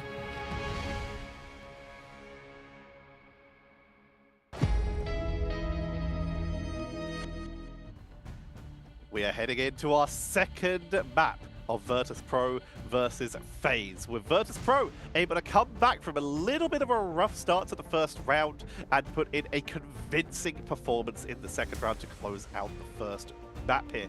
Will Faze be able to bring it back and take us to a map number 3? We're going to be heading to Hall of Jalia to find out. We will have to see. This is one of the maps that Vertus Pro have historically lost. This was actually the map that they lost in a fashion against Rad Esports all the way back in our Ignite Stage 1 season. This was the first time that Vertus Pro actually lost 2 whole maps in a row, both Burn into T'Challa and Hall of Jalia. And it was off of the back of Cloak and Dagger, something that they have remedied immediately. As we've talked about, Dredror's Cloak and Dagger has become one of the strongest in the entire world. So I'm sure we're going to be seeing that one come out to play. I think that's a pretty safe bet to make, Moxie, as we're going to be heading in. And immediately, wow, this looks familiar. We're going to be starting off with Torch and Luna. A little bit of fire and ice getting taken out. Yeah, Human Torch, Hall of Jalia, there's so much verticality, so many tight corners and angles for you to be able to hide your body and hitbox around while still being a very viable threat. That is just, you need to take it off of the table, especially in mirror matches.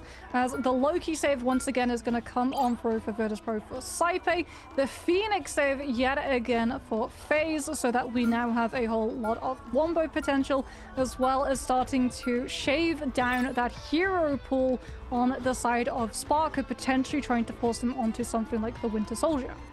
But we did see Sparker playing a very effective Phoenix last game, so it is interesting that we do see that being protected once again, trying to force the issue potentially, or are they perhaps going to look to see if they can maybe force Sparker onto it once they take out the Adam again, as they feel the most confident against that compared to the Silent or the Adam. Well, Captain America has been removed. Do Vertus Pro anticipate something like a Venom and now move to ban out the Emma? Or do they want to keep it in play? As again, MRC, mirror matches. If one side gets Emma, you get Emma too. And indeed, there we go. They are going to save that Emma in anticipation of the Venom. That Faze are likely going to be running on their aggressive attacks. They can make plays for high ground without having to go through the gauntlet that is passing through main. Well, we see that protection onto it. We see the protection onto the Mantis coming in for that extra damage boost. So Rejuvenation with Loki also on the board. Groot suddenly has massively risen in priorities. You can now go for that 3-way team up. And with Magneto taken out, we now have options of the Punisher looking a little squishier in the fact that you don't get protected, but with big mirror matches, Punisher's also a little safer as Meteor M is now taken out of the equation.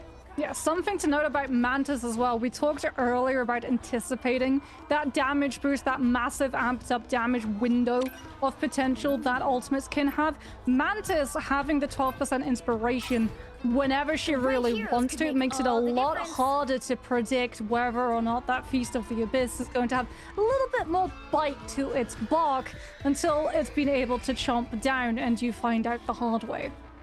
Speaking of bite and barks, we're not seeing any Wolverines this time, even though the Groot is being highly prioritized, but we are seeing Groots being hovered at least by Nevix.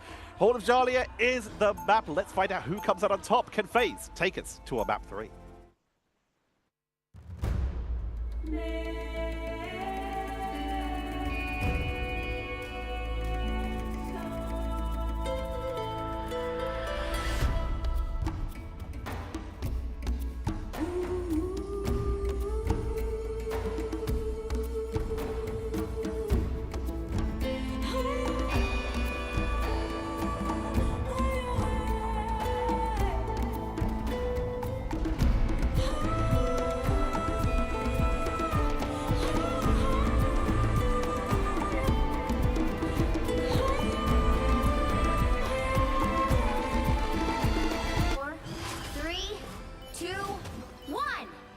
Vertus Pro going to be starting out on that defense. Sparker already in position to scout out Faze's rotation all the way around that right side.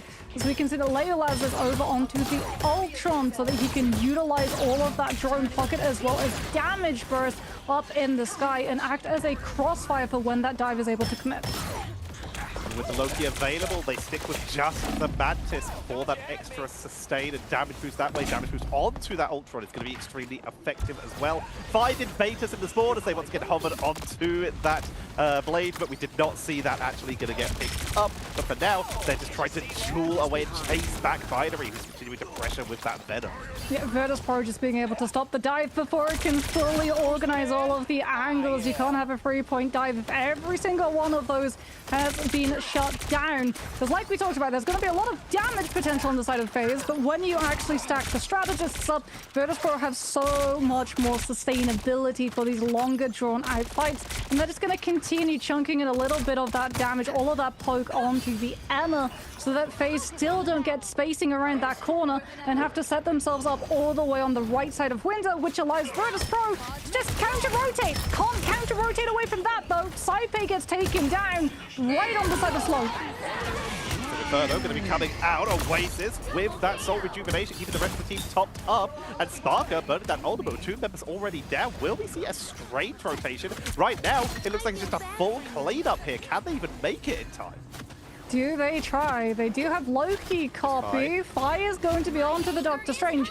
The Faze might actually be able to body block this, and if Vertus Pro go for that teleport and aren't able to contest, they find themselves in a very awkward position where all of a sudden they're on first, and Faze just have all of the positions around them, and those stagger picks then bleed into the amount of space they have access to on second. So Vertus Pro decide that they're going to not go for that teleport strategy and better prioritize having this position already for Sparker set up to absolutely lay waste to that Emma health bar. That forces the Rage of Ultron already.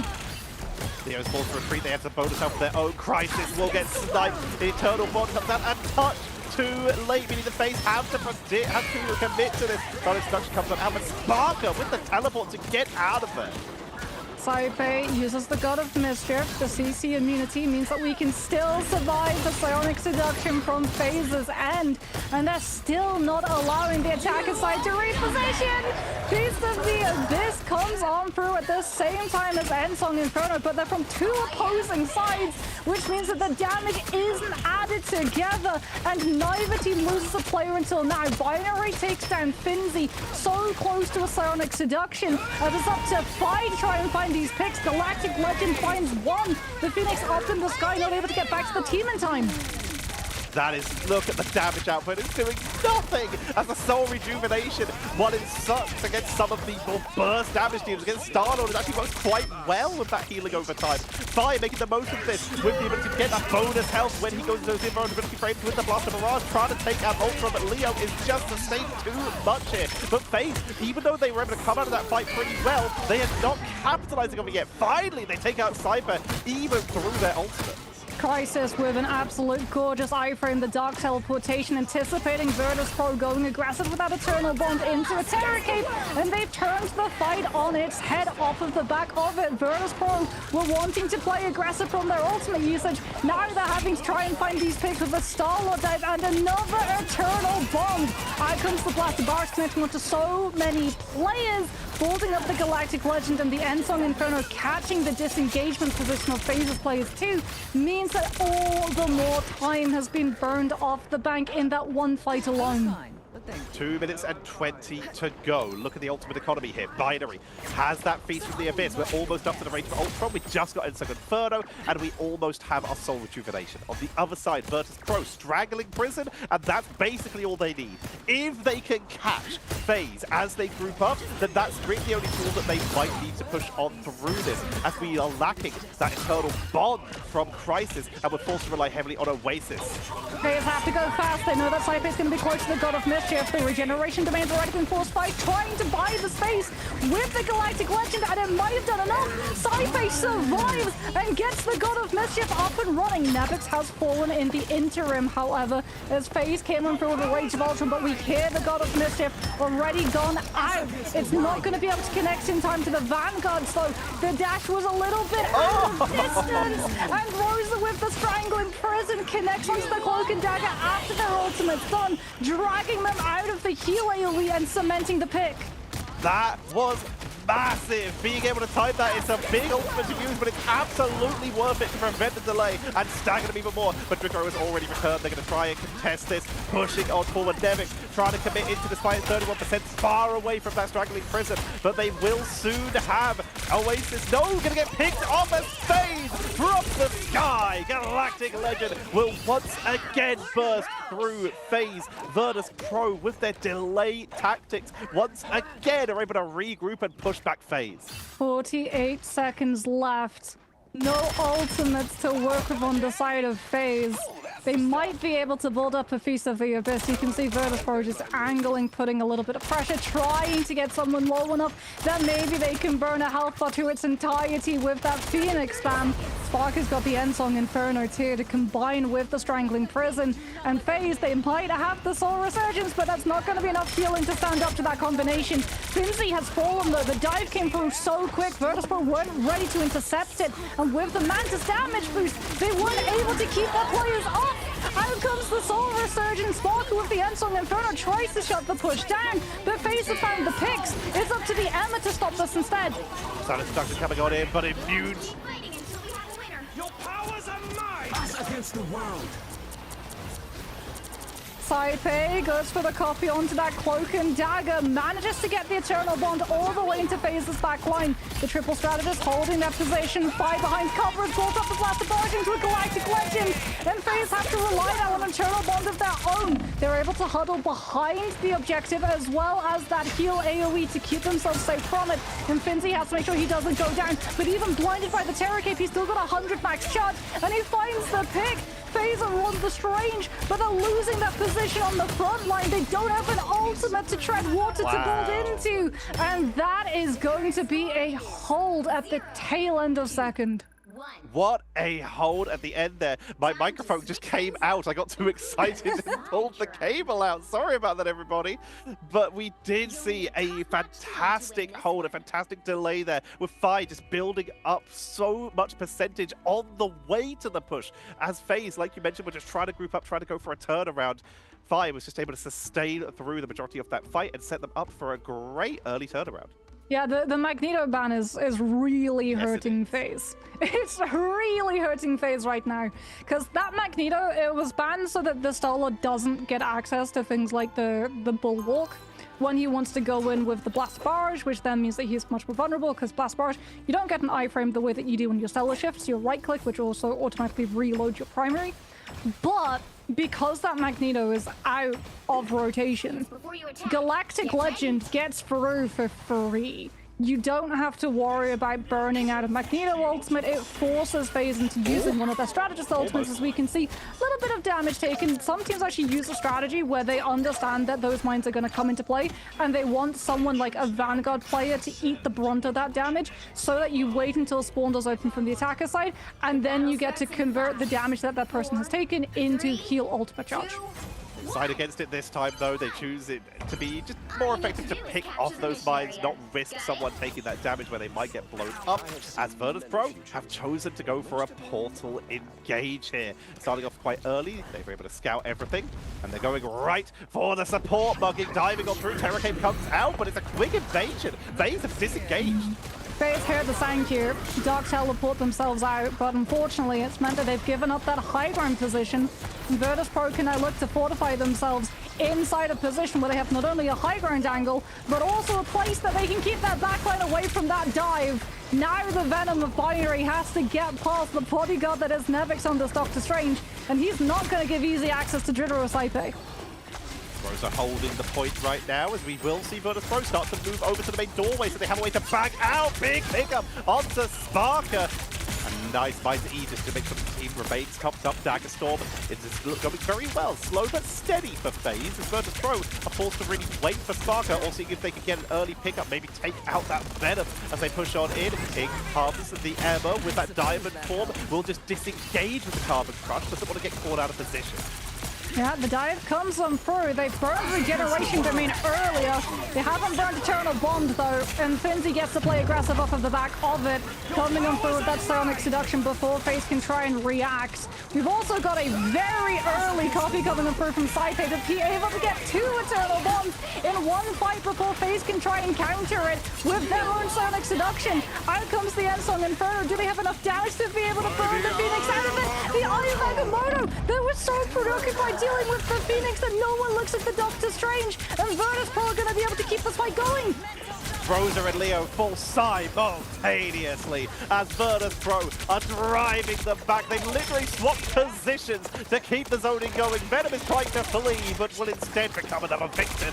There's another pickup, and Vertus Pro holds the line. Leo is already on straight. He's going to try and pull in, but it's too late. It's too late, and unfortunately for Faze, did they commit? No, okay. Strange Portal comes through, but no one comes out of it. However, we can see, look at the amount of space in comparison to what Vertus Pro had when they were defending second. Fire is already so far on that right side, he's going to be in a great position to mark out binary on this Venom so that the Vanguard can't dive prematurely and prevent Vertus Pro from getting even more forward. Rosa from above, utilizing the map levitation to go with an aerial seduction. But we're seeing Vertus Pro group together with a regeneration domain and attack through. They held onto that for just long enough because the silent seduction does damage the lanterns, so they delayed it so they can sustain on through. And then the counter push taking out Rosa, punishing them for stepping up. And that is going to be Vertus Pro pushing them all the way back to spawn and even getting the stagger there onto Crisis Heal. Oh, not the Mantis. Don't get the stagger onto the Mantis. The Mantis is Soul Resurgence. Faze, they know this was their one chance to take a fight. And unfortunately, it cost them. The Mantis gets staggered. The ultimate was invested. Binary on the Ven's been able to tap onto the objective. But this is just Faze losing players. Vertus Pro literally just going for the dot of the I and the cross of those T's with the stagger picks that came on through. That was no clean fight in second. That was just convincing from Vertus Pro at the end there. Like you said, they were just able to get the staggers perfectly. We saw an incredible aerial silent seduction, but it all came down to the backline. The strategists of Vertus Pro being able to take positions behind the statues where they weren't getting caught in the ultimate and hold on to that regeneration domain until everyone was in the maximum amount of danger with the least amount of time left so that we would not see the lanterns get picked off by the AoE damage, and then they were just able to counter and recapitalize. Everyone pushed up to try and commit to that push, and they got punished for it. What a turnaround, beautifully executed by Vertus Pro. I mean, Vertus Pro, I know there were a lot of questions over this team about where they would be placing, because this is actually the first time since their loss in Ignite, their third placement, that we saw from them, that we're getting to see them again in the professional esports scene. A lot of people were looking to see whether or not they would recover, whether or not they would rebuild, whether there would be changes to the roster. But it looks like all of the time that they took and the planning that they made came through and showed incredibly how strong this team can be. As we talked about it, right? The Cloak and Dagger just having that wherewithal, Tritro again so aggressive with those Eternal Bonds. Potentially Faze with that Sonic Seduction wanted to try and force the Eternal Bond in reaction to it so that you can use the CC immunity to dodge out of the Ember ultimate while also healing the rest of your players if they get forced and seduced into walking towards the Ember. At least they're walking into your Eternal Bond and receiving all of that healing. But no, Vertus Pro, they hold on to that ultimate so that after the Emerald's finished, and everyone on the side of Faze is so entrenched within Vertus Pro's team because they were trying to play off of that Emerald ultimate, they can't be playing all the way off of the map. They have to be in the middle of the fight. They just had no way of escaping all of the follow-up and just got staggered until the very end. And while that was the very end of that series, it is not the very end for FaZe. They moved out to the lower bracket where they can still try to continue their journey. We will be continuing our journey, though, in the upper bracket with another upper bracket round 8 games. So don't go anywhere. After this break, we'll be moving in to our next series.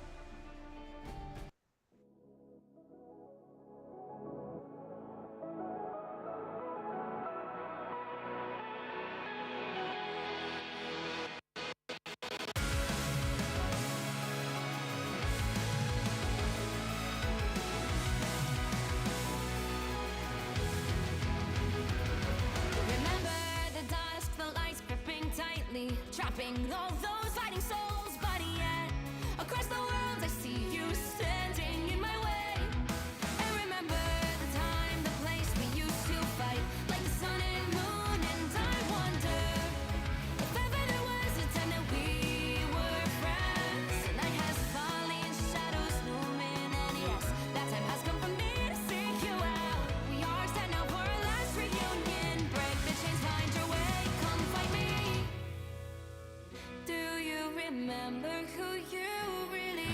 Show me that you are still the only one for me. I'll be waiting for you. Blink and open your eyes, raising up your fists and smashing through time walls. Before the rift winters again, the arrival till the end. Rise and open your mind, hold on to your powers. No one can stop us. We are rivals till the end of time. We will clash, no matter where. We will fight, reaching across time and space. 'Cause you are my destiny to the end.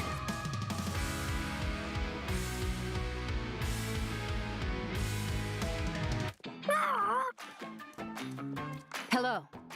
Greetings.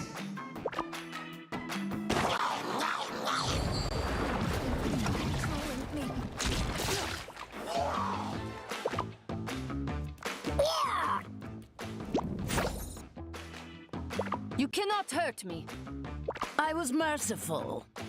Crawl back to your domain, Hela. In this timeline, the machines will rule. The doctor has conjured a portal. Ultron is like a plague. We must be the cure.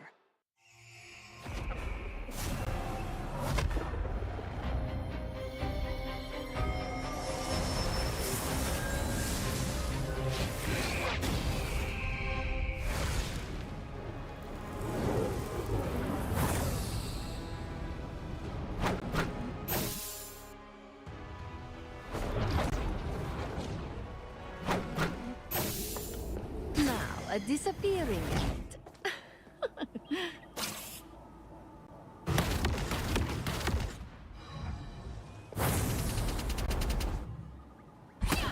You are under my spell. Pure chaos!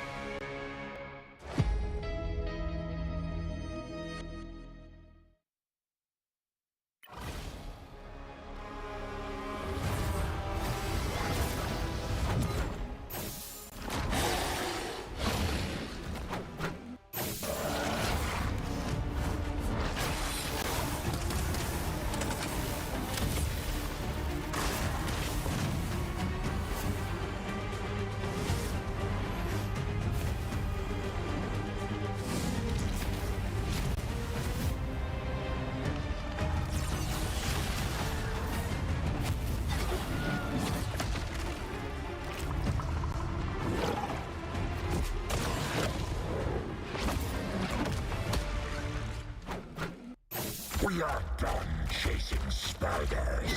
We have bigger enemies to conquer. You're ours now. Time to toughen up. We are Venom.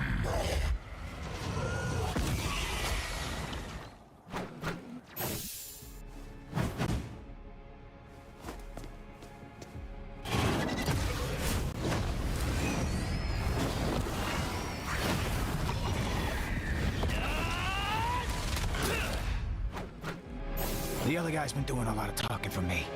You remember old Eddie?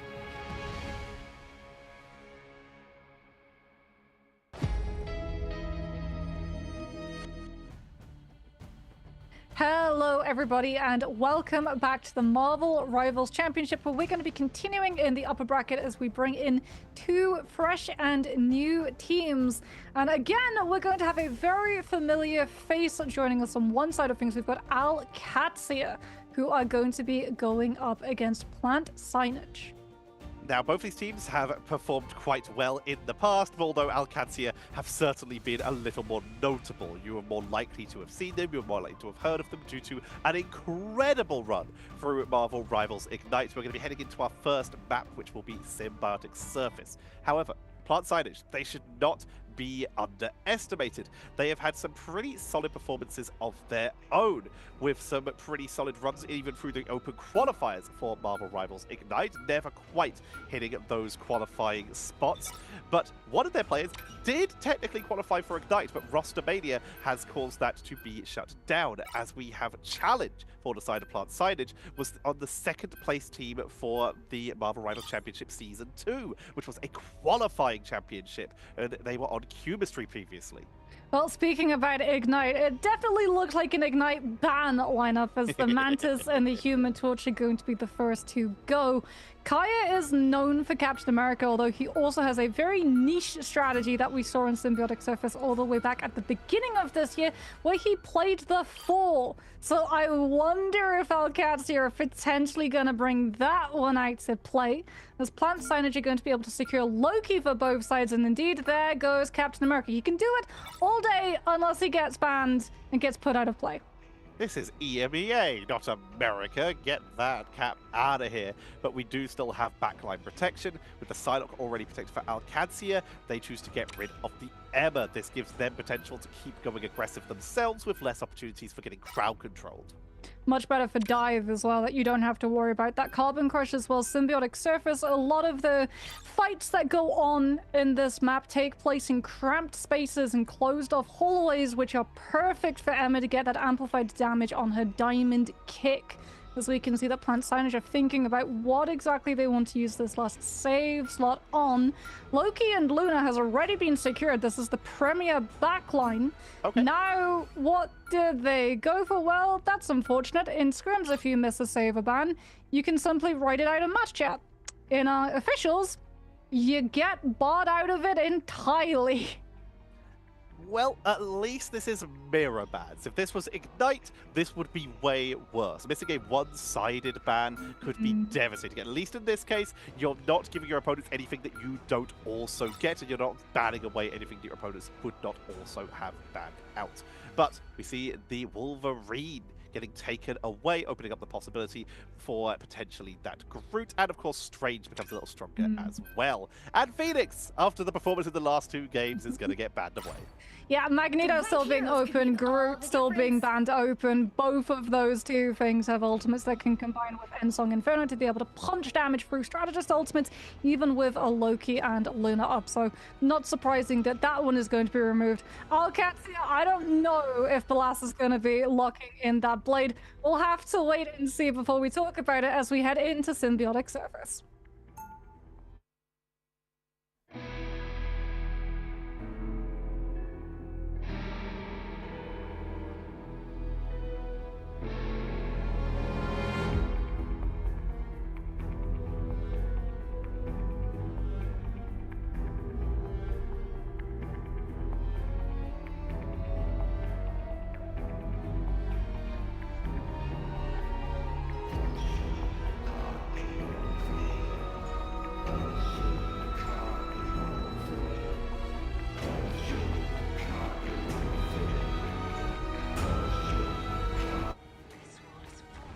Welcome to Clintar! Your amenities are over on the left, the point is over on the right, and it's covered in spiders. And the spider mines are all for main and potentially outside your spawn door too. As we can have a look and see, she is going to be on that Howler, just trying to get a read of whatever composition they can see against Alcatsia. Looks as well like it's going to be committed to. So we're going for an off-angle push with the Howler going to be popping on up at the same time as that Doctor Strange portal goes through. So Alcatsia run away from the portal, they run directly into the Howler's eyesight. Very interesting. The Hela starts to put the pressure on. Jamboree is going to be keeping that Hela topped up so that they can just keep this pressure on. And the Hulk will be the one pushing in aggressively here for Zillis, trying to create the opening for Plant Signage. They're going very aggro, like you mentioned. They're just trying to force positioning mistake, but caught on the rotation. Shia will get melted here by Tilt. Yeah, Tilt catching that Hela means that Plant Signage are now down not just a lot of damage potential, but also CC crowd control against that Venom, which is going to mean that Kaya can go in much more aggressive. Shield's already been forced, though. Gets out 84% to that Feast of the Abyss. They're lacking that Mantis. The damage boost is going to be tied to a Strategist ultimate, as Tilt doesn't need any form of damage boost right now. This Magneto is just keeping these duelists at bay. Milkboy on this Penny. We don't see Penny very often, but they're locking it in for the best defense. Look at all the mines! Goodbye, challenge! Getting absolutely deleted. That might have been overkill, but it looked cool as they take them down. Jaboy is taken down as Ballas fights the backline, bleeding up everyone here as Alcatsia are holding on essentially 0%. There's a tiny slither of point that will just trickle down to 0. They will at least have God of Mischief up sooner. Unfortunately for them, though, the one-shot potential of this Penny defense means that they can't really get aggressive, as both the Loki and the Luna ult can be prevented early on by those mines detonating. Ballas already going to be in position, this time not with the ultimate, but once again on an off angle to join Kaya as he hits into this backline and just prevent Plant Signage from rotating cleanly. The Hella gets pressured, the Soul Drainer comes out, but so too does the Regeneration Domain, and that's a big Loki cooldown that Plant Signage are not going to have access to for this next fight. Not missing that massive sustain means the backline is now vulnerable to exactly this. Good Soul Drainer, but Kaya still able to retrieve. Maluki not so lucky though. She is finding targets. 1, 2, Lindstrom falls, Ballas falls, Kaya falls. And Signage are starting to open up. Milkboy is trying to delay, but they're all alone. The mines! Oh, the mines and Spider Sweep is coming out too. It's temporarily frozen by the Absolute Zero, but someone does deal damage to the Penny to break it early, and Sunless and the Psylocke will be able to take the Vanguard out. Alcatsia swapped Kaya onto the Doctor Strange. They're going to try and recontest this, and it's not in time. That's an awkward one, which means that this next fight is either going to be an absolute burn of an ultimate bang for Alcatsia, or Plant Signage are going to be getting a lot of second point for free. They're starting to push on in. The cart keeps moving. They've abandoned the Penny. Alcatsia back to a Venom and a Doctor Strange we already mentioned. Even though the plants, they learn for them, they yearn for the mines. Aya Makamoto into the backline, trying to beat Mirren here. But Kaya just getting melted. Plant Signage, the aggression, it continues. Alcatsia, they tried. When they came through with that teleport, they knew that they'd unfortunately mistimed it. They used the Lunar ult to try and find an opening of swinging that fight in their favor for 12 seconds. Don't manage to find it, and then find themselves getting staggered out even further. Tilt now is over onto the Winter Soldier so that he can try and put more pressure onto both the Hulk and the Psylocke.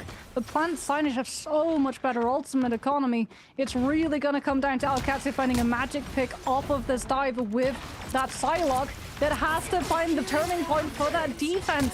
But already Alcatsia just being pressured up on this high ground, having to stack inside the Loki clones, Regeneration Domain, and Copy. Now Ballas on the flank, taken out by Sunless. Beautiful read there. Sunless able to catch them and now pressuring up aggressively. They know everyone's up on that bridge, so they play on the point, forcing the play to come in. Kaya focused down if they can land the Soul Drainer. Could be able to no, they're already into the Goddess of Death to make sure they get the maximum amount of damage. Kaya going to send them down to the ground. Bane of both worlds, keeping the teams topped up. Lindstrom is holding this together for Alcatsia. Jamboree is going to be extending their ultimate as M2K is going to be picking up in exchange. Here comes the Feast of the Abyss. Surely Kaya's holding on to it. Dance of the Butterflies comes through first at the same time. And that's the breaking point for Plant Signage. Even with the God of Mischief, they're not going to be able to heal through that one. And Alcatsia will finally be able to stop the momentum the attacking side picked up and give themselves this high ground hold. As we can see the swaps come through. Over onto the Punisher we go, so that if this dive comes out, that Venom's health bar is absolutely melted.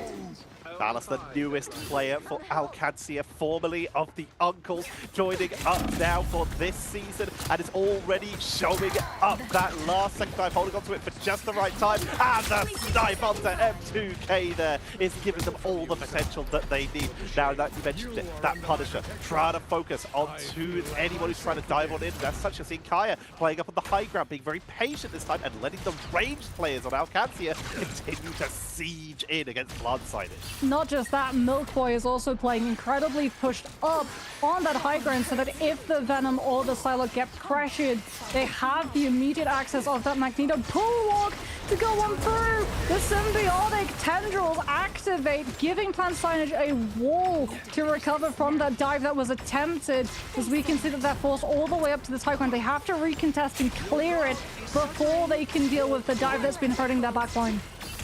Pressure coming on in. M2K dropped low. Regeneration domain has to be dropped. Ballast finds the snipe of the Sunless, avenging the previous 1v1 as the dog comes on out. Freedom's well sustaining everyone through this, but the final judgment is trying to melt through the DPS. Here comes the Media M. The Hulk on the point drops into batter, meaning that they are incredibly squishy as overtime is starting to tick on down. Media M to dog.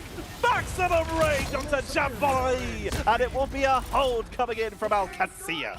Alcatsia, they actually let the final judgment go through without using the Meteor M because they can just disengage it. They drop from the high ground to the low ground. Everybody hides around the objective itself.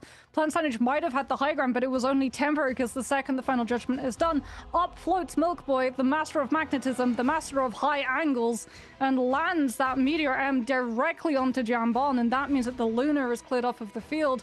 And Plant Signage just don't have anything left. They spent so much trying to take the fight on high ground, they have nothing for when the objective moves to the fight instead. Now let's see how the teams mix it up. Other than starting on a rocket for a little bit of armor, Maluki giving them that extra sustain. The Winter Soldier from Tilt to just try and ping away the triple Vanguard that we saw in the defense for Alcatsia has in fact been abandoned as they prefer something a little bit more DPS for the attack. Plant Signage are going to continue running this Hella in anticipation of that dive coming on through. Alcatsia might actually just commit the Strange Portal so that they don't have to deal. The longer that they take to clear the Hella, the more value the Psylocke is going to get.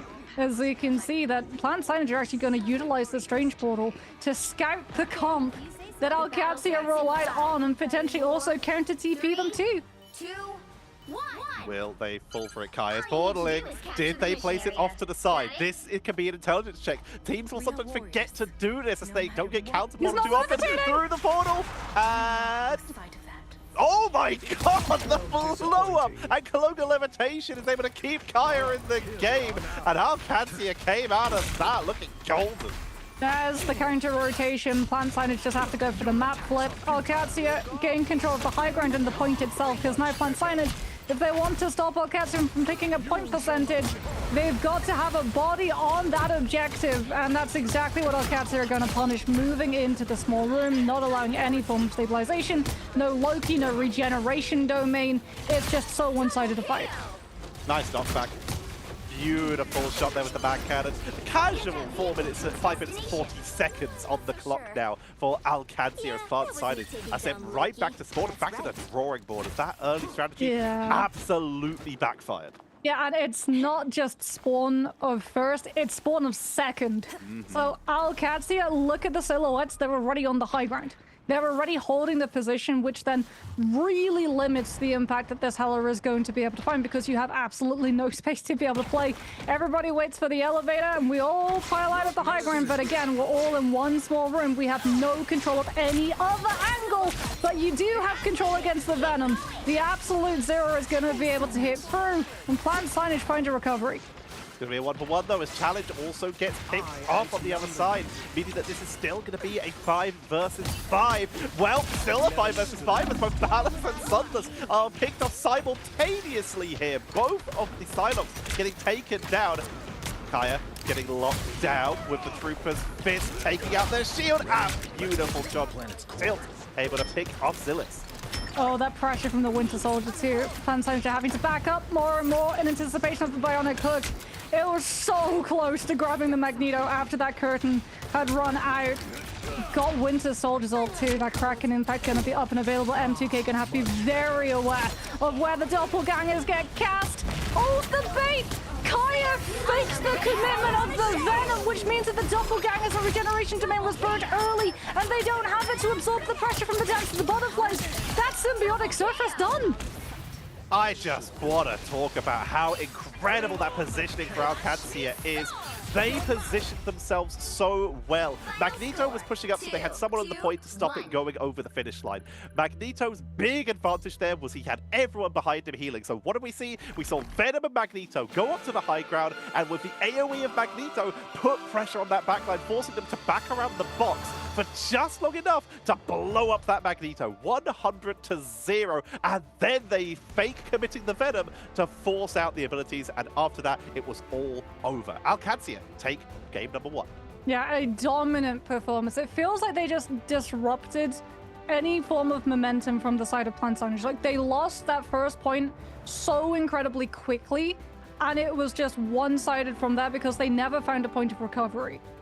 The dive, the one time that the dive was dealt with was when that freeze comes on through from Kaya, but like you said, it's traded. So even then, Alcatsia having the one-sided fight on first, they had the better ultimate bank if the fight went on long. They found that pick to equalize the numbers and took it to that longer sustained brawl fight, and it was something that their opponent had to respect. They had to keep backing and backing and backing for fear that Tilt would run away with the series with a Kraken Impact running away with all of the picks.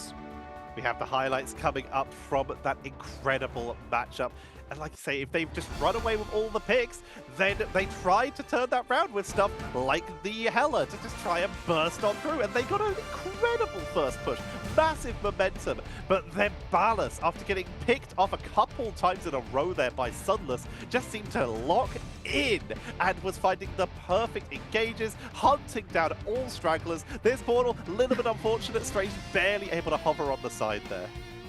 Oh, this fake. I think this is my favorite play that I've seen so far today. Kaya has Feast of the Abyss. So when that Venom swings in, they're wholly expecting it to be the Wombo combo we saw on their defense, where it's Feast of the Abyss overlapped with Dance of the Butterflies, which is why we see the immediate cast of the Regeneration domain before someone can get picked. And the punishment is just so immediate. Utilizing that Venom, faking, forcing the Loki into a 30-second cooldown of the Regeneration domain and allowing Ballas to get into a position of just getting Dance of the Butterflies to connect onto so many players because the objective was so close to the end point that it forced the hand in terms of the positioning. It was just chef's kiss. And chef's kiss really comes down to what we saw from Alcatsia when they are at their peak. But been a little bit since they've been rolling out here, especially against some of the top level teams. We saw a couple times where Plant Signage were able to take it. The question is, can they exploit any of those openings in map number 2? We'll be finding out after this 5-minute break. Don't go anywhere, as we will see if the Plants can grow into an upper bracket team.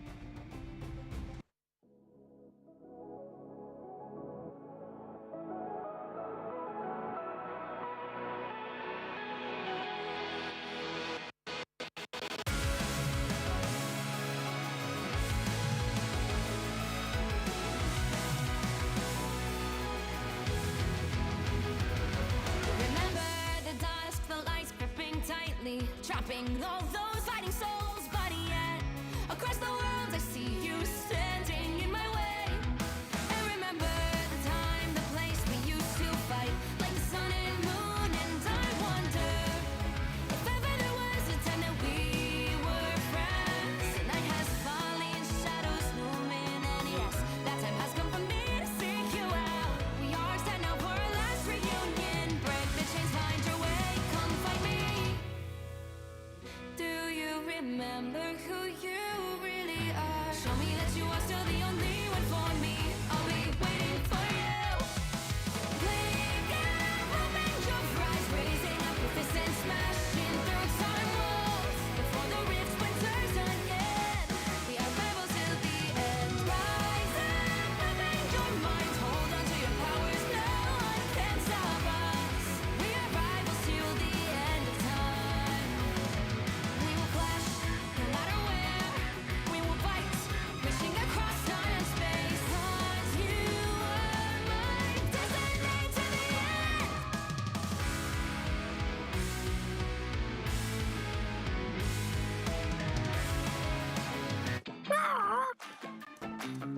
Hello.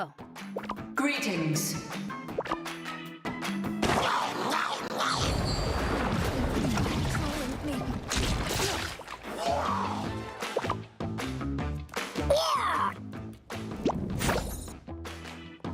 You cannot hurt me. I was merciful. Crawl back to your domain, Hela. In this timeline, the machines will rule. Embrace, the doctor has conjured a portal. Ultron is like a plague. We must be the cure.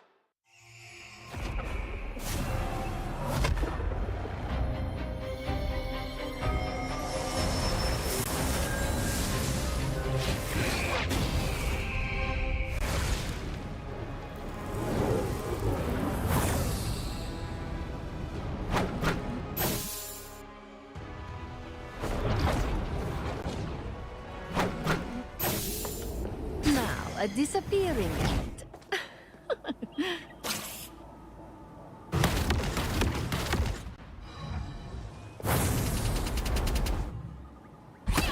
You are under my spell. Pure chaos!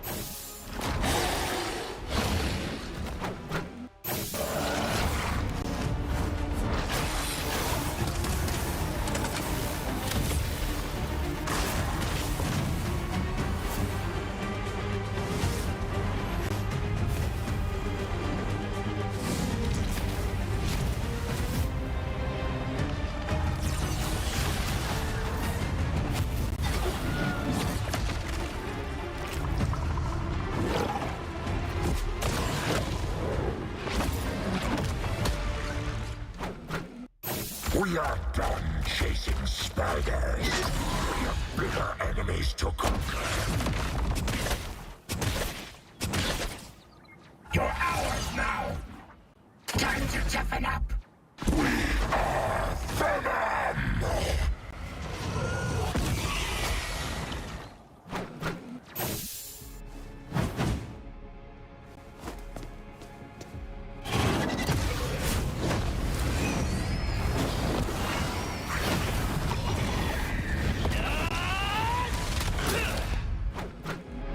The other guy's been doing a lot of talking for me.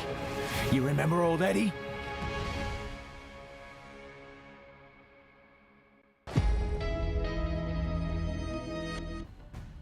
Our upper bracket continues to shape up as Alcatsia are taking our first map off of Plant Signage. The question is, can they continue our streaks of 2-0s throughout today, or will Plant Signage, who showed some moments of brilliance, be able to put down roots and establish themselves in this series, taking us to our map 3? Yeah, I feel like Plant Signage, they got griefed by just that immediate pick onto that Loki, and then it bled into the momentum that they had available on second, because they never really got to just win one fight determinately and establish themselves on high ground the way that Alcatsia did on their defense. Because remember, Alcatsia, they lost that first. They tried to teleport recontest, they mistimed the teleport recontest, and then they lost full control of the first half of second. It took them a very long time and a lot of ultimates being comboed into one fight that they were able to bring momentum back into that side. So this definitely could go either way still as we head into Burnin, T'Challa, and Plant Signage instantly removing Kaya's Captain America, Alcatsia removing the Human Torch. We should repeat yet again, these are going to be mirror bans, so both of these teams going to lose access to those heroes, and both of these teams are going to have access to the Psylocke. Not the first time we see the Chris Evans opening, and won't be the last, I expect, as well. Phoenix and Psylocke protected, two of the big DPS from the last round as well, but this time, Venom taken out. Kaya is targeted. Now, how will Alcatsia respond? If Venom's out the board, and so is Captain America, dive becomes a little bit harder. You still have potentially Hulk. They're going to choose Magneto to be taken away. Well, it weakens as well. If you remove the venom, then you can't go for the fake-out shenanigans of forcing regeneration domain, nor can Alcatsia combine down to the butterflies and Feast of the Abyss to be able to break through the strategist heal duration of some of those heal per second ultimates. As Alcatsia are going to be saving that Luna, so the Psylocke's still going to have value to it because we're going to have the Idle Aura replied. Something to note is that Emma has not seen a ban nor a save. So we do still have the projection up for the Psylocke as well as plant signage. Now that's a very interesting move. Saving the Hela into the Psylocke. So we're going to be seeing a fight between those two duelists for lane control. We're going back to Season 0, where these two were the dominant picks along with Winter Soldier, as Hela and Phoenix both on board, two hit-scan characters that fill similar roles, but with very key differences. Hela being a big focus on quick blow-ups on single targets, land those headshots, get those pickups. Whereas Phoenix is going to be rewarded by going against large groups of enemies. While you can still land those quick pickups, a lot of it will come from advantages where there might be Lokis or other characters grouped together. There won't be Lokis though, as it's banned. Yeah, Loki getting removed is really good news for both of these Psylocke players because it means that you don't have to worry about doppelgangers being able to bait out down to the butterfly dashes, nor do you have to worry about regeneration domain. And I'm not worrying about tilts on this blade. We've learned our lesson. We're gonna wait until it's locked in to talk about it as we head in to Burn and T'Challa.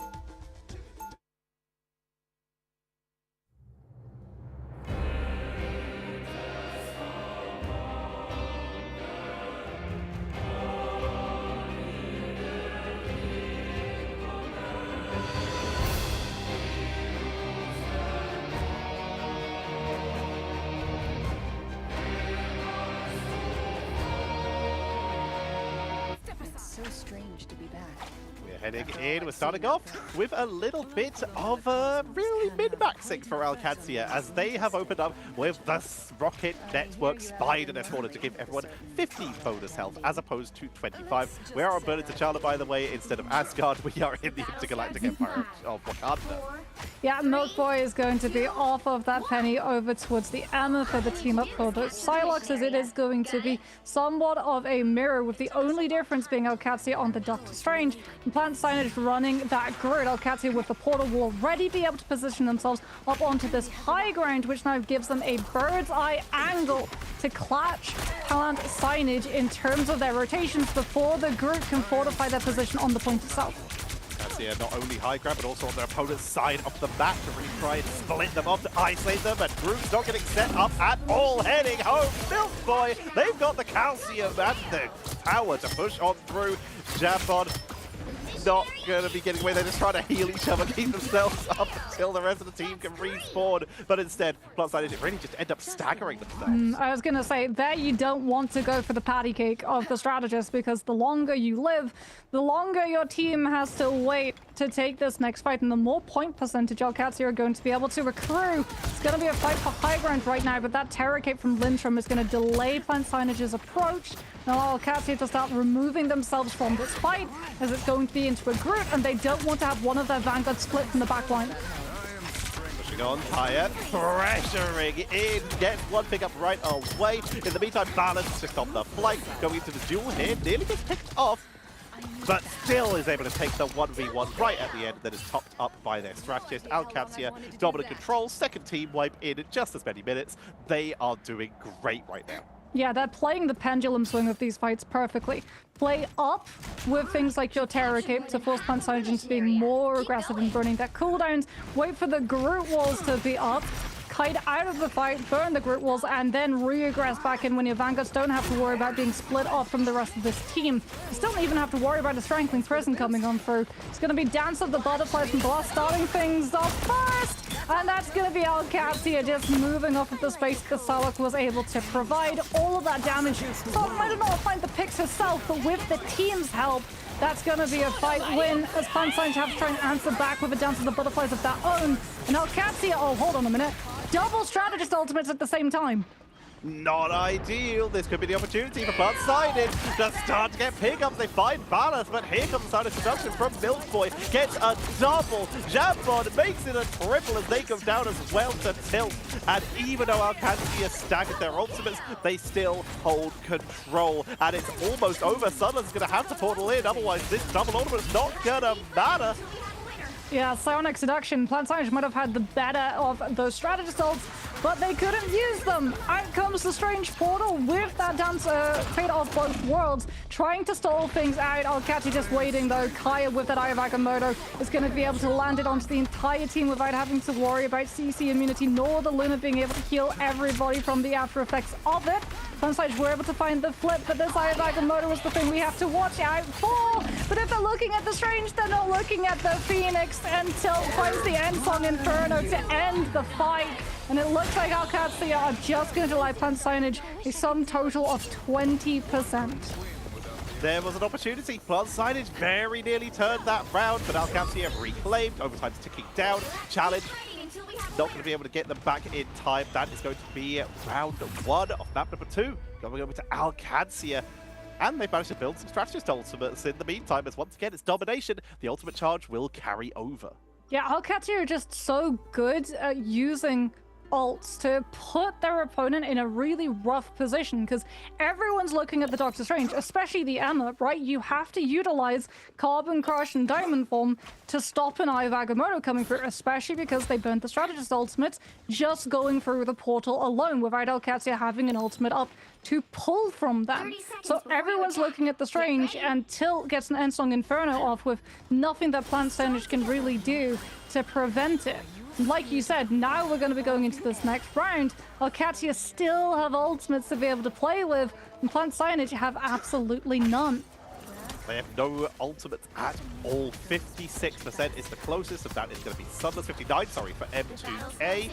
Whereas Alcatsia, they not only have Eye of Agamotto, which Kaya was able to hold on to throughout that entire fight, they also have their own Dance of the Butterfly, and they're just about to have the Fate of Both Worlds. This is so Alcatsia heavy leading that this might be an early pickup as well, and this might just be tilting, trying to get the trap. Hulk dropped low, but not into banner. Yes, into banner, and back to the spawn. Yeah, the Hulk comes on out in anticipation of something like that Strange TP so that everyone could stack up and all get the bubble shield, but it is not to be. There is a trade. They managed to catch Ballas on that Psylocke, so no Dance of the Butterflies. However, no first cap for Plant Signage, and that means that Alcatsia are already going to be in position.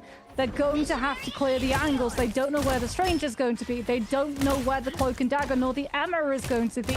And it's going to take a very long time to establish that, which means more point percentage and no opportunity for them to build up their ultimate economy.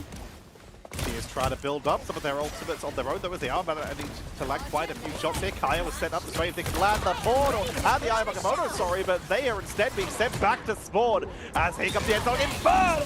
Huge setup coming in as Alcatsia once again are able to burst through multiple members and stagger enough that they keep control of the point. They have to turn around as Zillis was able to sneak into the backline with M2K, but this is just once again going to create even more staggers. They should really just let him stay for a bit to maximize the amount of time that Hulk is off the board. The cap had gone you're right, to the other team. You're correct. The longer that they staggered, the less percentage that they get. You're correct. My apologies. Alcatsia, they did burn 3 ultimates though. Both the Luna and the Psylocke and the Phoenix were all utilized in that one fight. So Plant Signage do have the upper hand when it comes to their ultimates right now. However, Kaya goes on through the Eye of Agamotto. Jambon will be able to dodge out of it, but the Luna healing provided by the Fate of Both Worlds is not enough to keep the people up after that Maelstrom of Madness follows on through. No damage fall off. It does so much, even to the people far away. And oh, that feels like a little bit of a tilt coming on through. That was a very late Psionic Seduction. It might have been, but it did end up being a tilt pickup, as once again the Phoenix will land the final hit. 74% already. Hulk waiting for the team to regroup so they can make their way out together. Zillis has that Monster Hulk. This will allow them to play very recklessly to try and create an opening by diving into the backline. Lands the radioactive lockdown back onto the backline, trying to put some pressure onto the Lunar Snow. Side of seduction from Milk Boy, zone the rest of the team, and they get melted by Gia. This is is the chance for Plant Signage as Sinners going to the Monster Hulk form to commit onto the point that they're getting stunned down. Ends of Inferno into the backline, but they're tanking through this time. Yeah, and it's going to be combined with all of that damage from Sunless's Dance of the Butterflies because the Somersault comes out, but it's not an Alcatsia's end. Blast got picked before he could follow up with Tilt, and that is going to finally be the flip that Plant Signage were looking for. They now control these spaces. They have to be so wary, though. Alcatsia do have access to that strange portal. They're also going to have the Dance of the Butterfly, so it's so imperative for M2K to build up that eternal bond before Alcatsia can take a fight, which means we have to take a little bit of poke and prevent the opponent from walking forward and taking a spark quickly. Successfully able to do so though. M2K able to build up. Sunless very near to getting dropped, but will get sustained. That's a butterfly from above. Do they drop the ultimate for the sustain or do they run out the Dagger Storm? They Dagger Storm to open, and now the Eternal Bond for the turnaround onto Ballas. As Alcatsia with the fate of both worlds, they've already committed to this, so they're going to try and push on in. Lindstrom dropped low, but it healed up quickly. Maluki in position, Aya Vagamono to try and hold the point. And it's a massive blow up onto Shia to even the score. Pushing on, trying to take out Sunless, who retreats to the backline as the point is still held by Plant Signage, but Tilt is unanswered, uncontested, and is undefeatable, pushing on in and cleaning up the defenders. Yeah, the end song Inferno is on the board, but I don't think Alcatsia need it right now to end this round. They're going to be able to pick the Hulk. Plant Signage do have players to potentially stagger, but none of them have that all-important ultimate. Jambon is too far away from the objective, and even with the fate of both worlds, will not be able to stall for this team. And that is going to be a clean sweep of Burn and T'Challa for Alcatsia. Nicely done. They continue their journey through the upper bracket, and once again, the Ignite teams proving to be extremely tough to deal with. Not only are they the teams that have already qualified for the highest level of play, they've also been, for the last season, in the Time Chamber, fighting almost exclusively each other, just getting better and better, whereas teams like Plant Signage are having to play through these MRCs. They're getting better and better each time, but it's the acceleration rate that we see for teams like Alcatsia. Yeah, unfortunately for Plant Signage, they have to just do so much every single time they try to play into those retake situations. They had to clear the Doctor Strange, they had to clear the Psylocke, they had to clear the Emma, they had to protect their backline. And we saw, you know, the Hulk come through and again have to go between helping out with a dive to set up for damage on their end, but also sometimes being called back to peel for the backline, which then impacted and took away the momentum and space that their team could have to be able to play into it. We have the highlights from that last series to have a look at some of those highlights, to look at the space that Alcatsia were able to claim back from Plant Signage repeatedly, including that early portal to the high ground. You talked about it, they got such good zone potential that Group just tried to step onto the point, got deleted just for trying to set up. Shia put in so much effort getting AoE for their team, but they were targeted for a good reason. They went down 10 times that game, and it's not really their own fault. They were just picked as, this is the one who can turn the game on its head. We're just going to make sure that this person goes down first, and it was just beautifully executed by Alcatsia. Yeah, Alcatsia, again, just having that better ultimate economy coming into that last fight, too. We saw the min-max of the Hulk jumping in to give everyone the bubble against Balesta's Dance of the Butterflies. Then they used the Dagger Storm, and only after the Dagger Storm and those players' health bars start going a little bit too low does the Eternal Dash come through, because they have to try and stretch that one ultimate to deal not just with the Psylocke, but with everything else that Alcatsia are going to have to play with. But unfortunately, that is going to be that matchup done, and we throw to another break before we get ready to jump into yet another game of MRC.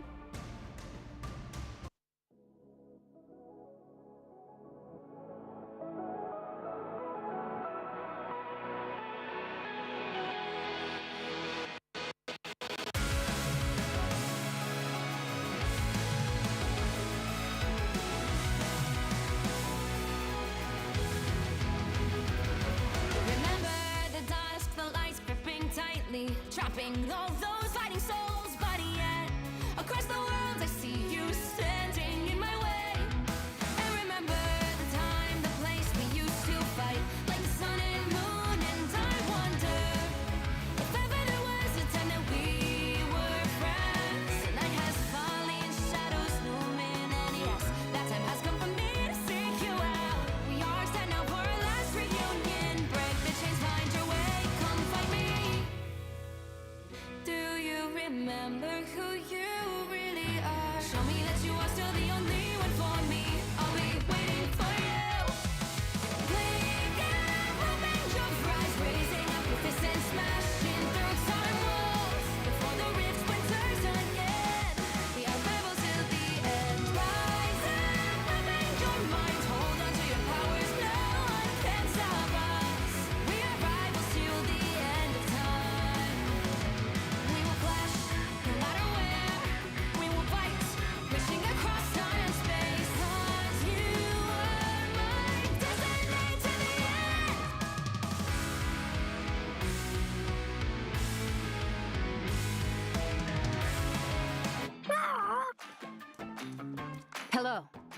Greetings.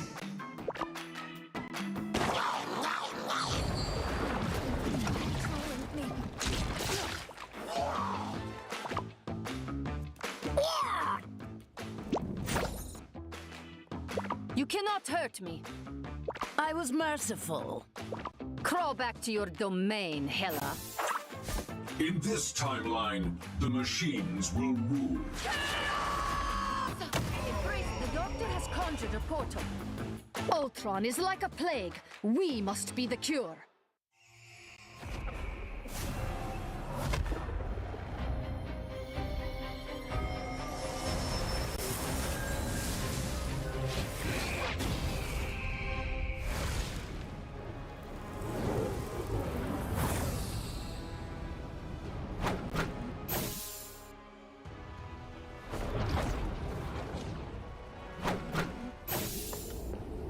A disappearing cat.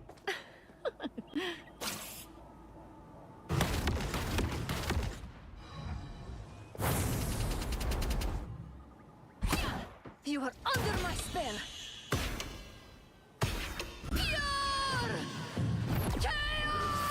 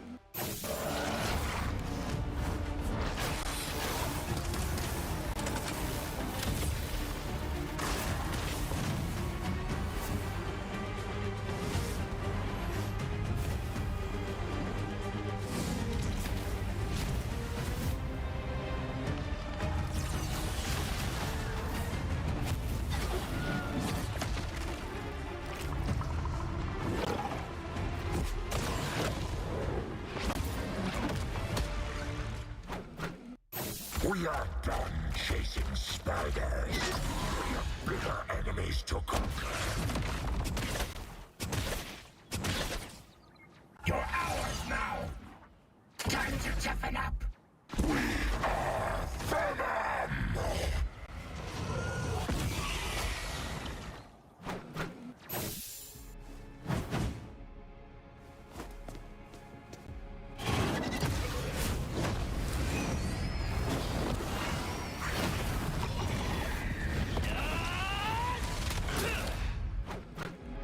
The other guy's been doing a lot of talking for me. You remember old Eddie?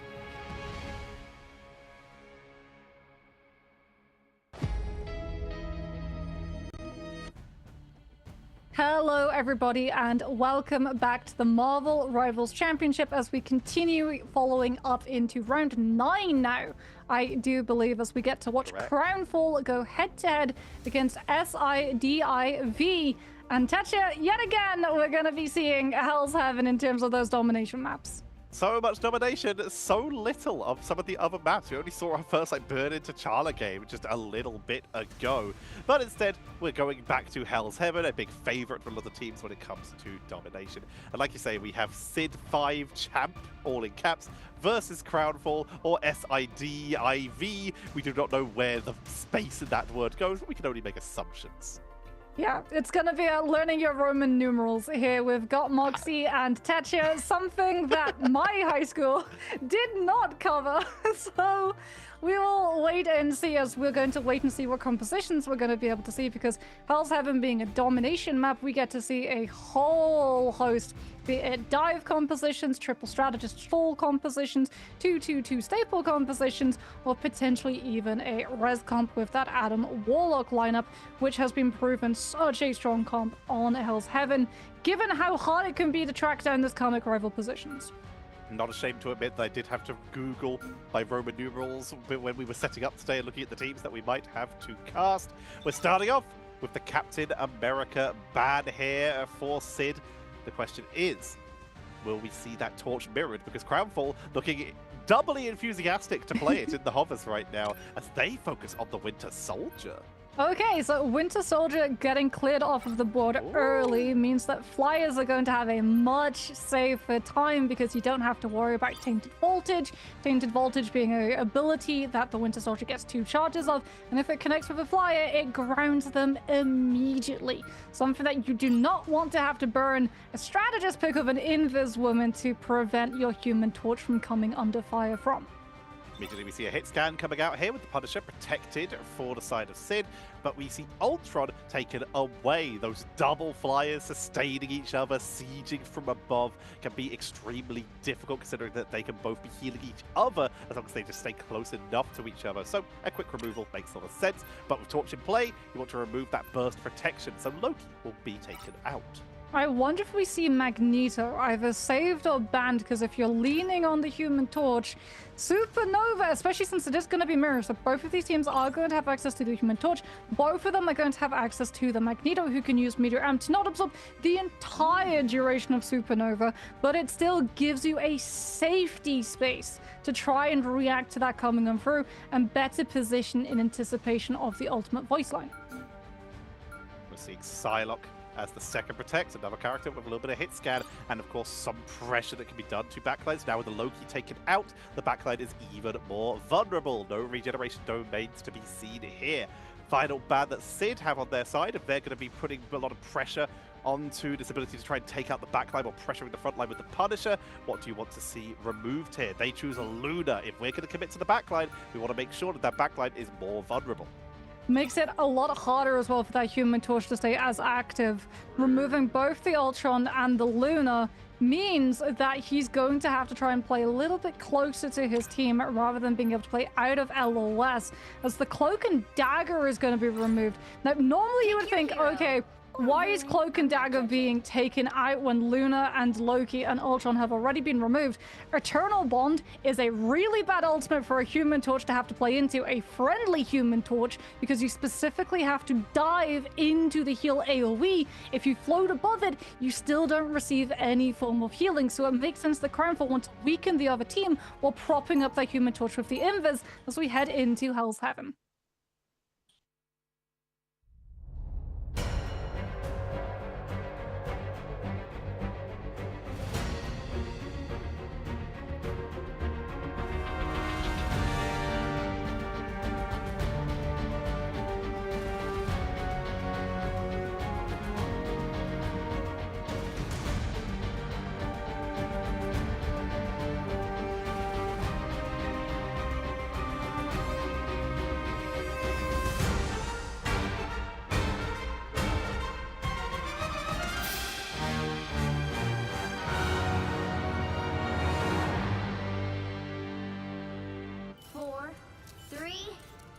Heading in, Crownfall, starting off with the Penny and the Rocket and the Jet, full on min-maxing, and you were talking about the LOS, the line of sight for this Human Torch. Let's look at how they've dealt with this problem. They've gone with the Invisible Woman, who, while with a line of sight, can give that Guardian Barrier, but also the Fantastic Force team-up, so that Torch can sustain themselves. And they've also gone for Mantis. Mantis only needs to see Torch once to land that Life Blossom to give Torch the extra sustain. So Crownfall have tried to joggle that weakness effectively. Not just that, they also get the 12% inspiration in terms of that Torch 1 versus 1. It's definitely weighted onto the favor of Crownfall. So we can see Soulborn has already been invested so they can walk forward and start taking the space away on the side of Sid. The Magneto has fallen. The anchors are holding on to this point, preventing Crownfall from taking that cap. Has since been removed. And now it's up to that Rocket BRB to bring the Magneto back in, but he lost his prior position, so he eats all the spam damage on re-entry and falls again shortly afterwards.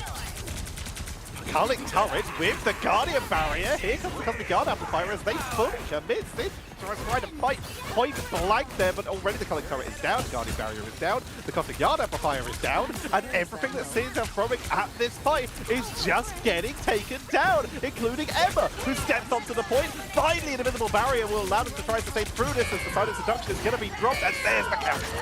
Yeah, both of these Emmas coming on through with their Silence Seductions. However, Sid do have that final judgment, the CC immunity, and they're just going to be able to punch through the sustain of the Invis Boundary boundary, sidesteps the Meteor M-cast even through the Invis boundary, and will be able to keep himself up, but so too have Crownfall been able to keep their players standing. Everyone who got brought down is now brought right back up off of the back of the Comic Revival. Batamass is holding this very effectively right now. There comes that Force Physics to try and hold them down. Sonic Vortex, sorry. Psychic Spear takes out Chopper. And even though Crownfall have been able to hold the point and seem to be winning the majority of these fights, we keep seeing Sid start to take fights that they're just never able to finish them. The stickiness of Crownfall is keeping them from getting any advantage here. Because the other prize already back. Beautiful Diamond Force to cancel the Carbon Trust. And buyback. That's always sad to see. The slow descent into the abyss. That was an Uno reverse too, because Sid, they saw that Emma playing a little bit too close to the environmental hazard side of the point and goes into diamond form to avoid the CC coming on through from the side of Sid's own diamond kick, and then turn it on the Magneto. It's going to be up to a portal recontest coming on through from Sid. They do have that invisible boundary. However, Sonic Seduction can push all of those players into walking right out of it, and unfortunately they just have no angle onto the Human Torch. There's the Invis boundary, but unfortunately for Sid, Crownfall have their own to mirror, and it's going to last longer. Invis boundary falls, the Invis woman alongside it. We're gonna get brought back by the Rocket BRB, but Crownfall have so much to stay off of the back of that Soul Bomb. Final Judgment pushing on in. Sid can try and hold this Meteor M. It's blocked. They sustain it as they push on to try and burst through the front line and take it out of Magneto, but the Karmic Revival's already here. Welcome back, everybody. Crownfall are claiming their throne, but that Punisher is still going, and the damage output is still strong. If they can hold this mission, if they can get rid of them, now that the revive's gone, there's nothing left for Crownfall. Soul Resurgence comes back up and it's smashed with the Cosmic Amplifier, but a quick blow-up onto the Punisher. They're going to be able to burn the amp as well. The Rocket Sea has already been used. They tried to burn the Howl. The Sedation found its target, but they weren't able to deal the damage before the ultimate comes on through. If this boundary is up for Crownfall, still keeping this point in their possession. As Sid are going to have another Invis boundary of their own. Up it comes, and they've finally been able to find the picks. They held on so long that they got another cycle of ultimates, but Crownfall are still refusing to give. The Adam self revives. Finally, the flip comes through. Sloom is just trying to get away. They go invisible. Barely dodging the shots coming in from Vanamas, as they will be forced to regroup. And after all of that, Sid used basically every ultimate in their possession except for the Eye of Akamoto. They're about to have that Sonic Seduction, but they've finally been able to claim back the point. But they're only on 19%. Crownfall, all they have to do is build up ultimates, come back in and win one fight. Sid have their backs against the wall, but it's not insurmountable. Yeah, but they've given up so much space. Crownfall are already almost onto the point without having to burn a single one of their ultimates. Sid trying to delay this fight, not wanting to take it until they've been able to accrue the Emma and the Punisher ultimate. Now decide to take the engagement. Out comes the directly into the waiting palm of the Carbon Crush. It's up to the final judgment. The Crownfall have already found the picks. The sea has been amplifying that Punisher, but unfortunately he has absolutely no space to work with from the Supernova shutting him down. And Crownfall, they only needed one good fight, and they find it immediately. They clean up, no portal. Lethal's coming in on Magic to try and touch the point, but it is too late. Round one of game one is cleanly taken, well, almost cleanly taken. The one flip is the single mark, but Crownfall, what a hold on this first setup here. That's why Adam composition is going absolutely nowhere, especially on domination. And just think, Tatcha, how worse that stall would have been if you added Captain America and a Freedom Charge into the mix. Yeah. They were holding for so long. Big shout out, by the way, to MLK for catching that Doctor Strange from Lethal Star. They turned that beautifully. This is Crownfall using a delay composition, like you say, which is as much sustained as possible, having that revive, and they just went for a slower style. Obviously, the Captain America would have given the backline pressure, but it was bad. They're making the best of what they got. Oh no, we have Mag and Emma. How will we ever manage? Do Sid now turn in and try and mirror with an Adam of their own? The Jeff is out for the min-max of the speed bubbles out of spawn, and indeed, yeah, there it is. It is going to be an Adam mirror. However, this was domination, and Crownfall did not have to use the Karmic Revival in the round previous, so they've still got it up and active right now. It's not going to be a one-sided soul bond, though, so they can't be as aggressive and free with it as they were previously to set that Human Torch up in a position and start putting the pressure onto this Punisher.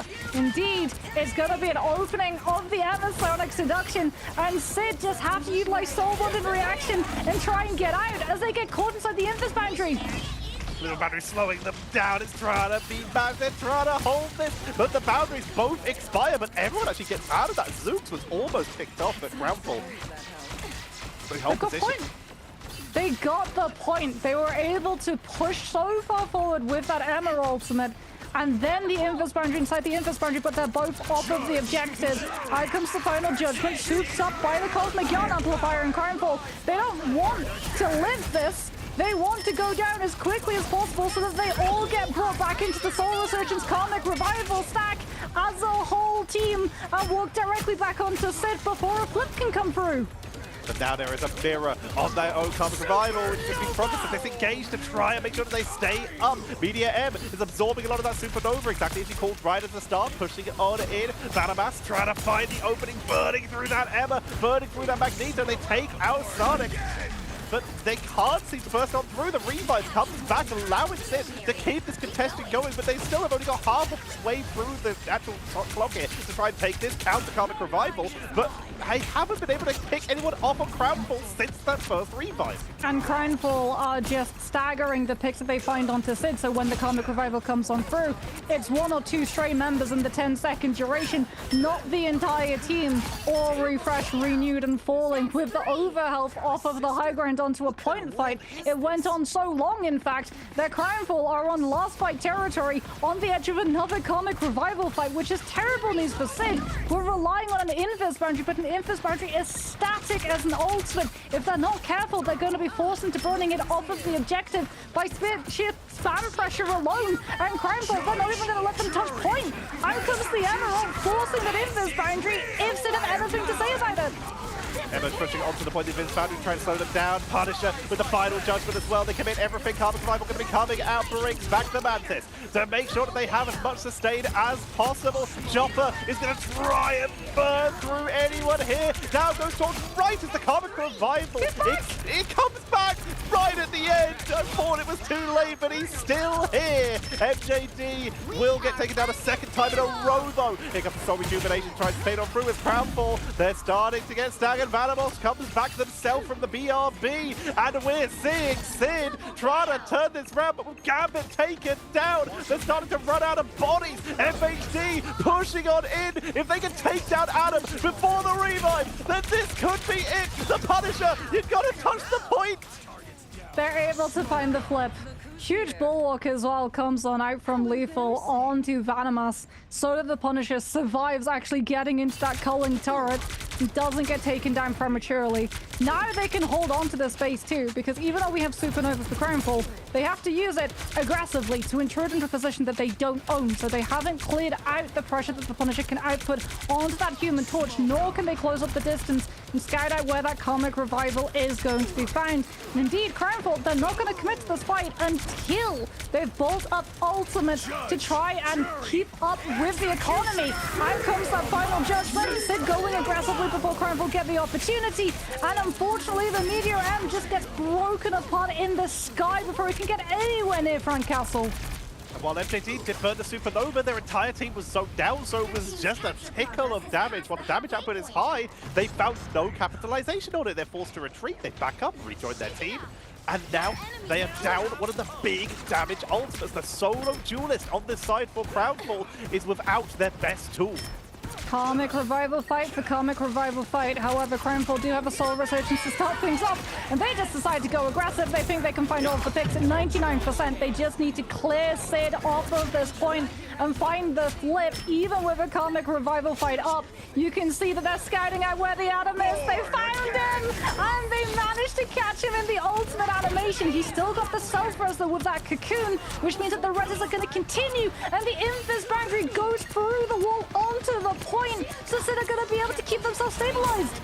But here comes the counter res, bringing back 7-Tro as the counterpoint is held. Everyone's zoned up on the high ground, and that will just be another solid hold coming in from Crownfall, who are proceeding to continue their ascent towards a crown of their own, taking a 2-0 in map number 1. It looked close though.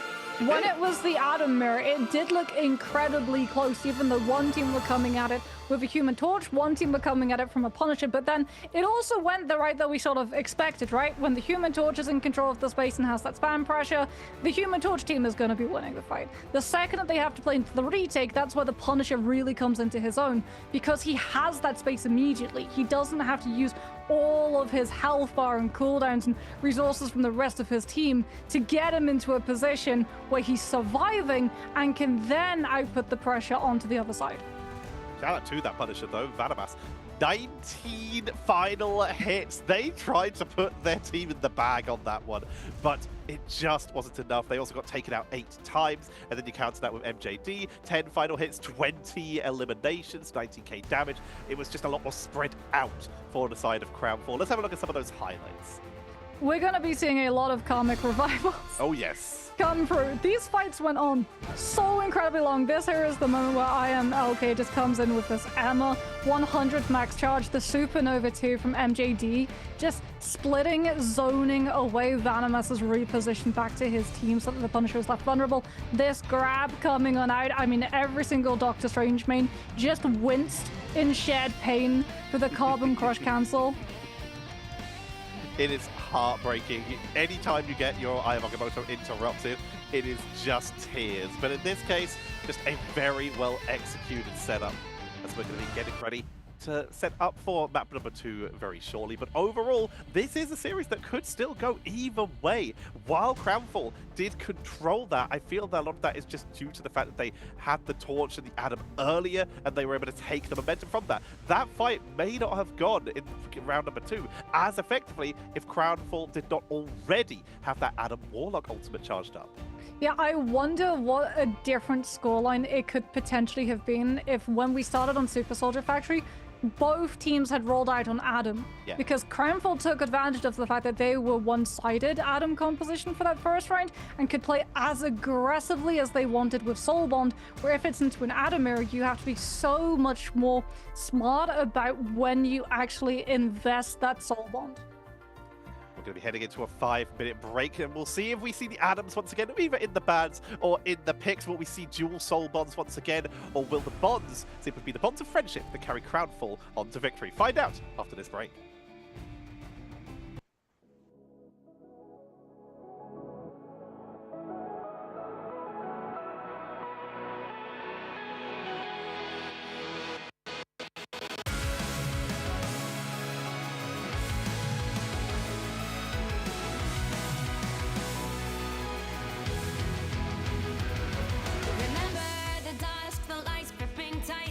Trapping all those fighting souls, but yet across the world I see you standing in my way. And remember the time, the place we used to fight like the sun and moon. And I wonder if ever there was a time that we were friends. The night has fallen, shadows looming, and yes, that time has come for me to seek you out. We are set now for our last reunion. Break the chains, find your way, come fight me. Do you remember who you really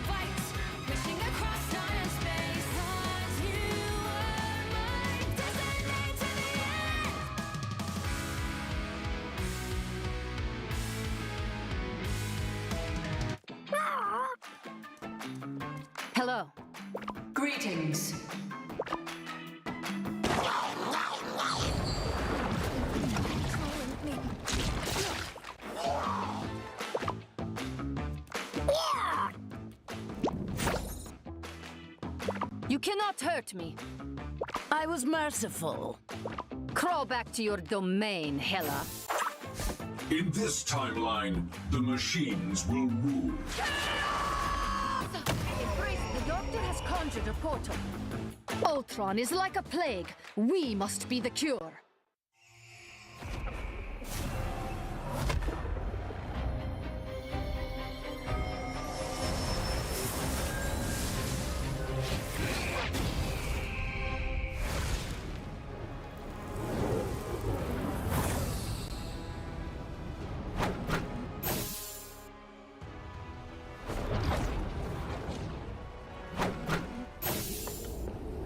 A disappearing act.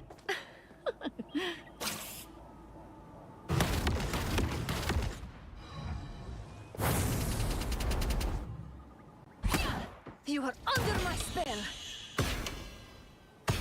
Pure chaos!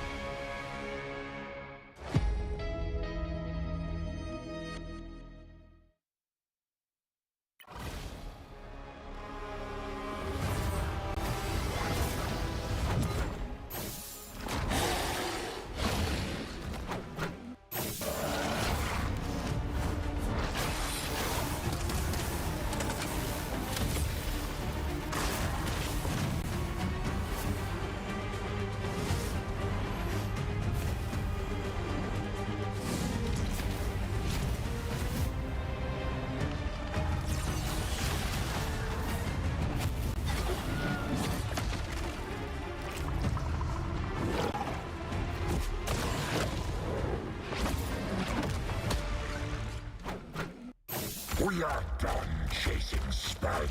We have bigger enemies to conquer. You're ours now. Time to toughen up. We are Venom!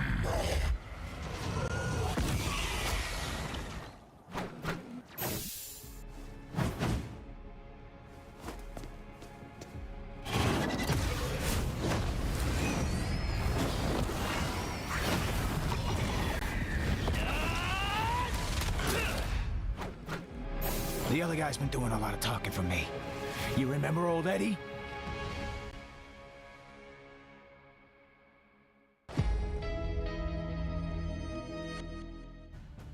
The strategies of Sid 5 seem to have fallen a little bit short in this first game of our best of 3 series, whereas Crownfall continue to sit atop the throne. We're heading to Araco to find out if Sid 5 can even it up and live up to the name of Sid 5 champ. Yes, we're also going to be seeing whether or not there's going to be any adjustments made in terms of compositions or the ban drafts, as Araco tends to see, again, a whole lot of different compositions. Some teams like putting the triple Vanguard, triple Strategist lineup into immediate defense so they can try and stall out as much time as they possibly can, the way that we've seen Spider Islands and Midtown play out, where you burn so much time just being able to break through your spawn that it then means that you have absolutely nothing left for the rest of the map. And other teams like running the Human Torch, and Human Torch is instantly going to be removed. Crownfall did like to go for the one-sided Human Torch, so I'm not surprised that Sid 5 are going to be taking that out. If they're not comfortable playing it themselves, then yes, get rid of it. It's one of the most banned characters for a reason. There are some big numbers to support that the Torch is very strong. We're going to see the Winter Soldier banned out on the other side by Crownfall. This was what we fought previously to protect themselves with that Torch, to protect the Flyers, but also the Winter Soldier has a lot of crowd control, which can punish players like that Captain America that Crownfall have this time protected. Well, Sid 5 are going to be managing to protect Vanomaster's Punisher, which was a huge chunk of their composition on the previous round of Hell's Heaven. And even better for that Punisher, they're going to be able to remove that Magneto, so you don't have to worry about Meteor M being able to shut down Final Judgment as it comes on through, which is great news. It now means that having something like a Loki to be able to give you that survivability for a one-shot is going to be no longer necessary, as Crownfall start weakening what the Punisher has to be able to better set them up. Away goes the Storm with that damage boost, and that also now weakens a potential spawn hold break composition where you don't have that one-sided damage boost to punt through free Vanguard's health bars. The Lunar Snow will make an appearance. This still opens up the possibility for the Adam Warlock in a triple strategist setup now with the team up with the Lunar Snow. But what it also opens up is with that Captain America in play, Psylocke has yet to be touched, so you can go for the style popularized by Citadel of just rushing the backline with Psylocke and the Captain America, with the Psylocke having that snowflake on them in order for the Idle Aura healing. Yeah, Emma is actually going to be saved rather than banned. That's to be able to put more pressure onto that Captain America so that you can peel for your backline, while also being able to play Psionic Seduction to open up some of those fights if you don't have the immediate control of them into the retakers. Sid 5, I thought it might be coming. Adam Warlock has been removed, as Crownfall did not go for a save onto it, as they removed the Loki. So our backline is more than likely going to be a Lunar Snow and a Cloak and Dagger coming on through, which is all the more stronger because of the absence of the Winter Soldier, since you don't have to worry about being nabbed outside of your ultimate. But the Psylocke still slept all the way through, so we still have the opportunity for that rush into the backline, although so far neither team seems to be going with it. We'll see what they do so as we prepare to head in for Araco.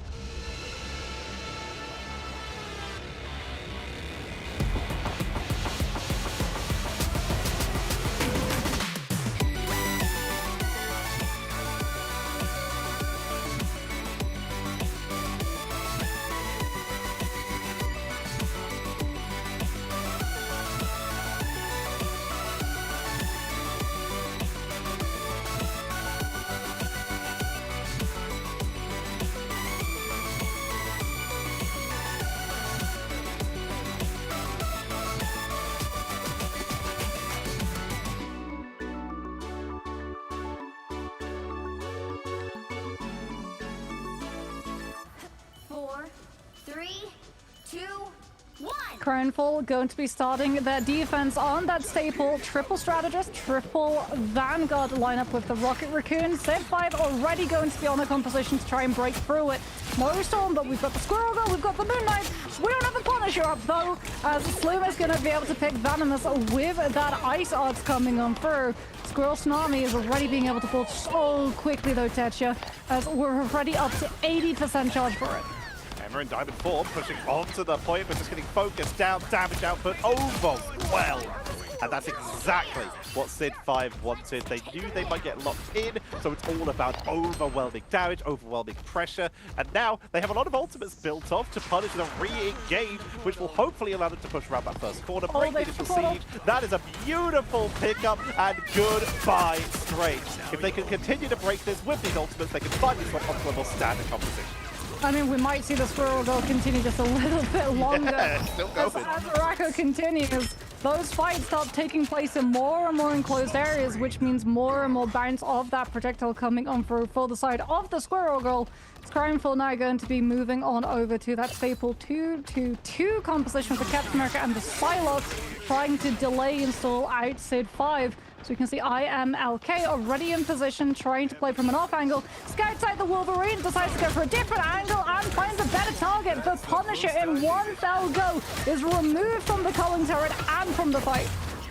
But now Captain America getting caught by the Emma, but is still able to get out of danger. Emma gets melted by MJD, and this is Crownfall after the initial fight not going in their favor at all. They have repositioned, and now they have set up in a much more defensible position around a blind corner where they can ping away at anyone who decides to step out, and they've been able to repel Sid 5. Okay, away goes the Squirrel Girl, onto the Cloak and Dagger we go. Not going to have that Eternal Bond up, and unfortunately for Sid 5, they're going to have to break through a lot of strategist ultimates from the side of Crownfall, as well as that Captain America's one-sided freedom charge. Out comes Sonic Seduction, so that Crownfall get absolutely no access to half of them. Eternal Bond's in play, but it's not enough to save the Luna, nor that Punisher, and Sid 5 steamroll with the final judgment souped up by that Thea. Here comes the dance of the butterfly to try and turn this around, or at least delay, but the team is grouped up, maximizing damage spread.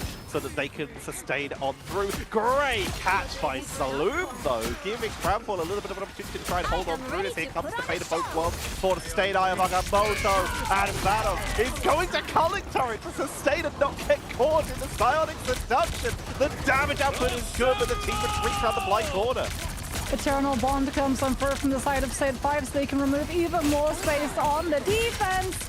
And Chopper with the Emma is going to be able to take out the Luna. Crownfall, it feels like we're just going to be staggering. If they really want to commit to this fight, we'd see the final judgment, but they're going to be holding on to it for the next one, as it is just going to be stall tactics to try and burn as much time off the bank as they possibly can before we head into the next part of Araco.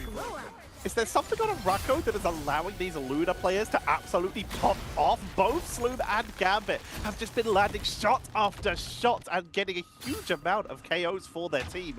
As right now, Sloom is going to be pinging down range as the Punishers, now mirrored on both sides, start to look for an opening, for an opportunity. Crownfall forced to push out onto the top of this ramp in order to set up their defensive position that Sid 5 was trying to zone them from, but it does not seem to be working out. They will get pushed back by the pressure of MJD, making a double Wydonia. That's a rough time to invest final judgment. Sid 5 already down 2 of their players, and Crownfall MJD just has full access to an Alco. So he can just hide himself in that space, wait for the final judgment to be done, and they catch the disengagement as well. Everyone from the side of the attack tried to stabilize on the low ground. They all have to stack up to the dance of the butterflies. They punish the overextension from Crownfall, turning things around with the Psionic Seduction, and suddenly that fight has been flipped. Crownfall were in the driver's seat, and now they're losing full control of momentum. FHD pushing on in, building back towards another dancing butterfly, but right now the target is the backline, gets caught by a carbon crush, but not enough for a critical kick, not enough for a pickup. I have Agamotto, and they're still sustaining. The fate of both worlds is just too much. Final judgment coming in from MJD, but they are getting focused down. They ate a Terror Cape, meaning they were almost finished off, but they're still staying through. Forces the Scourge Grenade to get out, and will get picked off by the last stand.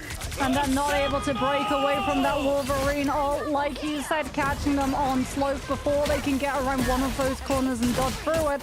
Freedom Charge has been invested on the side of Crownfall, even more stall and stagger, just allowing the rest of their players the opportunity to regroup, potentially play off of the Sonic Seduction. Vadamas understands what the Emma has access to and instantly goes in with that final judgment, just melting through the players before any stabilization can be found from the side of the defense.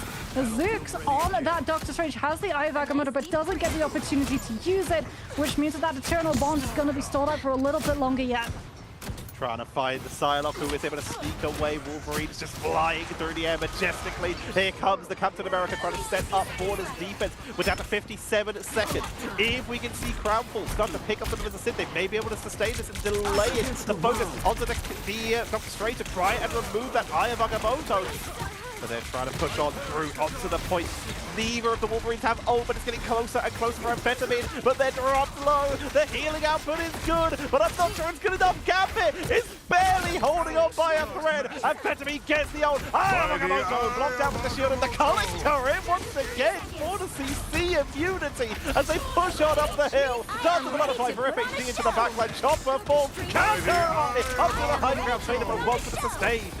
Oh my goodness, the body block from the Wolverine absorbed the freeze instead of the Eye of Agamotto. Sloom keeps the team alive through it though with that bit of both was also able to catch the end point of that last stand. And MJD is still holding on to one of their own. Crownfall not giving up the space up at the back of the Freedom Charge. Have been able to find their opportunity. And out comes the Wolverine, but he's intercepted by Chopper with the Carbon Crush, not allowing a regroup back to the team. And surely Sid 5 up at the back of that will be able to find that second checkpoint and give themselves a little bit longer in terms of time bank, but it's going to be so tight heading into third. 1 minute and 28 seconds is what Sid 5 have to work with onto what is one of the toughest points to push. Along with Hall of Jalia, this is where it can just become impossible to push that final point because the spawn doors are so close to the end location, and there's some very clean lines of sight as well.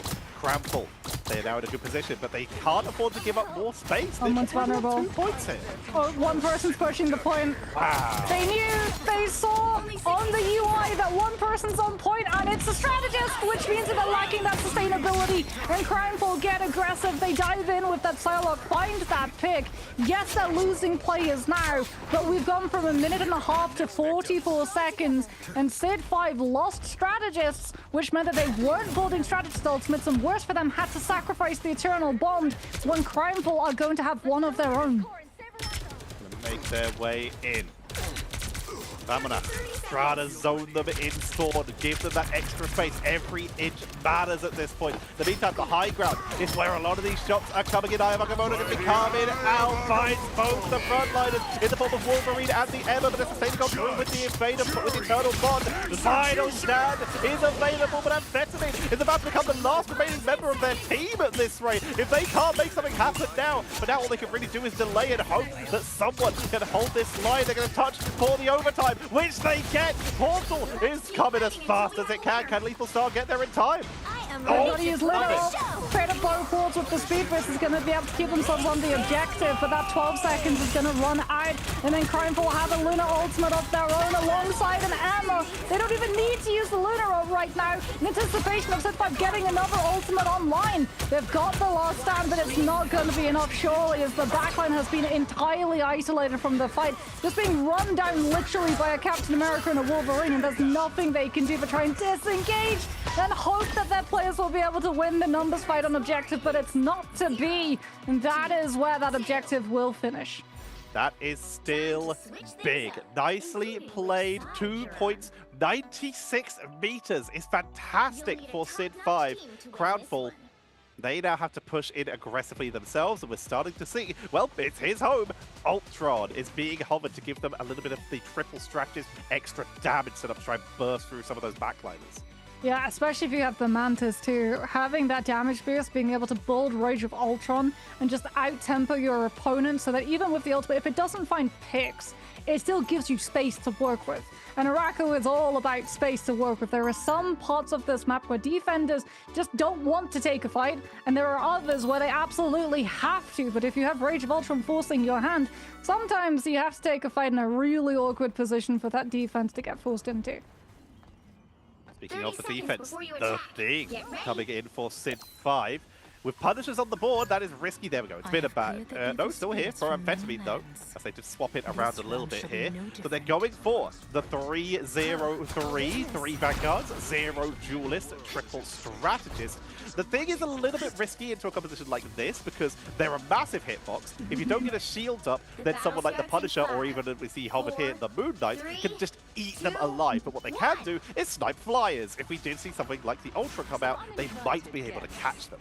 What they can also do is ignore Wolverine. Very true. As turns out, when you're made of rock, you are solid as well. A rock. And it is going to be in with that Yancey Street Charge, applying that debuff to the Earthbound of that mud puddle on the ground. Means that Crownfall can't use any movement abilities from any of their players inside it. So you can counter dive, stop a Wolverine from getting back to his team, and stop a Moon Knight from being able to glide into a better vantage point of taking players down. Trades have been made, however, both of these teams do have the rockets.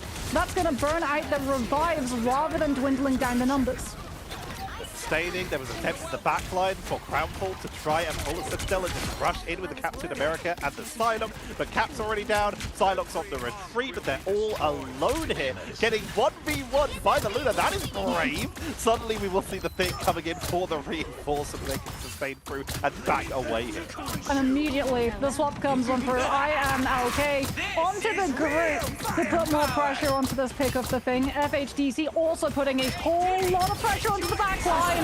Comes on through the dance of the butterflies. Chopper is actually preventing the rest of the Psylocke team from walking on board with that Sonic Seduction so that Crownfall can't box them into one awkward position. And that's going to give Sid5 the opportunity to answer back once the ult's ended.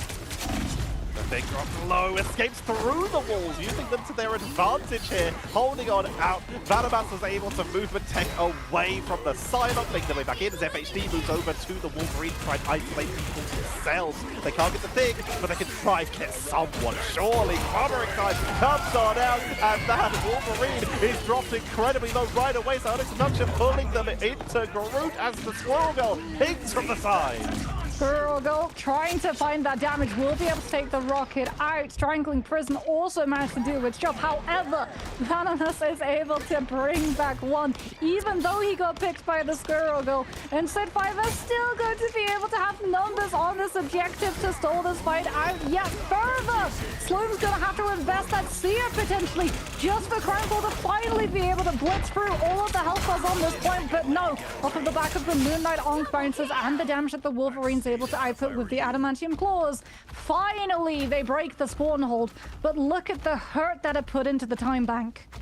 They were able to burn through the majority of the time, and for the longest time their Crownfall were on 6 meters and 69 centimeters. They just weren't breaking anything there. Finally they've created an opening, but now they're on Squirrel Girl, they're on Wolverine.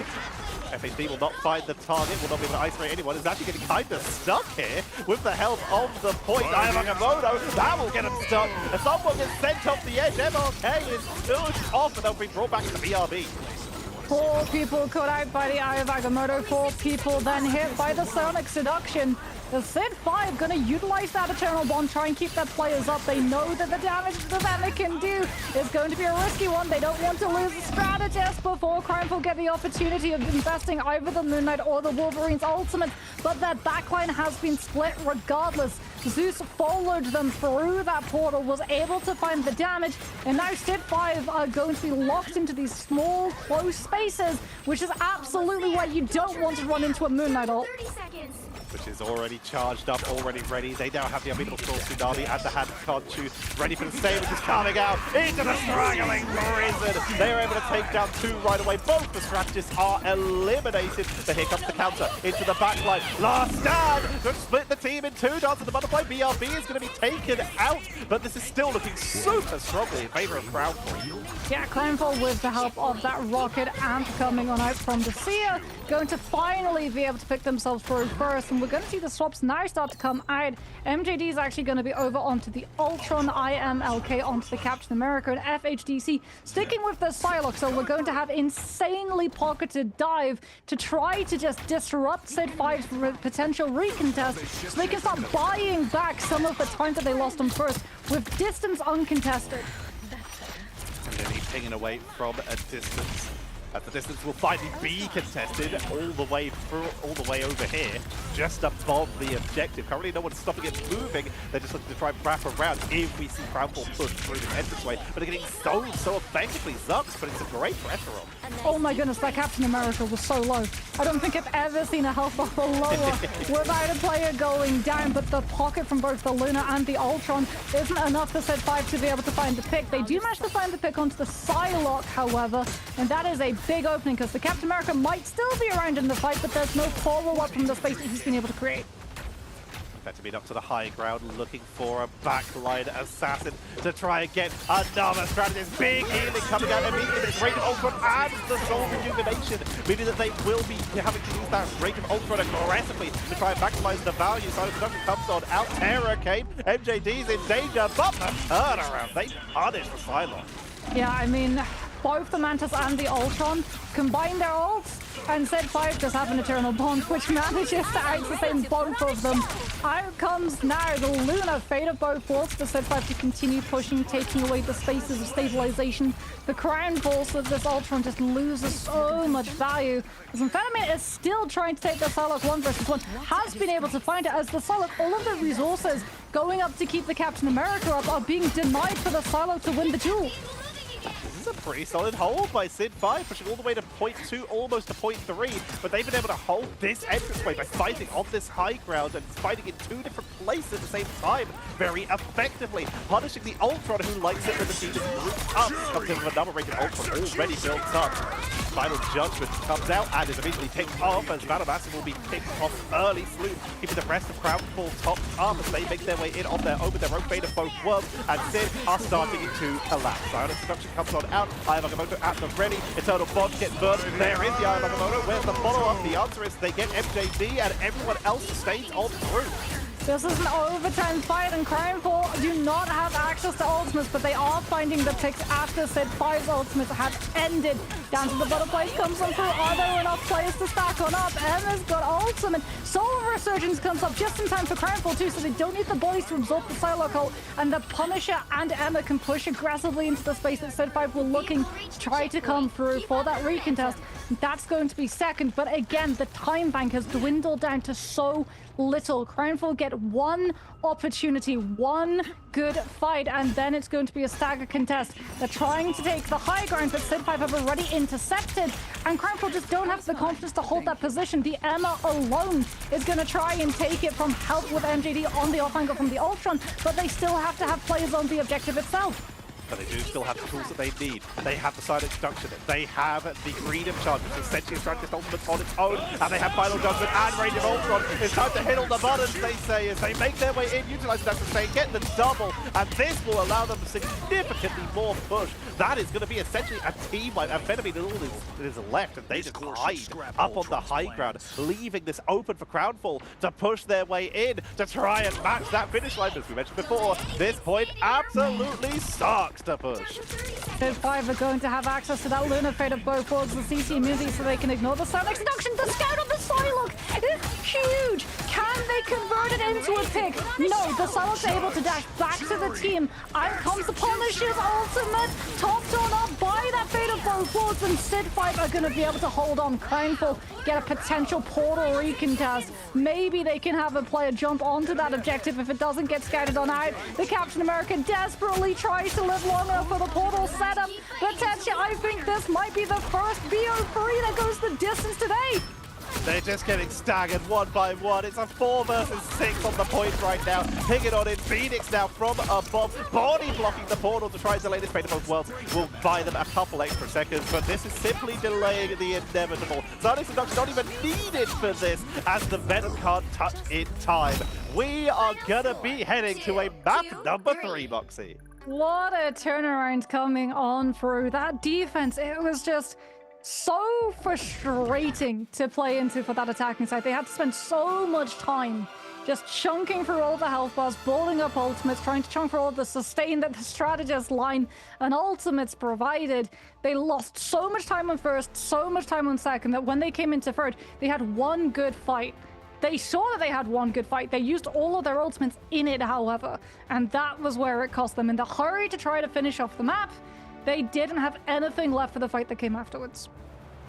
Casual 12 final hits there for the Mantis, but you've got to remember that at one point they were adding a little bit of extra duelist damage to these pushes. And also the fact that Mantis does do pretty solid damage if you can land those shots. 28k is actually more than Zooks. It's more than MJD almost. Very close between the two here. Let's have a look at these highlights from this game, as this was very close, and this series is going the distance. Yeah, it was such a back and forth until we got to Sid 5 on the defense, because their defense, it was so strong. Just stalling Crownfall, forcing them to have to burn so many ultimates just to brute force some of these fights coming on through. The Punisher as well, when Crownfall swapped from the Psylocke to the Punisher, that's where we saw the playing field sort of even out, as so often we saw Sid 5 Venomous on that Punisher being able to clear out where that Psylocke was playing, so that the Psylocke and the Captain America, they were both isolated. They were never able to dive one specific target at the same time. Multiple times did we see the Punishers utilize their culling turrets as CC immunity. It's rare to see, because you obviously make yourself static and potentially vulnerable when that does happen. But in this case, they knew they were surrounded by their team, they knew they were protected, and they could get away with something so audacious as to literally sit down in front of your enemy. Yeah, I've seen it done a lot of the times to try and evade things like Doctor Strange's Eye of Agamotto's. I think that the most frequented use of it actually was very early on, when the game was still in its infancy, when it's Jeff, and you utilized that CC immunity of the culling turret. But we will have to wait and see, because like we said, we're finally getting a BO3 go the entire distance. We'll be back with map number 3 after this break.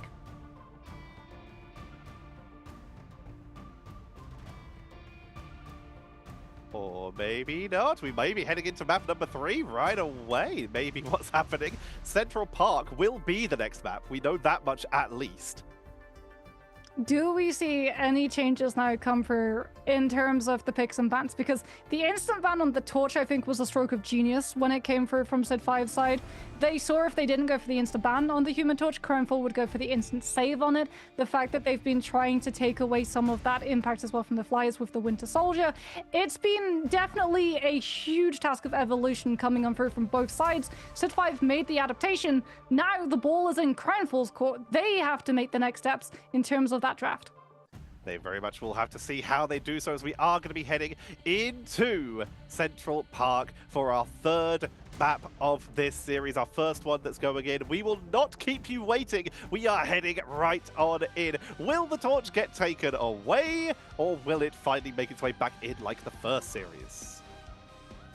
Surely that human torch is going to be taken out as Crownfall. Yeah, going after Vanomas's Punisher immediately. And there goes that human torch as well. So here is the evolution and adaptation that we expected to see coming on through from both sides. The Emma will once again get protected. This is that little bit of extra sustain, that crowd control against those divers that we saw used so effectively by Crownfall. The Emma caught people multiple times. It's a solid protect. What now is Crownfall's next move? They don't have access to the Punisher. Winter Soldier was the go-to ban. Do we see a save onto it? But no, we're going to save that Groot.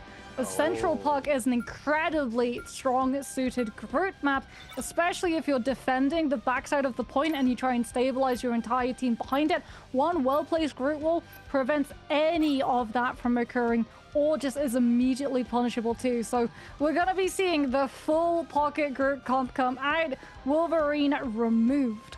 Wolverine and Punisher removed. This is Crownfall saying, we believe our Groot is better than yours. We remove every counter and we just believe we do it better. Sid, they have decided that, well, with that confidence, we're going to make sure we have at least one tool. They pick up the Winter Soldier as a protect. Now they have something to pull that Groot out of position if they can find a gap through those walls. Yeah, Crownfall has been as well very, very much banning out that Winter Soldier early on, which is sort of an indicator to Sid 5 that they might not be confident playing it themselves. And as you pointed out, that Winter Soldier putting more pressure onto the Groot, while also getting to utilize the CC activation, CC immunity activation of the Kraken Impact to dodge out of that grab coming on out from the Strangling Prison, in the way that we've seen Bucky's utilize the cast of their ultimate to dodge out of a Doctor Strange ultimate, as we're not going to be seeing any casts of Comic Revival. The Adam Warlock yet again is taken out, as Sid 5 have very sore memories from that very, very long Hell's Heaven.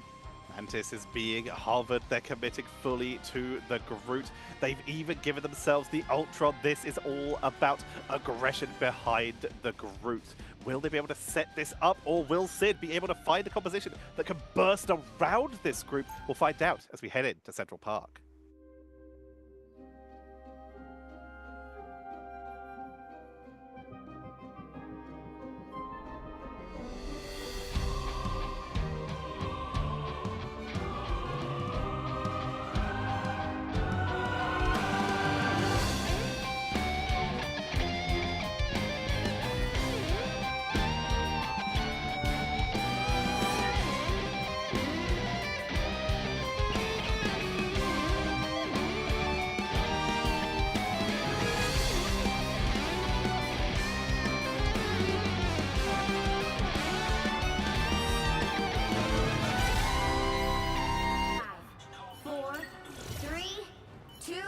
Sid 5 going to be starting off on that defense yet again, trying to play off of the back of a triple strategist line.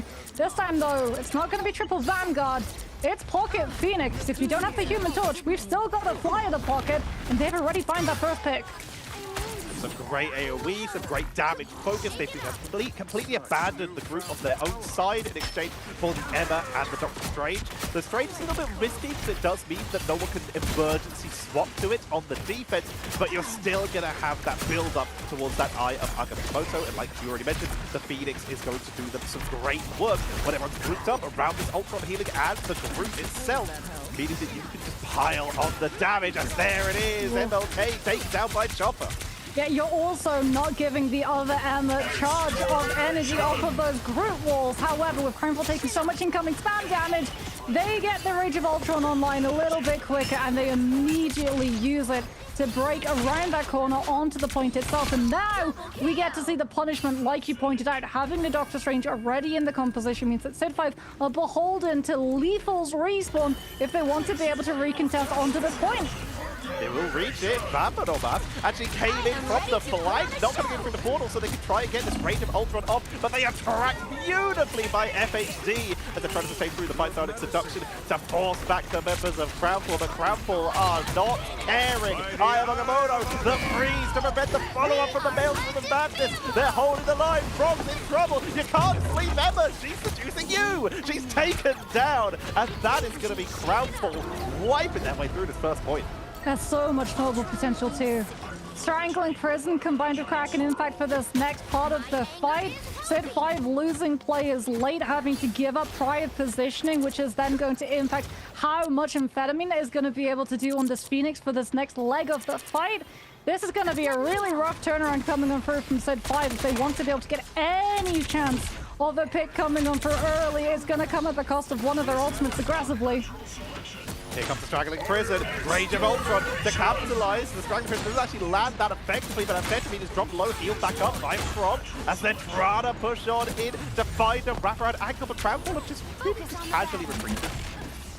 So Crownfall, with that Strangling Prison, were able to bait out the Soul Resurgence. They wanted the Luna so that Kraken Impact would find more value, but Fate of Both was held onto by Gambit, so Sid 5 can continue to hold on to that defensive position even in the face of the Winter Soldier ultimate, and now they're in full control of that space. They can keep Crownfall sequestered in their spawn for as long as possible, and that's going to mean that FHDC is going to get so little room to play this Ultron.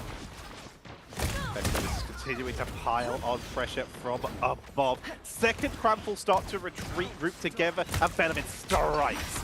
Just finding them like wounded animals walking away. It just goes in for that AoE damage. Aya Agamotto from Lethal. Another catch every time! They do not care! Chopper does not care! It's another huge pickup as Crownfall are pushed off the point here. The Eye of Agamotto was actually successful.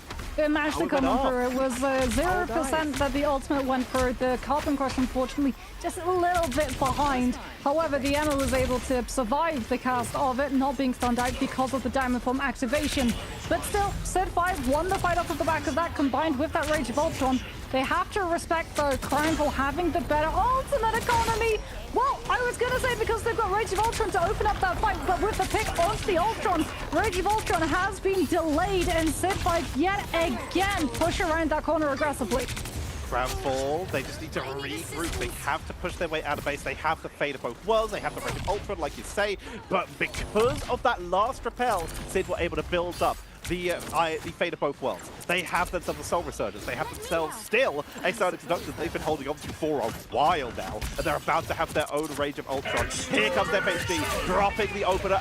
Immediate Silent Introduction to try and prevent any follow-up. Frog is taken out early by FHD, though. Good tracking. Oh, Sid 5, they invested a lot of ultimates. They need to win the fight now. If they don't, MJD's going to come on through with a Kraken Impact. And Crownfall get the better of the second stage of this fight. Sonic Seduction comes on through. Eye of Agamotto, Kraken Impact. But wait, everything was used. Crownfall burned 3 ultimates after Sid 5 had burned everything that they had available. And yes, they finally won this fight. But now they have to win the next one with only the Mantis ult to play off of. They're going to shut out the entranceway to try and prevent the opponents from pushing in and give them that free push onto the point. Zooks closes the entrance. They now have to go upstairs or try and wrap around the portal, which it looks like several of them have been able to break the containment. Yeah, unfortunately, part of that wall is breakable, so the portal doesn't fully cover the door frame. And Sid 5 get to come on through with the better ultimate. This time around, Lethal Star is actually going to get cancelled in the cast of that ultimate. So no Eye of Agamotto, no Maelstrom of Madness, swooped on up by the inspiration coming on through from the Mantis, which is brilliant news for Crownfall, as they all just re-engage now after those ultimates are done. They have to be so worried, though, about Venomous coming on through with that Rage of Ultron at the same time as FHDC. It's gonna be a battle of the Ultrons. Who finds more value? They're putting all of the pressure onto Gambit, and the backline from Sid 5 is an absolute disrepair. FHD finding more. The Phoenix is trying to take them down. Aya Nagamoto onto the backline. Phoenix and Song Inferno. We see 7 go down. Vamos go down. Chopper goes down. And suddenly, Sid, the defenses are evaporating. What a hold. Crownfall keep pushing in, and they are almost charged with their own Aya Nagamoto. Oh no, Nice. late picks onto the backline too. Gambit and the Mantis both taken down late into that fight. Now means that Crownfall can posture up so much more forward. Look at how aggressive they're being right now, because Sid 5, they just have to turn the other cheek. They're lacking 2 of their strategists, and Ultron alone is not going to give themselves enough sustain to go toe-to-toe in a brawl fight, and they just have to let Crownfall recuperate some of the distance from the time back they lost on second. Okay, looking for an opportunity to try and catch anyone who steps up aggressively. There's that Kraken impact they've been holding on to for a while. Reset number 1, fadeable was allowing a lot of extra stain though, and immediately you see MJD realizing that it might not burst through that much damage. They're trying to take someone off the edge with the hook, but it's going to be MLK who gets the crystal kick, sending Chopper into the abyss. Rage of Ultron zoning out the team. That's the Semifinals Introduction for the turnaround. FHD and MLK to capitalize, to open it up, take it out Strange, and it's gonna be another team wipe as Crownfall head towards the throne room. IMLK has been so impressive on this Emma, getting the kick onto Chopper off the side, then waiting for Psionic Seduction to be used after Rage of Ultron, so the Ultron doesn't have the CC immunity to prevent themselves from being trapped inside of it. It's last fight. Sid 5 do have ultimates to play with, but can they get the opportunity to use them? Eye of Agamotto yet again, but no! It's the objective! And that is a full push coming on through, which feels like a world away from when we saw that hold on second. This game came so close to just being turned around so many times, mostly on point number 2, but there was a time on that first Groot pickup that Sid looked like they might hold on round number 1 as well. The fact that Crownfall lost their Groot and were like, yeah, it seems like a good time to fight, pulled the trigger and were able to take that first point so quickly is so impressive and indicative of how this team plays, trying to pick off the backliners, especially with this Ultron that's working extremely well for them. What's really impressive about Crownfall as well is that they gave up the Groot strategy. They saved the Groot. They came into this map saving the Groot, banking on having that as a composition, and then they took one fight with it, saw it wasn't working, and actually swapped off of it instead of having the hubris to just try and keep forcing it as often as they could, because it just let Chopper have so much more charge in terms of damage in comparison to MLK, and that is just something that you cannot allow when Emma has the amount of damage that she can do, the ultimate impact that Psionic Seduction brings, being able to just stop you from having access to your own ultimates, forcing strategists like Luna into having to burn their Fate of Beaufort prematurely just for the CC immunity to not get forced into a bad position afterwards. It's just too invaluable. Doors are open. Sending shots down range. Attempts at a quick shot from Gambit to try and snipe onto these Ultrons early to try and ping them from above. But right now, it's just a completely flanked move. You see, they're trying to set up a concave where they have a good angle coming in through the center arch. If they know they'll have to group up there, if they can force their opponents into the actual courtyard, then they know they have a better opportunity to make it underneath this first bridge. Pocket comps coming in through for both these teams. Sid 5 putting their hopes into the Phoenix Crownfall again, trusting that Winter Soldier and trusting that they're going to have the better in terms of that aerial fight. The Ultron taking that Phoenix down before Sid 5 can break around that corner, and they're going to be able to catch the disengagement. Oh my goodness, the tainted voltage connections, the bionic hook into Trooper's fist, the wombo to dispatch the Emma afterwards too. Granted, Crownfall, it cost them a Rage of Ultron to get that aggressive, but Sid 5, if they have to burn Rage of Ultron and just getting around this corner, Crownfall can disengage and wait it out.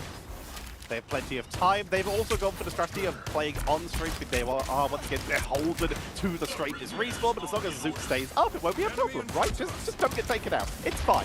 We're going to see Vanamus looking for an opening. Rage of Ultron going to be coming in as they pressure onto the backline. Phoenix able to escape this time. Not going to get picked off. The damage can be focused in, but the turnaround, Crownfall choosing to go aggressive. The Kraken impact comes down. They get Gambit, which is going to allow it to be a reset. MJD waiting for the strategist ultimates to expire. fire to push them right the way back to spawn. MLK dropped low, but their team got them. The healing output is good. Lethal is tracked down, and it's going to be another hold for Crownfall. Kraken Impact once more for good measure to take out Pagoda. Okay, Sid 5 this time will have that Lunar ultimate. They've got Fate of both worlds. Crownfall might just try and dodge out of the Eye of Agamotto with a Rage of Ultron of their own, because we have to really watch out for this Endsong Inferno. Sid 5 are going to be looking for it to open up their fight. When that Lunar ult comes out, it's going to be followed up either by the Strange or the Phoenix, but again, it's predictable for Crownfall to position around, and the Bionic Hook once more from the Winter Soldier opens things up before Sid 5 are ready to take the fight. The Lunar's ult is forced, and Crownfall position in anticipation. Can they burn the Phoenix ultimate before it hits the ground? Absolutely they can, and they answer back before Sid 5 can use the Lunar ult aggressively. Magnificent! Another wipe there, and Vanamos is forced to just wrap around and wait. 1 minute and 23 left as Crownfall showing why while Winter Soldier rises and falls in popularity, they've always been freaking good. Sid 5 are going to have to wait too. They don't have a lot of time, but they can't open this fight up with Doctor Strange's Eye of Agamotto because MLK will still have access to Time Inform and Carbon Crush. Crownfall have the better ultimate economy too. It has to be a Rage of Ultron for Sid 5 to try and force some of these ultimates out in return. The Eye of Agamotto from Leaf was absolutely huge, but where's the follow-up? They don't have the Lunar ult to damage boost it. And Crownfall with the Mantis have the Inspiration and the Winter Soldier's Kraken Impact cleared on top of it. And Sid 5 just have to take this fight quickly and hope that they can get another in the next 40 seconds. Zooks drops a counter Eye of Agamotto. The first one came out from Lethal. Zooks with the seconds, and they're able to just prevent any of the follow-up. Amphetamine is able to take out Slob though, which might open up the opportunity for Sid 5 to make their way in. Sloom is far away, but Luna is one of the quickest movers in the game. Can try and reinforce Range of Ultron, keep the team topped up. They portaled onto the point to make sure that they have the best possible chance to cut, just maximize their time on this point as we see 7 taken down. Sloom has arrived with the Fate of both worlds with a maximum sustain, but Sid 5 are looking very healthy. Where's the Endsong Inferno? Sid 5. They've still got that Phoenix ult. They're waiting for the sustain to be done for Crownfall. Out comes the Endsong. Can it find a target? MJD taken out before Kraken Impact can come through. Chopper finds some damage with the diamond kick into the walls. And Sid 5 are able to do it. One tick picked on off. Crownfall just trying to regroup. MJD's going to come back in on the Spider-Man. We've got an Iron Man on the field too. But Sid 5 surely are going to be able to finally pick up first off of the back of that TP play. They knew that Crownfall down that Lunar Snow would have to respect a lack of strategists. They'd be starting to fall on back. They wouldn't want to get walked upon by an aggressive attacking team, and they catch them as they disengage away with that Ember ultimate cutting them into the back before the Lunar can come for a regroup. But now they have so much time to make up for. 2 minutes per second. They've got the ultimate bank, but they can't afford to lose one of their plays prematurely, as Crownfall can turn things all the way around if they just win one fight. Right, so wild that Amphetamine is playing so aggressively here. Range of Ultra Chopper takes out Zeus. Eye of Agamotto into the backline. It's completely blocked out, but now everyone is grouped up, retreating, which is where Phoenix capitalizes. Looking for anyone who's out of position, but that Might Aegis is keeping them topped up. They pressure into yet another doorway. We're waiting for Crownfall to get everyone back before they can even step out of this entranceway. One person still on that convoy, potentially 2. However, Sid 5 have been able to take the fight now onto Slope, so they are going to be in full LOS of all of their team.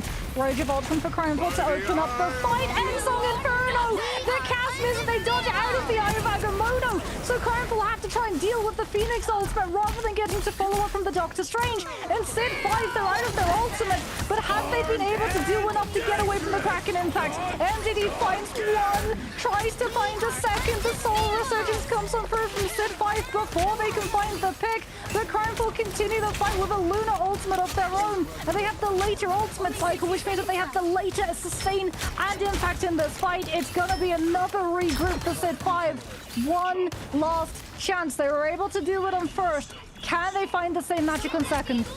I don't know who I'd give MVP to this game out of MJD, who's been landing just the incredibly clutch hooks and the Soldier's Fist, or onto FHD, who was able to get the Imperative Firewall to protect everyone right after that Endsong Inferno came out. Everyone's dropped low, losing all bonus health. Oh wait, they're topped back up again. Perfectly executed as Vanamos is going to pull the trigger. Aya Magamoto, not enough! It doesn't reach the healing in time! So it's all about sieging the backline, but it's just completely matched with the counter of the healing from the counter Ultron with their own range. Yeeting in the sleep there, max range to try and catch someone on retreat. Oh, Sid 5, can they find a TP to get these players back through all of the gauntlet of poke?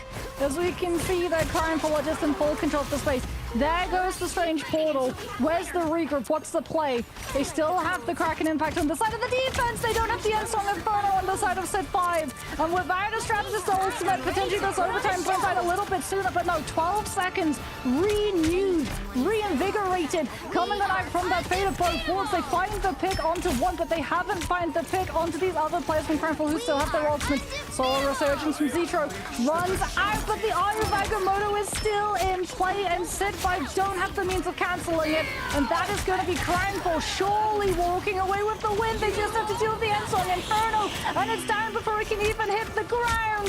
That's going to be everybody cleaned up. No more Portal recontests, no more rabbits out of the hat. No 1 minute final push from first to second this time.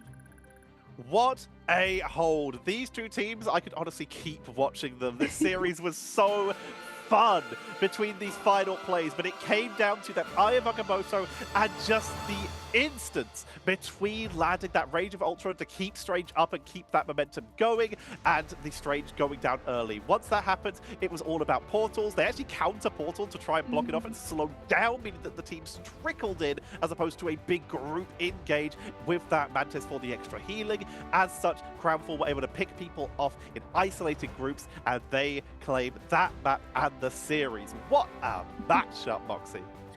I mean, honorary MVP for me has to go to MJD on that Winter Soldier. The amount of opening bionic hooks that we saw that Winter Soldier being able to land just translated into so really uncomfortable positions to have to play into, where you either have to burn one of your ultimates to try and save someone who's gone down insanely low, or they just find the pick of it and get to aggressively walk through. Like, so much of the first hold was off of the back of that Winter Soldier, and we got to see the two sort of different mentalities come through from either team, where Sid 5 bank on the Phoenix and Crownfall just continue to steadfastly hold on to what the Winter Soldier can do, and it pays off dividends for them in the long run.